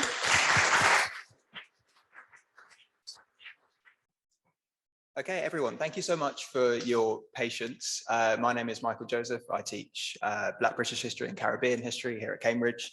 And it's my very great pleasure to welcome you to this next panel on slavery and its afterlives in the Caribbean. We've got a curtailed session for this one, just the 2 speakers, but they're 2 excellent speakers, so I'm sure we're in for an excellent session. I'm going to introduce our speakers kind of in turn when they come to speak. So first off, we have Dr. Natasha Lightfoot. Dr. Lightfoot will be well known to very many of us for her 2015 book, Troubling Freedom, Antigua and the Aftermath of British Emancipation, which is a book which I know that I and many others admire very greatly. It's a study of Black people, working people's struggles and everyday forms of liberation in British colonial Antigua after slavery's end. She's also published in the New York Times, the CLR James Journal, Slavery and Abolition, Small Axe, many outlets. And she's currently working on a book entitled Fugitive Cosmopolitans, which is about enslaved people's mobility, imperial subjecthood, and struggles for freedom between empires in the Caribbean. And today, Dr. Lightfoot will be speaking to us about the past and future of the reparation struggle in the West Indies. So Dr. Lightfoot, over to you. Hi, everyone. I just hope that you can hear me well. So let me get started. Thank you for having me today. It's been a great set of conversations so far. So to begin, the 1834 emancipation in British colonies as a rule was the beginning of a slow course towards something like freedom for Antigua and the rest of the territories the British held in the Caribbean. As I often tell students, we are still in a post-emancipation era in former slave societies throughout the Americas, and not just because of the closeness of this history temporally, which in fact is actually the case, as some of the Caribbean's eldest living people probably had enslaved great-grandparents or grandparents, depending on where in the region we are looking at. But also because the questions of how to define and actualize freedom among the descendants of Africans still hover over all of us right now, just as much as they did at the moments when African people were first being legally released from bondage. The long trajectory of the reparatory justice struggle lays at the center of this historical impasse that we have yet to solve. And so my remarks today will try to look at first a 19th century attempt in the West Indies at addressing this debt that slavery incurred, and then discuss one of the many possible futures toward which the current struggle in the West Indies can and should go in the 21st century. So I'm going to start with an episode from my book, Troubling Freedom, which, as Michael noted, explores the complexities of the post-slavery transition in Antigua. So in Antigua, the first anniversary of emancipation in August 1st, 1835, stirred the working people of the island to mass action.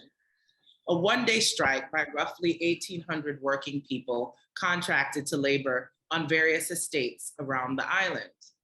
An owner of an estate in St. Mary's Parish reported that on Monday, the 3rd of August, quote, in all his neighborhood, all of the laborers on various estates refused to perform any work whatever, manifesting an insolence of conduct and behavior extremely improper and subversive of all regularity and order, end quote. According to the governor, these women and men had struck in response to expectations of some, quote, important amelioration in their condition, conceiving that they would obtain houses and grants of land, and in many instances too, a sum of money for distribution amongst them had been remitted to the governor by His Majesty, end quote. So on August 3rd, 1835, Black working people in Antigua congregated in large numbers around several plantations and proclaimed their intent to strike until their anticipated benefits were received. The authorities responded swiftly. Rumors of this impending action reached the planter class in advance, and they had already made arrangements to stamp it out. A small detachment of militiamen had appeared at two of the central estates in the conflict, Jarvis's and Blizzard's in St. George's Parish, in an attempt to prevent laborers from striking. The island's police chief identified the workers on these plantations as notorious for their obstinate bearing on previous occasions. This coercive measure was effective. All the workers present reported to the fields by mid-morning. The 1835 strike stemmed from their daily struggles to turn their liberation into more than just a legal formality. The strikers reported that they had believed a change in the law entitled them to homes, land, and money. And those were to come from the crown.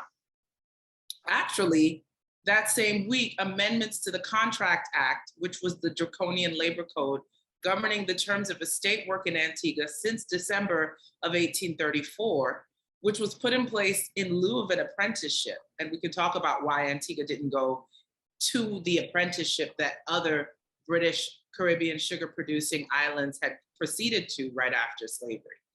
But there are some really interesting contradictions that align it with all of the other islands that did actually institute apprenticeship, because again, the goal was still to bring forth a tidy transition to freedom that did not interrupt the labor that would be remitted to the estates. So the Contract Act as a legal labor code had been amended that week, stipulating that merely living on an estate automatically meant entrance into a year-long labor contract. There were other smaller amendments attached to that, but freed people circulated rumors that these amendments actually involved reparative measures and claimed rights to their putative benefits. In so doing, Black working people were imploring authorities in the metropole to defend their interests against their oppressors on the island. So Black working people in Antigua had enough access to information concerning the colony's governance, whether through the press or by eavesdropping on elite conversations, to discover that the law that was most critical to their lives and their livelihoods would be modified on or around August the 1st, 1835. Some may have even learned that British officials had demanded that Antiguan legislators moderate some of the harsher provisions in the original version of this code. The strikers may have genuinely mistaken the Act's modifications as redounding purely to their benefit, or more likely, they deliberately misinterpreted the provision tying housing to compulsory labor to stake out a negotiating position. Their insistent efforts at socioeconomic advancement prompted their attempt to alter the Contract Act's terms and their demand that the state grant them the kind of material benefits that would foster a more meaningful freedom that was not attached to the Emancipation Act. Authorities, in the meanwhile, had best interest in billing this episode as just an example of Black working people's folly. But free people had clear economic and political interests at stake, as their demands concerned the tools for social and political advancement. Material means secured social power. By law, the right to the franchise at the time in Antigua hinged on the possession of a certain amount of money, land, or the lease or ownership of a house judged to be of a certain value. Since land, homes, and money, the three main expectations articulated by the strikers as demands, were what qualified the island's residents for electoral participation. Their goals could have extended beyond basic material gains to something a bit more directly able to challenge the existing political exclusionary system as it stood at the time. The authorities quickly thwarted what was a small scale but significant collective action. The nature of free people's demands and the timing of the strike to coincide with the anniversary of emancipation reveals their perception that freedom was incomplete. The surviving documentation says too little about their individual demands to allow us to conclude that everybody who came to the strike shared the same goals. But Black laborers all over the island knew that improvements in their economic and social standing could only be won through mass effort. The passage of August 1st reminded freed Antiguans that abolition marked not the end, but again, the beginning of a decades-long struggle to truly feel free.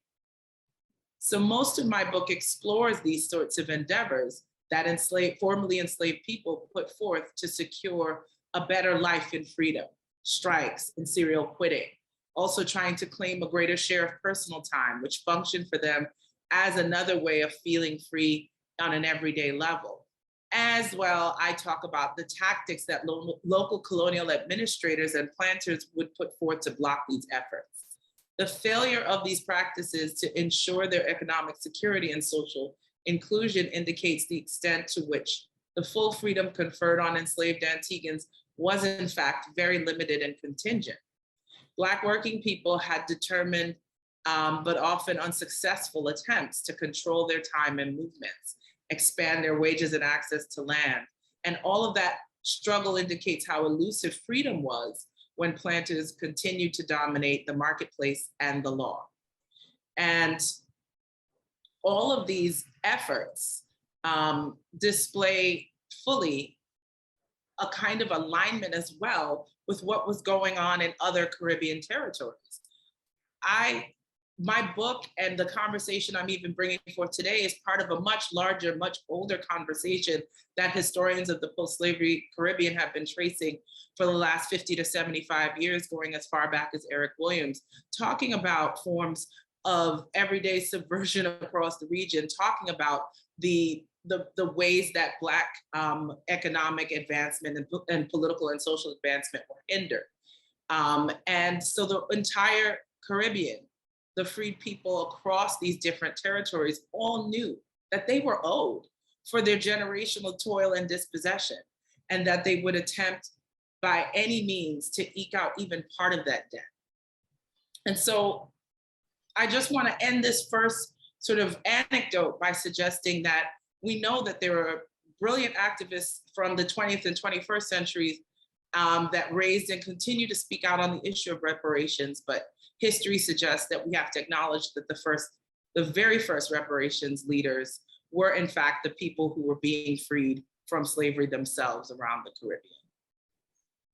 So to switch gears to the present, the intensified attention to reparations from universities like Cambridge and others, from the press, from heads of government, and from other private institutions like banks, have all shown that the pursuit of reparatory justice has moved from this lonely path that was trod by our forebears, like those freed people in Antigua and their small unsuccessful strike, to now occupy a place of urgent, central, global, and political significance.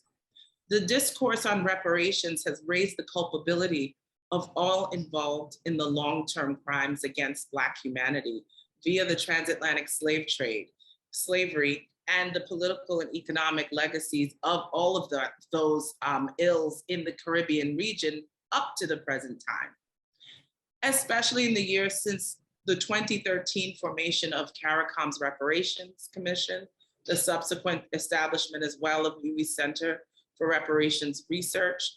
All of these moments have become touchstones in a conversation about reparations that has shifted from the fringes to the center of public debates in the Caribbean and its diasporas, with implications for shared understandings of many post-colonial problems plaguing the Caribbean, like questions about governance, questions about economic struggle still to this day and instability, ongoing climate and environmental vulnerabilities, and now the massive recovery efforts required to navigate a post-COVID world, if that can even ever be a thing.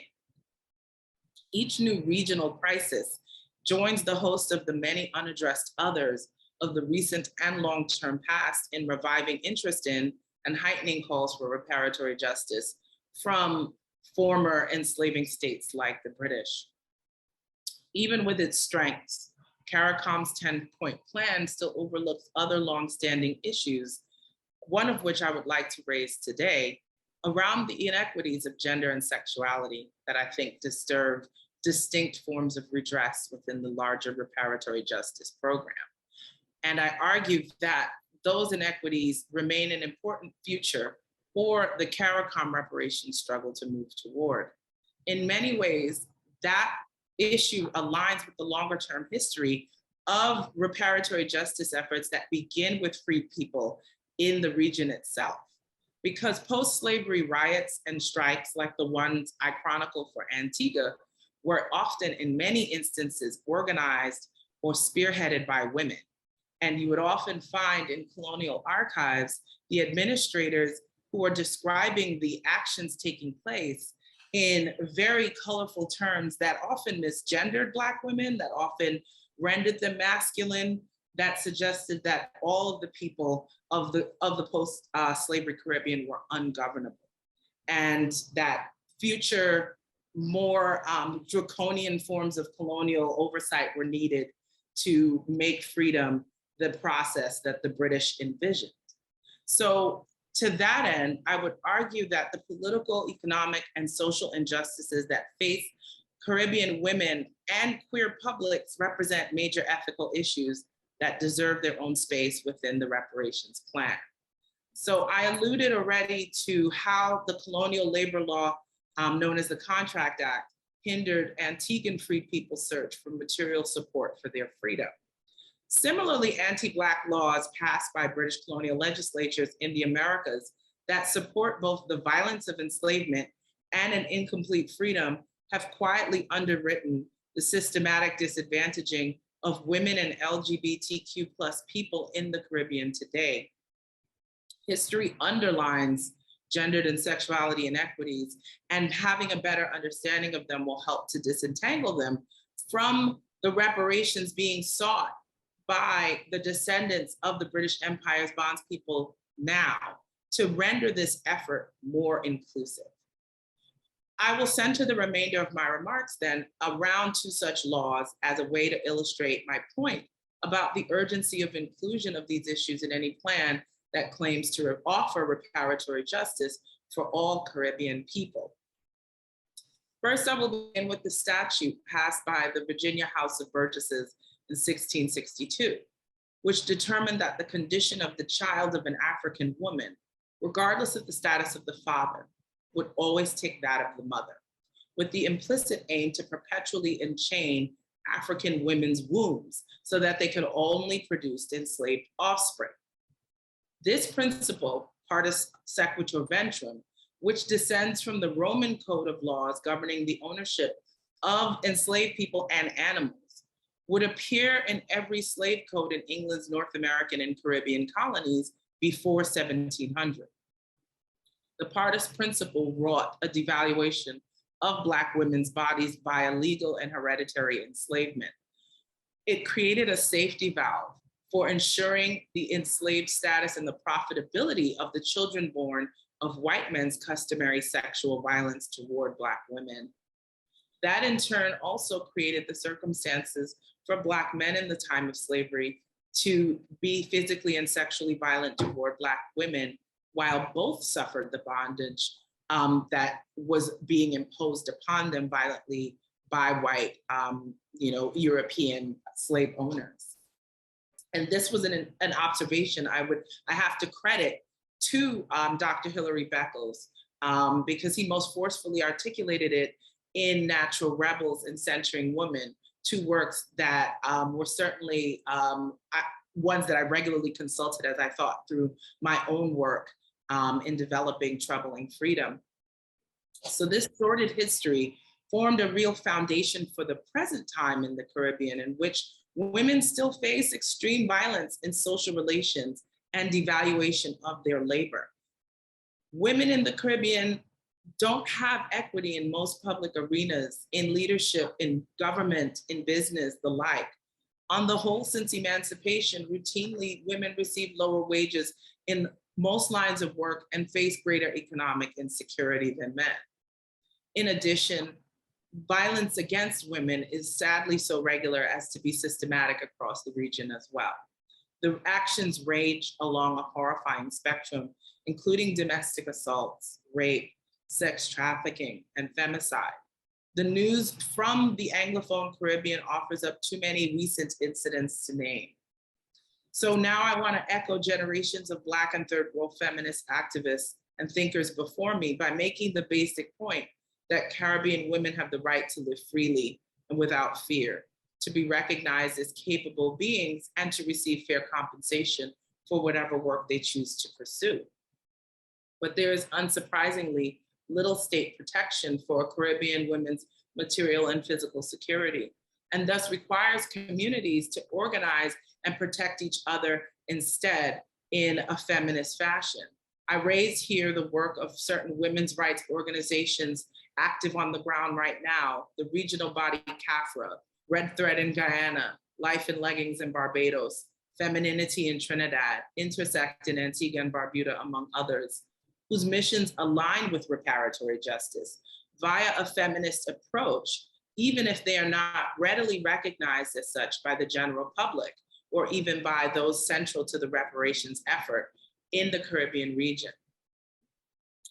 Anxieties around queer sexualities and the violence that befalls queer people also remain tied to the historical justice of enslavery, its legal underpinnings, and its still unmet repair as well.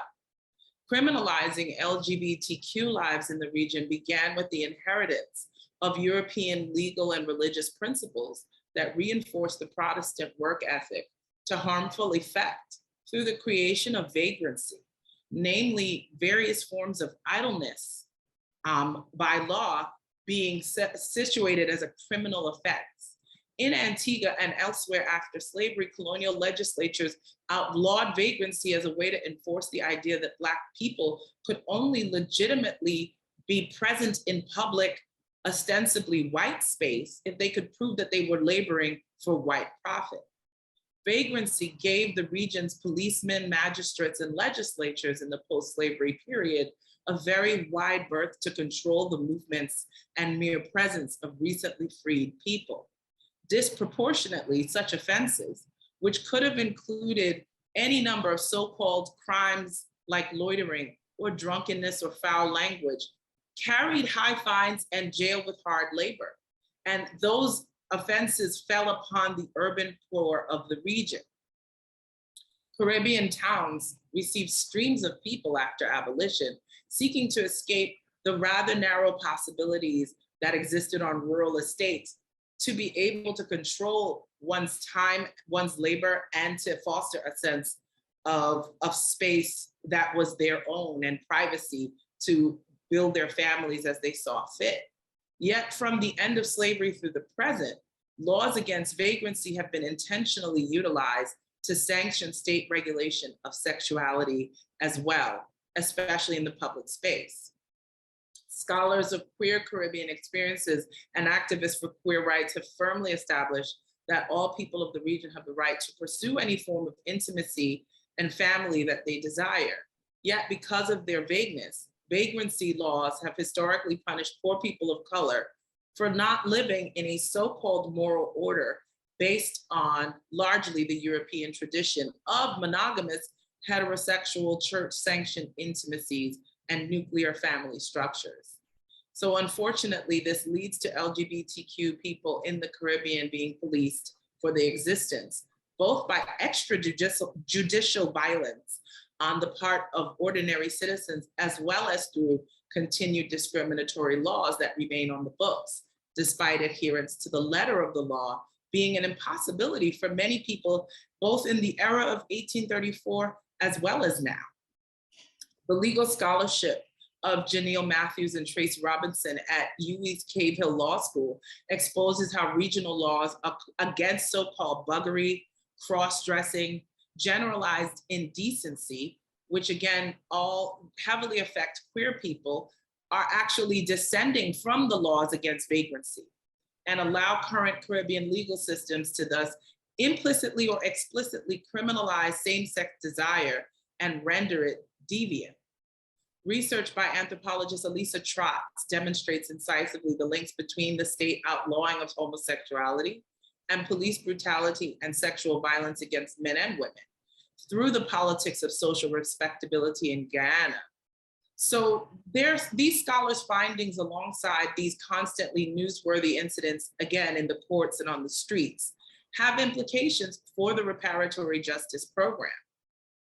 All of the Caribbean peoples suffer from the legacy of slavery, for sure, but some suffer and in silence more than others. So here I want to name some organizations working for mutual aid and protection for queer people across the region in the face of state inaction and popular ostracism, including CAISO in Trinidad, ECAD for the Eastern Caribbean, JFLAG in Jamaica, and SHE in Barbados. These organizations and others try to work against the entrenchment of troubled gendered and sexual relations across our region and expose what are constant intersections of gender and sexual inequity with other ongoing crises plaguing the Caribbean, including environmental fragility and poverty. So these necessary and multi-layered forms of advocacy begin a much needed and more complicated reckoning about Caribbean women and queer people's rightful claims to repair, not just from European colonial states, but also post-colonial European, Caribbean governments that uphold anti-Blackness, misogyny, and homophobia. I would suggest that there remains room for distinct points to be added to CARICOM's reparations plan for general education around gender and sexuality and the routes to material and political equity for women and queer communities in terms of wages and healthcare and physical safety.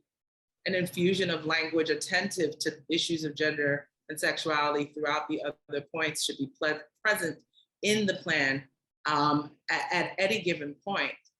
I've attended some CARICOM reparations meetings and learned so much about how the discourse has developed and where the struggle is being envisioned to go. And members have noted in those meetings that various portions of civil society in the Caribbean need to join the struggle for reparations to boost the movement's viability.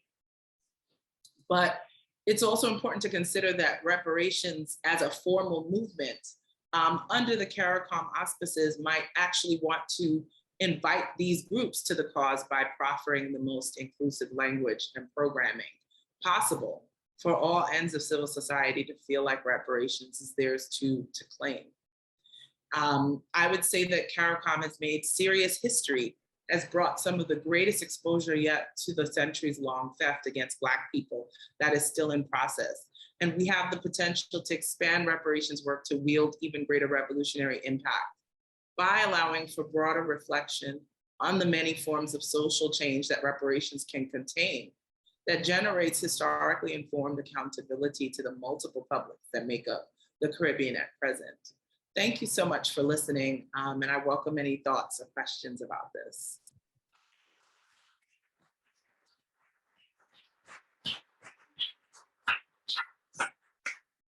Thank you so much to Dr. Lightfoot for that talk, connecting past and present for us. We're going to come to questions at the end of the session, and we've got until 4:30 when those of you going on the Equiano tour will need to head off. So we're going to move straight on now to our next speaker. Obviously, it wouldn't be a session at this conference without a UChicago alum, and so we have one here for you. We have next up Theodore Francis from Abilene Christian University. Dr. Francis is a historian of the African diaspora, mainly focusing on Bermuda. His first book was Prudent Rebels, Bermudians in the First Age of Revolution, and he's currently writing a book on African-American tourism in Bermuda and desegregation. So, Dr. Francis, please.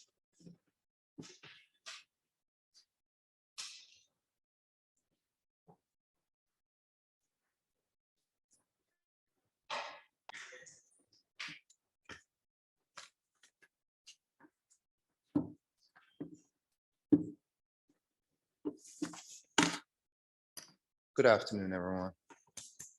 Okay. Clearly not the Bermuda response, but that's fine. I know you do things differently in Cambridge. Yeah, I thought this was the Caribbean. I thought this was the Caribbean session. So, you know, good afternoon once again, everyone. Thank you. Thank you for your time and thank you for that kind introduction. And I'm very pleased to be a participant in this very much groundbreaking conference. So, be that as it may.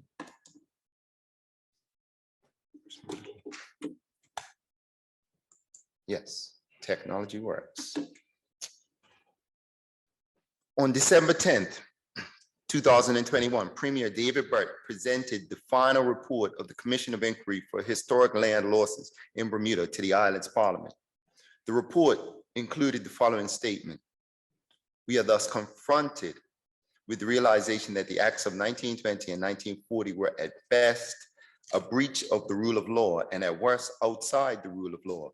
Having come to this conclusion, the Commission of Inquiry is naturally faced with the question of what now? The COI recommends the following, that the government formally apologizes for the absence or the breach of the rule of law that existed at the time that and animated the expropriations in question. An apology is a first step for collective healing. The government should formally initiate work on reparations. While the Commission can only speak regarding the expropriation of property occurring through breaches of rule of law, the Commission acknowledges that other breaches of the rule of law, such as slavery and segregation, also warrant healing. As such, the government should consider a wider remit for this work on reparations and include those other breaches of the rule of law.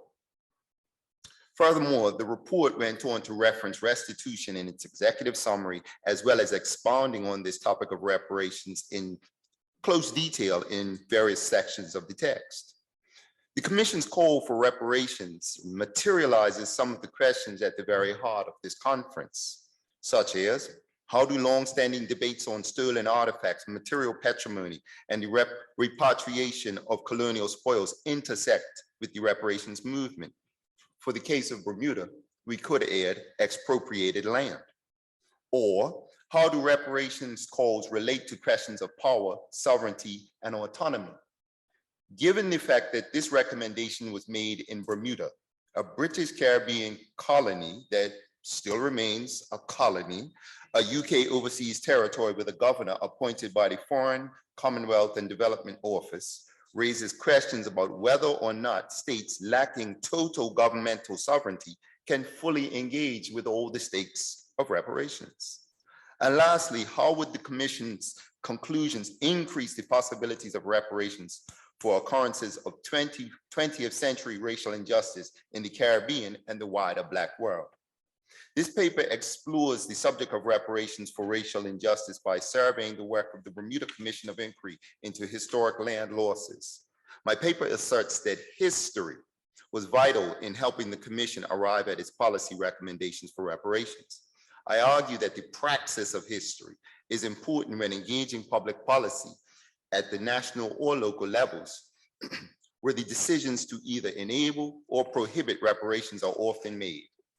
In this paper, I hope to do the following: briefly introduce the Commission of Inquiry as well as sketch out its developments, give an overview of the historical research that myself and my partner, as well as the archivists, took part in as our work as the contracted historians for the Commission of Inquiry. 3, identify examples of the praxis of history by making reference to some of the research work we conducted on Turkestan, and then conclude with some thoughts about approaches. The Commission of Inquiry was established in October 2019 to address long-standing public dissatisfaction over several issues related to land seizures that had occurred in the island over a long stretch of time. In formal terms, its kind of remit of reference was fivefold. They were meant to inquire into historic losses of citizens' property in Bermuda through theft, dispossession, adverse possession claims, as well as any type of unlawful or what was deemed irregular means. Next, they were supposed to collect and collate any and all evidence and information available regarding to the nature and extent of these historic land losses. 3, prepare a list of all lands to which these losses are relating. 4, identify any persons, individuals, or corporate bodies that were responsible for historic losses of property. And then finally, refer any matters to the Director of Public Prosecutions for further action that may be deemed necessary. However, there were 2 very egregious examples looming in the collective memories of many Black Islanders. The first was a compulsory land seizure or land purchase and forced removal of hundreds of residents to construct a segregated hotel, golf course, and vacation cottage colony known as the Mid-Ocean Club in an East End enclave of the island, which was the home to mostly Black farmers and fishermen, known as Turkestan in the 1920s. The second major expropriation of land, which is taking place in the 20th century in Bermuda, stemmed from the construction of US bases during World War II in a rural community known as St. David's Island during the 1940s, when the United States developed their Air Force base as well as naval base stations in other parts of the island. Some would argue that these compulsory purchases were tantamount to theft, and that it was impossible for islanders to negotiate fairly with people who were being sent there or governmentally empowered to seize their land almost immediately. While others often claimed that the ends justified the means, since things like tourism development and supporting the war effort against Hitler were necessities that Bermuda could never refuse.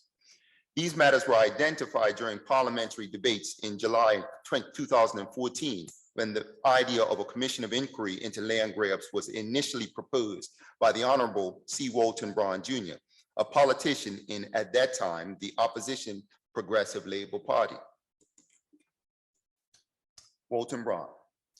Braun was a former college lecturer and an avid historian who was an advocate for independence, racial equity, and reparations. Realizing that restitution for the land grabs in Turkestan, as well as St. David's and other parts of the island, would not be forthcoming from the colonial government without a full investigation, Mr. Brown raised a successful parliamentary motion on July 4th, 2014, proposing that the governor open an investigation into these events using a commission of inquiry. Governor Ferguson, however, rejected the parliament's request for an investigation, stating that in neither of these cases do I consider that there is specific enough case that injustices were done in the past that would merit the establishment of a commission, end quote. The governor's refusal to investigate the land expropriations were met with complaints from Braun, as well as his fellow Progressive Labor Party colleagues, that included things like threats to boycott the parliament, a bunch of nasty tweets about the governor, and of course, some more formal requests to have the governor recalled. At the grassroots level, Braun's actions were supported by popular protests that culminated with a demonstration march to Government House on July 14, 2014, July 15th, sorry, 2014, including several activists making speeches endorsing an investigation and full restitution to Bermudians displaced by hotel development in Turkestan, as well as the building of bases, as well as the investigation of many other issues. Unfortunately, this is just a photograph from the demonstration in July 2014 at the steps of the governor's house. Full disclosure, the man in the white baseball cap is my dad. Bermuda. Okay, yeah. Unfortunately, Braun passed away before suddenly in October 2019, leaving a vacuum in this leadership on the issue of reparations, as well as the investigation of historic land losses. However, Braun's death spurred his political colleagues, now in the government seat, in the seat of government since a subsequent election in between 2014 and 2019. Now the Progressive Labor Party was able to seize the initiative and make a new demand for a commission of inquiry into land grabs. And the governor, John Rankin, granted the new request near the end of 2019.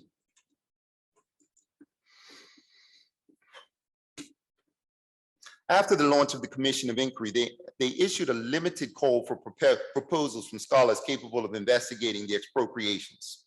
After being contacted by the commission, I emailed Dr. Keto Swan, who at that time was working at the University of Massachusetts. I believe right now he's at the University of Indiana.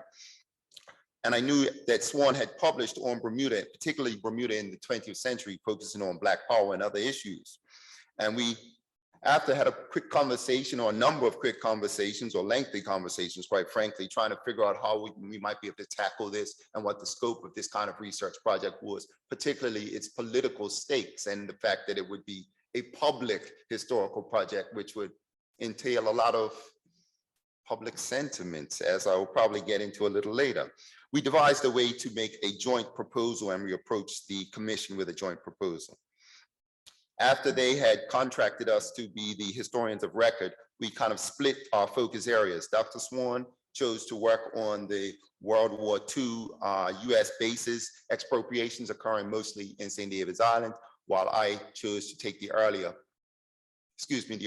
portion of the research in 1920s, dealing with Turkestan and the hotel expropriations to build a segregated resort.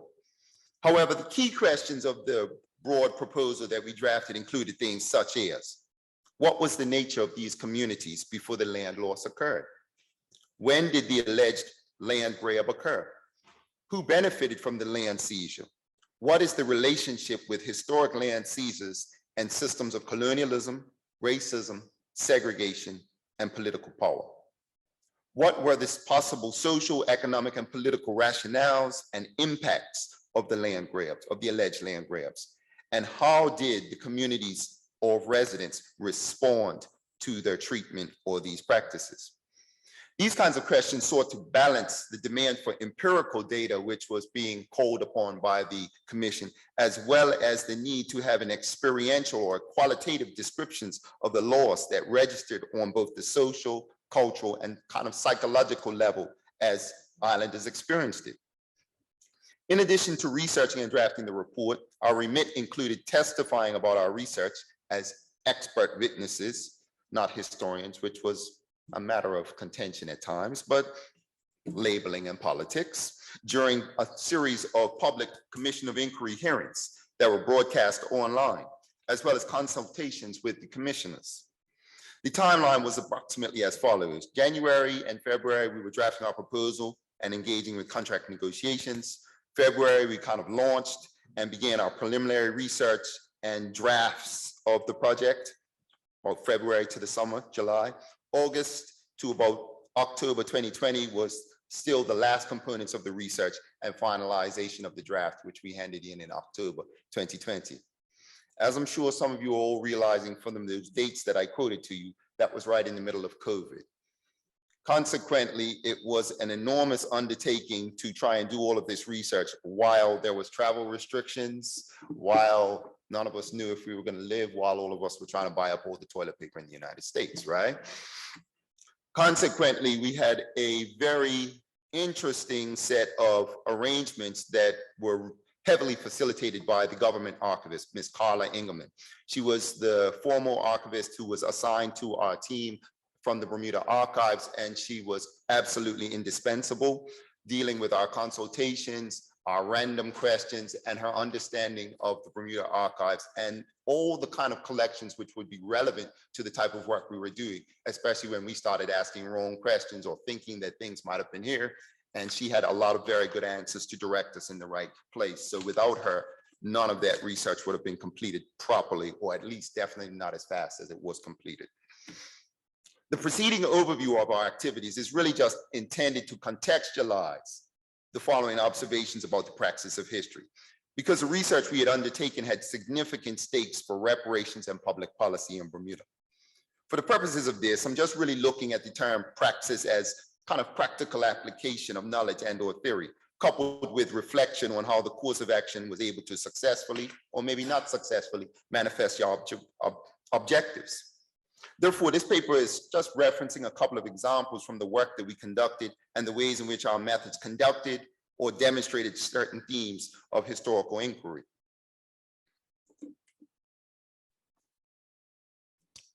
Decolonizing or diversifying the archive. Now, I understand this is a whole literature and people have a number of methodologies which try and decenter European approaches on archival work, but I'm not necessarily taking that track, which is its own lecture and its own study.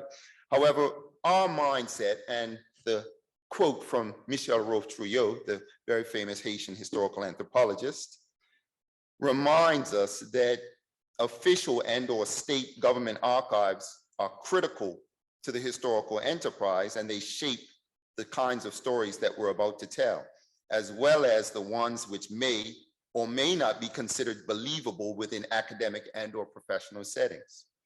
Oppressed people also experience the suppression of their stories.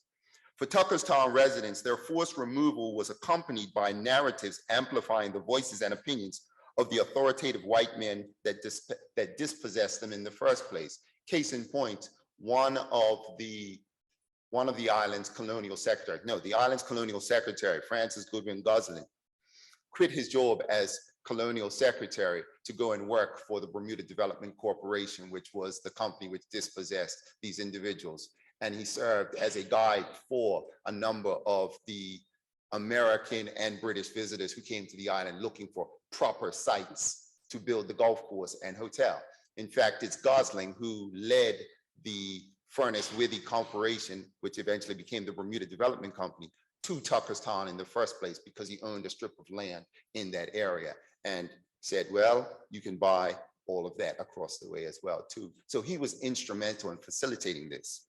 What I'm essentially saying is that there are quite a number of well-positioned members of parliament as well as colonial officials who were engaged in the dispossession of Tuckerstown residents. For Tuckerstown residents, their forced removal was accompanied by these narratives. And since these men were colonial legislators, governors, and other officials, they were better positioned to shape the narrative as well as the resulting archive, which later histories would be produced from. With respect to the Commission of Inquiry, its public hearings allowed members of the community to give testimony. These opportunities allowed Black community oral traditions on Tucker's Town to be shared and entered into the formal record contained in the final report that I referenced at the beginning of this talk. Accounts related to residents' dispossession and damage to the graves left by their former residents were given by Tucker's Town descendants and members of the Tucker's Town Historical Society, such as Keith Dubois, Eugene Stubble, and Mr. Danny Richardson.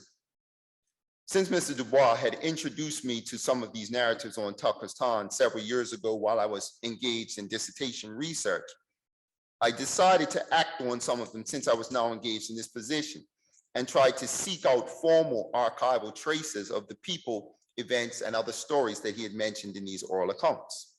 One productive line of inquiry involved Mrs. Dinah Smith, who was a Black Tucker's Town landowner who, according to the stories, refused the Bermuda Development Company's compulsory purchase on her land, fighting a long, extended court case. She remained in place until the police were actually sent to evict her from her land in 1924.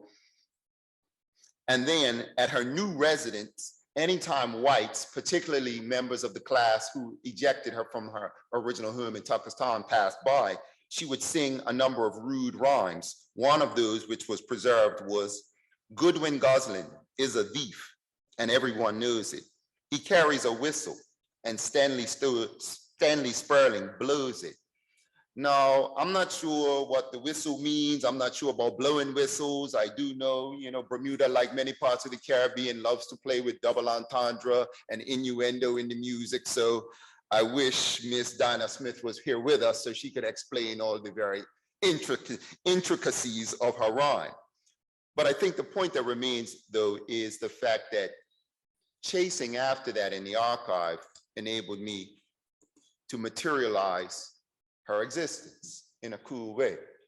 Unfortunately, this is not the record which was enjoyable for her to experience. However, we found her eviction notice as well as a summons from the court and the Bermuda Development Company versus Ms. Dinah Smith and her husband, Benjamin Smith, as well as the eviction notice that on the 4th day of June, 1924, the police force was sent, or the magistrate was sent to eject her from her land. This evidence of how the oral history kind of leads to archival discoveries is not necessarily new, but a useful method to support or maybe bolster the ways in which Black people remember or have a collective idea about the experiences of racial harm in the past. Next, the idea I want to embark on is this critiquing of master narratives. That's the other kind of area of practice that I think is useful or informs our work on reparations. The image on the right is from a tourism advertisement in the 1930s and displays tourists depicted as white bodies with Black bodies in positions of smiling service, and it kind of captures a kind of polite and pleasant social harmony under the colony's tourism economy of the time. Indeed, Bermuda's constant branding of itself as a tourist destination for more than a century has created a national and even a societal historical narrative that seeks to naturalize tourism, as well as the class deference and racial hierarchies which are embedded within it. As well, too, is its number of arguments that can be made as well. This is one of the reasons why Bermuda sees itself slightly different from other parts of the Caribbean, or even sometimes as the un-Caribbean, which is a discussion in and of itself. But nonetheless, these master narratives are quite prevalent. However, we saw them arise even during the work of the commission. We saw that it informed the ways in which people approached or thought about the land grabs in Tucker's Town and St. David's, and it informed the ways in which they were discussed. Indeed, many considered that since tourism was the bread and butter of Bermuda, then the removal of more than 100 landowners to construct a segregated resort was in fact a sensible sacrifice, or at least acceptable, because the ends justified the means. This was exacerbated by racist assumptions about the productivity or lack thereof of the original Tuckerstown residents. These and other related aspects of the master narrative were a feature of, the cross-examination during the public hearings. Indeed, while of course the council, Queen's Counsel Whitehall, was not present, so we don't know his full intentions. However, his line of questioning during my public testimony in October 2020, for example, the council diverted the discussion of the report and the history of the Tuckerstown landowners receiving less money according to race. In other words, when white landowners would be given a compulsory sale, on average, their price per acre was higher than when black landowners were given a compulsory sale or sent a compulsory sale. He diverted from that kind of discussion to inquire about exactly how much vegetables were being produced in Tuckerstown at said point before the expropriation. Recognizing now that Tuckerstown is not a parish, Tuckerstown is not the whole of Bermuda, so even the statistics on agriculture do not aggregate themselves to neighborhood, but rather to parish by parish statistics. So even those statistics would be difficult to ascertain even through a formal archive. However, the underlying assumption was this place really productive, as you claim?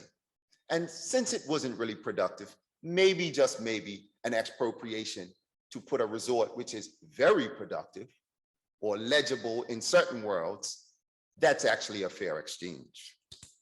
Furthermore, the QZ posited lines of questioning claiming that Bermuda needed foreign capital investment from Furness Withy and its segregated mid-ocean golf course because the post-war economy was in trouble. Therefore, any documentation of dissatisfied residents questioning or critiquing their compulsory sale prices was not relevant to the discussion. In the position of Queen's Counsel, he could largely lead the discussion, even though the report by October 2020 had been already drafted and submitted as evidence for the commission. But in terms of the public discussion of things, largely his line of questioning, informed by the master narrative, could direct the conversation, or at least the public portions of the conversation, depending on how I answered. Similarly, when the views of a contending scholar were introduced, the discussion shifted to the role of race. Professor Duncan McDowell, an author of a historical monograph on Bermuda tourism, also set forth a kind of ends justify the means framework, stating, and I quote, "Yes, the likes of Goodwin Gosling and Stanley Sperling waxed prosperous by attaching themselves to the hotels, nightclubs, and import businesses that thrived along Front Street and along the South Shore beaches. But at the same time, many ordinary Black and ordinary white Bermudians found personal prosperity in the service industries that made Bermuda one of the premier carriage trade tourism destinations.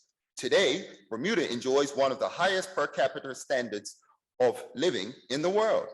Ergo, the expropriation of over 300 acres of land was somehow justified by reason of 2020, Bermuda has a high standard of living and a very well-functioning tourism system.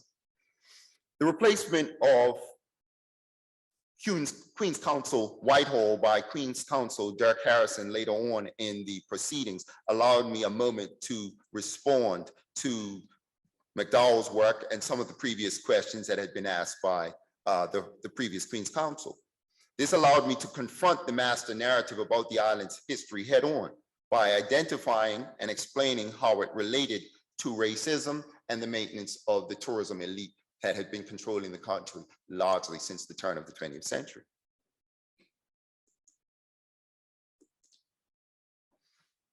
In conclusion, Miguel Collins, famous reggae DJ, probably better known as Sizzla Kalonji, but still, he wrote that, "Uno owe me, but you never pay. For the wrongs they were done, there would be no getaway. It do no good if you run, Babylon." The song addresses unpaid wrongs, but shifts to a spiritual or a kind of divine concept of retribution on Babylon for the wrongs they have done, rather than on the acquisition of material reparations. Why am I referencing this? Because Black communities throughout the diaspora abound with stories of depredation, expropriation, sufferation, and oppression at the hands of a variety of folks within the political economies that they exist, whether it's colonial or post-colonial. However, these accounts do not always register these stories in ways in which the systems of public policy are willing to acknowledge. We can feel a reggae artist's desire for divine retribution or some other kind of spiritual payback, or even a type of material payback, but those are not legible to the systems of public policy, which are actually adjudicating the kinds of reparations some of us are seeking in this time. As historian works to reveal truths and record truths about the past within the context of reparations, this work emphasizes information that can be utilized by policymakers to support or possibly even deny claims. They find this information about past injustices and make them legible. Indeed, talk of reparations within Black communities often draws conflicted responses because there's a general agreement that our communities have endured countless wrongs, from slavery to land expropriations. However, there is always considerable doubt over whether or not the system will treat our sufferings as deserving of acknowledgement and redress. Because of this, historians hold a critical position within the reparations community, since they have the ability to document the past in ways that systems of authority may treat as actionable. However, the various forms of resistance that were displayed during the Bermuda Commission of Inquiry show that even attempts to manifest insurgent forms of liberatory historical scholarship are sometimes met by the forces of white supremacy in response whenever time history comes close to bringing public policy towards concluding for reparations.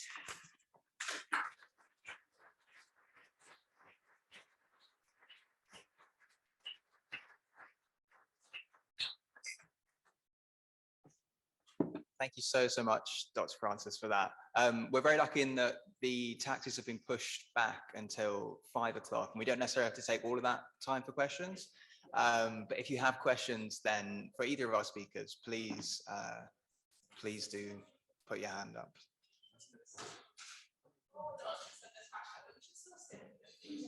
Yeah.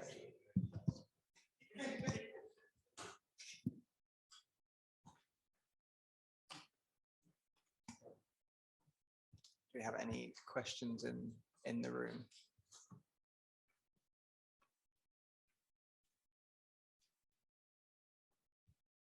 Yes. Thank you very much. Bermuda is an overseas territory of Britain. It's really still a colony. Yes, sir. How does that affect the question of reparations? Does it make it more difficult to make the case?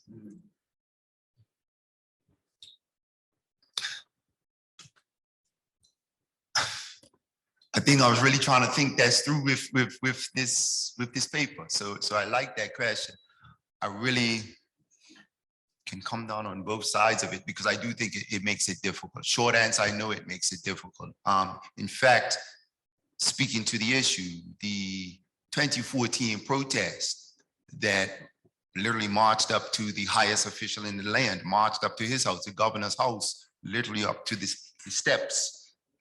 Side note, it's the largest private estate in Bermuda that is not a hotel, 30-something acres in tiny Bermuda.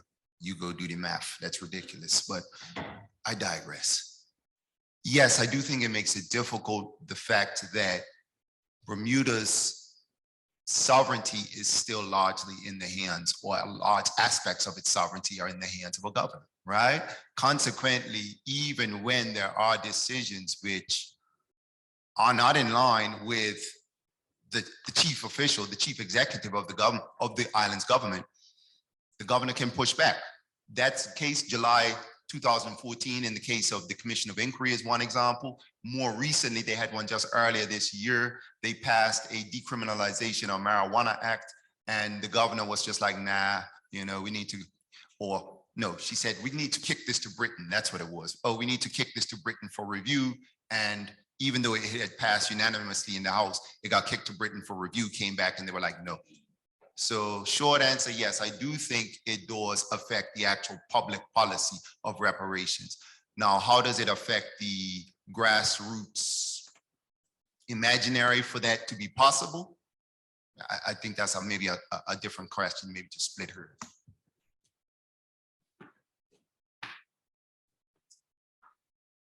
Thank you, Theo.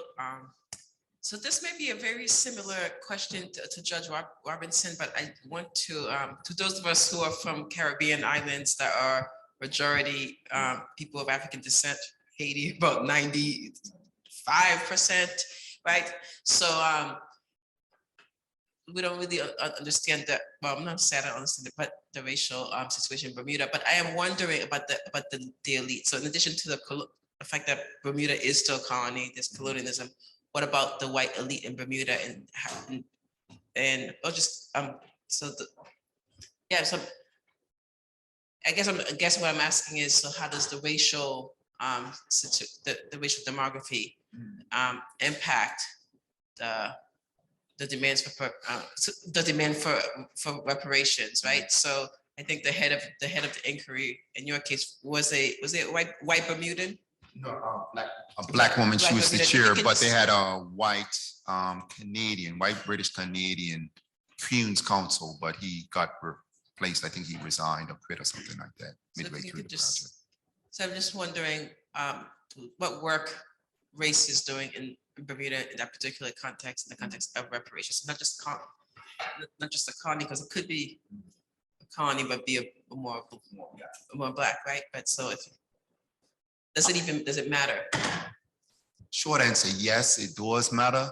The ways in which it does matter, I mean, largely this Tucker's Town matter probably, unless you really want to separate out for more so a very younger generation, and by younger I mean like 21 and younger. Largely, if you were to speak to if you were to poll the majority of the islands 70-something thousand people in Bermuda, it would really, how they feel about Tucker's Town would largely split over race. Yeah, you know, and it would be a narrow fraction, of course, of, you know, some black elites who kind of side with kind of white elites, but largely the Tucker's Town question, land expropriation question, is largely a kind of racialized framing, right? You would see it in terms of, you know, white elites would be like, well, you know, they got paid, somebody gave them something, and there's no kind of close analysis to how that expropriation played out, who got less, who got more, who didn't get at all, who got kicked off their land like Dinah Smith and others, right?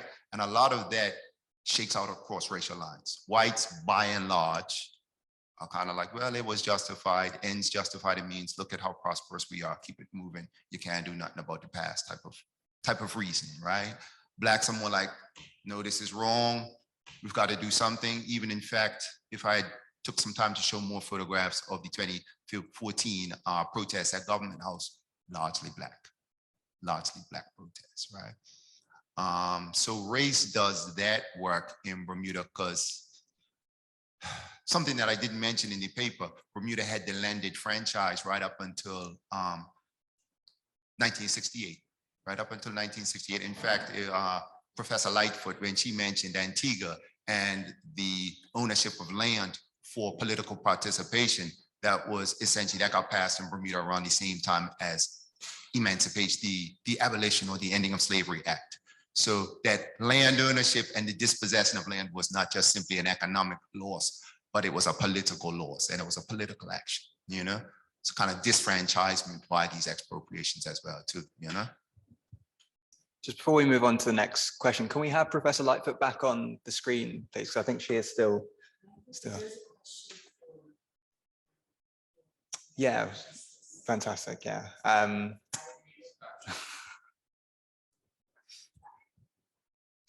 Okay, while we're retrieving the chat, who was next in the room? Sure. This question was for Dr. Francis. Thank you for a brilliant paper. And forgive me if this goes beyond the scope of, my question is not really geared towards what was the focus of your paper, but throughout the paper, I was really struck by references to song lyrics, poetry, other forms of cultural expression. And I'm just wondering if you might be interested in saying more about ways in which local Bermudan musicians, artists, other producers of culture have used forms of expression in this effort? Yeah. It's a method, right? Right. I mean, it's funny. It is a method. I mean, I think sometimes though,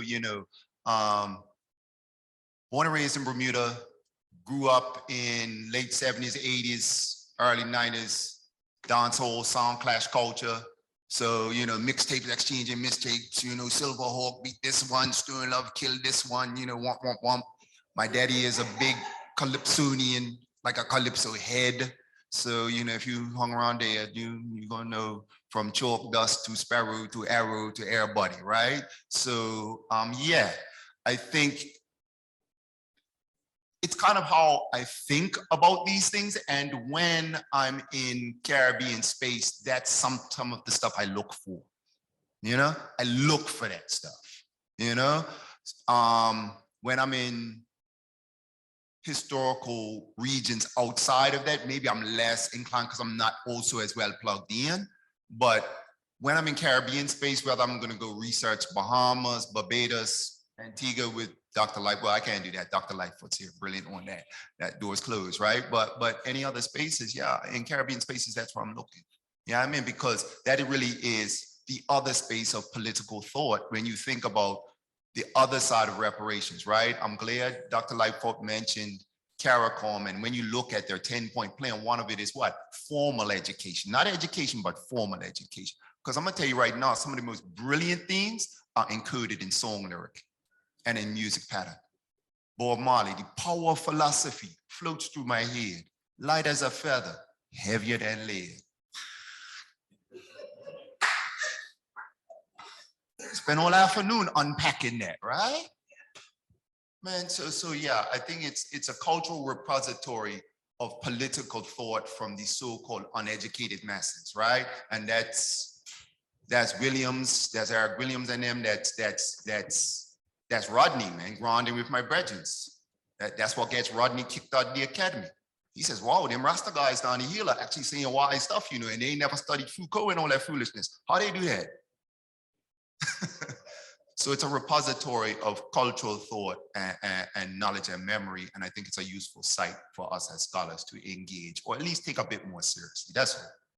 And I'll just add, somebody from the chat actually just made the point that I was going to make, just in agreement that the music of African-American descendants is its own archive and also a method of theoretical engagement. I just want to shout out Jacqueline because that's her comment, not mine. So I'm just reiterating it for the folks in the room if you're not able to see it.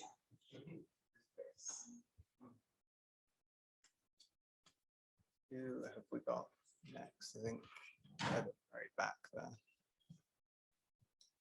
Thank you. I also got a question for you, Dr. Francis. So I think at the beginning you mentioned this inquiry, and you had a quote from the inquiry where breach or being outside the rule of law was the relevant benchmark. Now, for me as a lawyer, that sounds pretty general and odd. So do you know what they meant by rule of law? What was the sort of standard?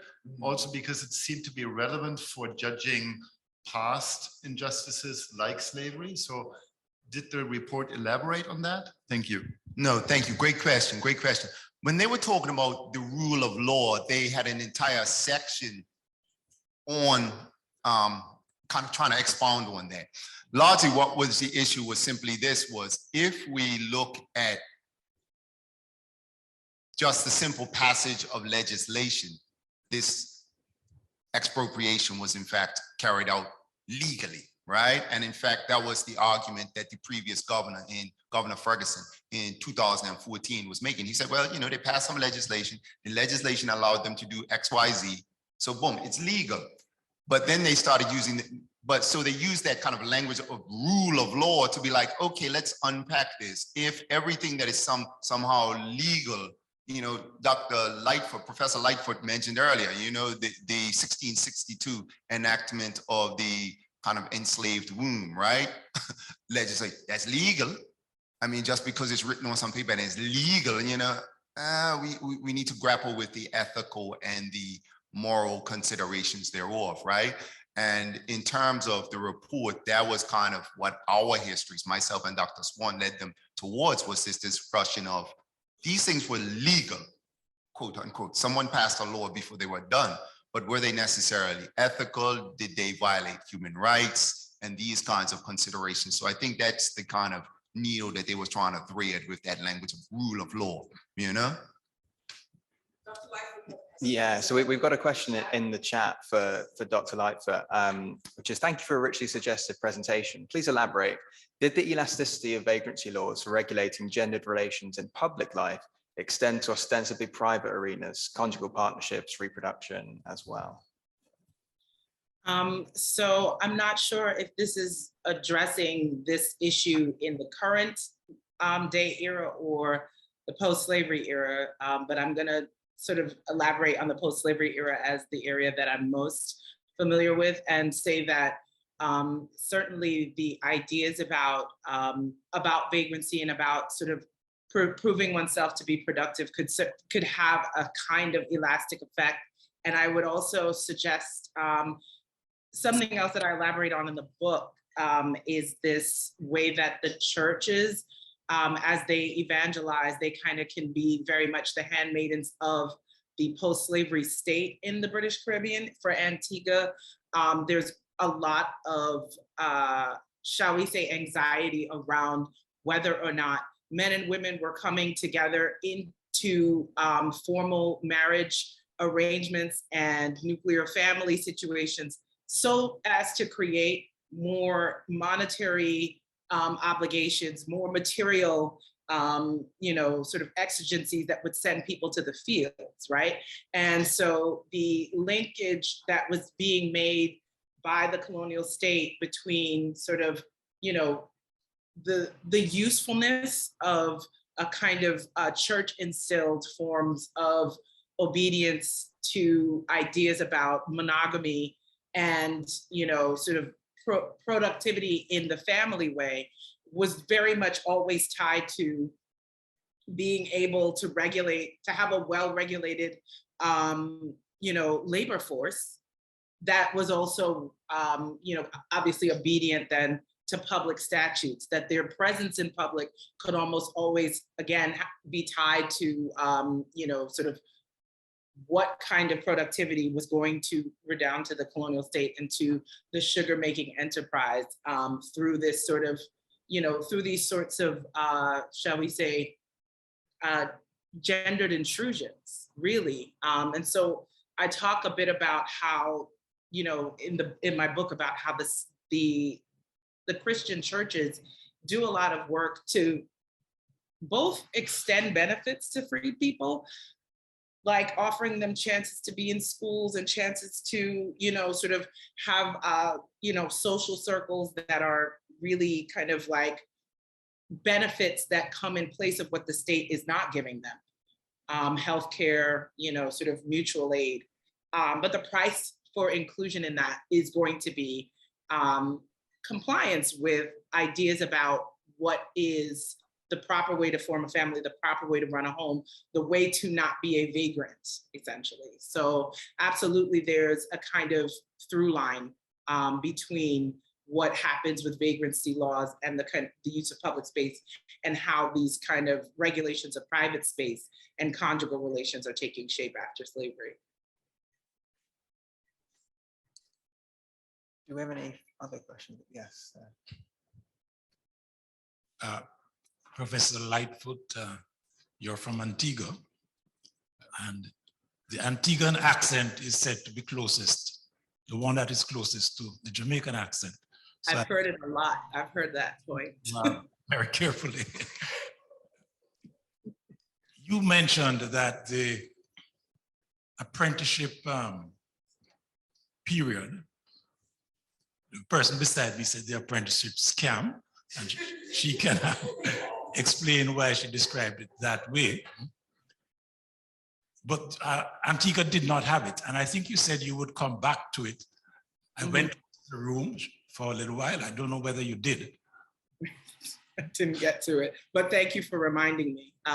So just to explain quickly, the Antiguan legislature actually has been, well, Antigua was built often in systems of colonial education that I heard kind of persisted well into, you know, kind of the late 20th century when emancipation was discussed, you know, in the British Caribbean, that there would be a kind of asterisk around Antigua, and Antigua would be sort of suggested to be this very standout humanitarian state for having skipped apprenticeship and gone straight to full freedom. And so, you know, I definitely did some digging after I kept seeing it in sort of general studies of the Caribbean and feeling a little bit like that does not line up with everything else that I know about the Antiguan legislature at the time. Turns out that they were interested in getting the compensation that was promised in the 1833 Act early.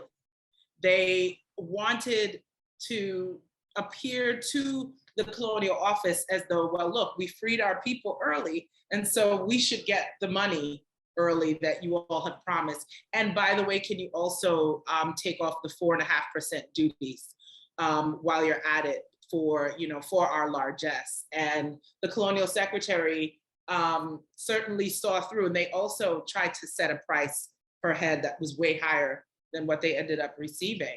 They wanted 30 pounds a slave on average for their compensation.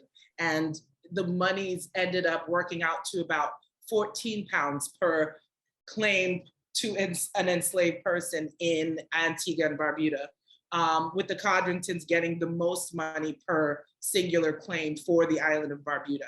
And the way that it worked was really about, you know, the colonial secretary saying, you all can do whatever you want, but this is how this process is going to go. And then the Antiguan legislature wanted to renege because they'd also been receiving pressure from other islands saying, this is a disastrous idea. This is going to create havoc, riot, etc. And, you know, the Antigua legislature thought that ultimately they had to proceed with the plan because they had already heavily advertised it. And so there would be risk of even further social chaos, even though their plan of getting compensated early was thwarted. They knew that there would be a lot more problems if they had advertised that they were going to full freedom and then instead had double backed on it and not done it. So what they did instead was to pass a freedom that ended up being regulated in all of these other ways after the fact, and essentially trying to encode so many unfair labor statutes, which came in the form of the Contract Act. And the Contract Act ended up governing labor relations in Antigua until, I believe it was definitely the 1930s strikes. So it stayed in place for at least a century. And there were all kinds of outrageous statutes. If you were absent for a day, you lose a week's pay. If you're absent for a week, you're fired, that kind of thing. It was just, you know, basically the concept of the Contract Act was in theory to protect both employers and employees, but in absolute practice, it was all about protecting the estates. So thank you for that question. Well, listen, I think we've probably worked our speakers hard enough and extended the stay long enough for everyone. So I think it just remains to thank them again for a really wonderful couple of papers.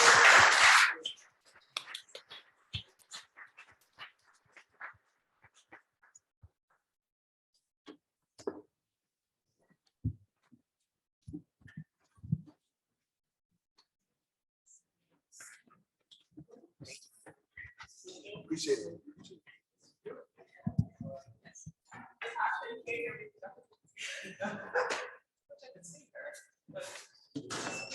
Great job.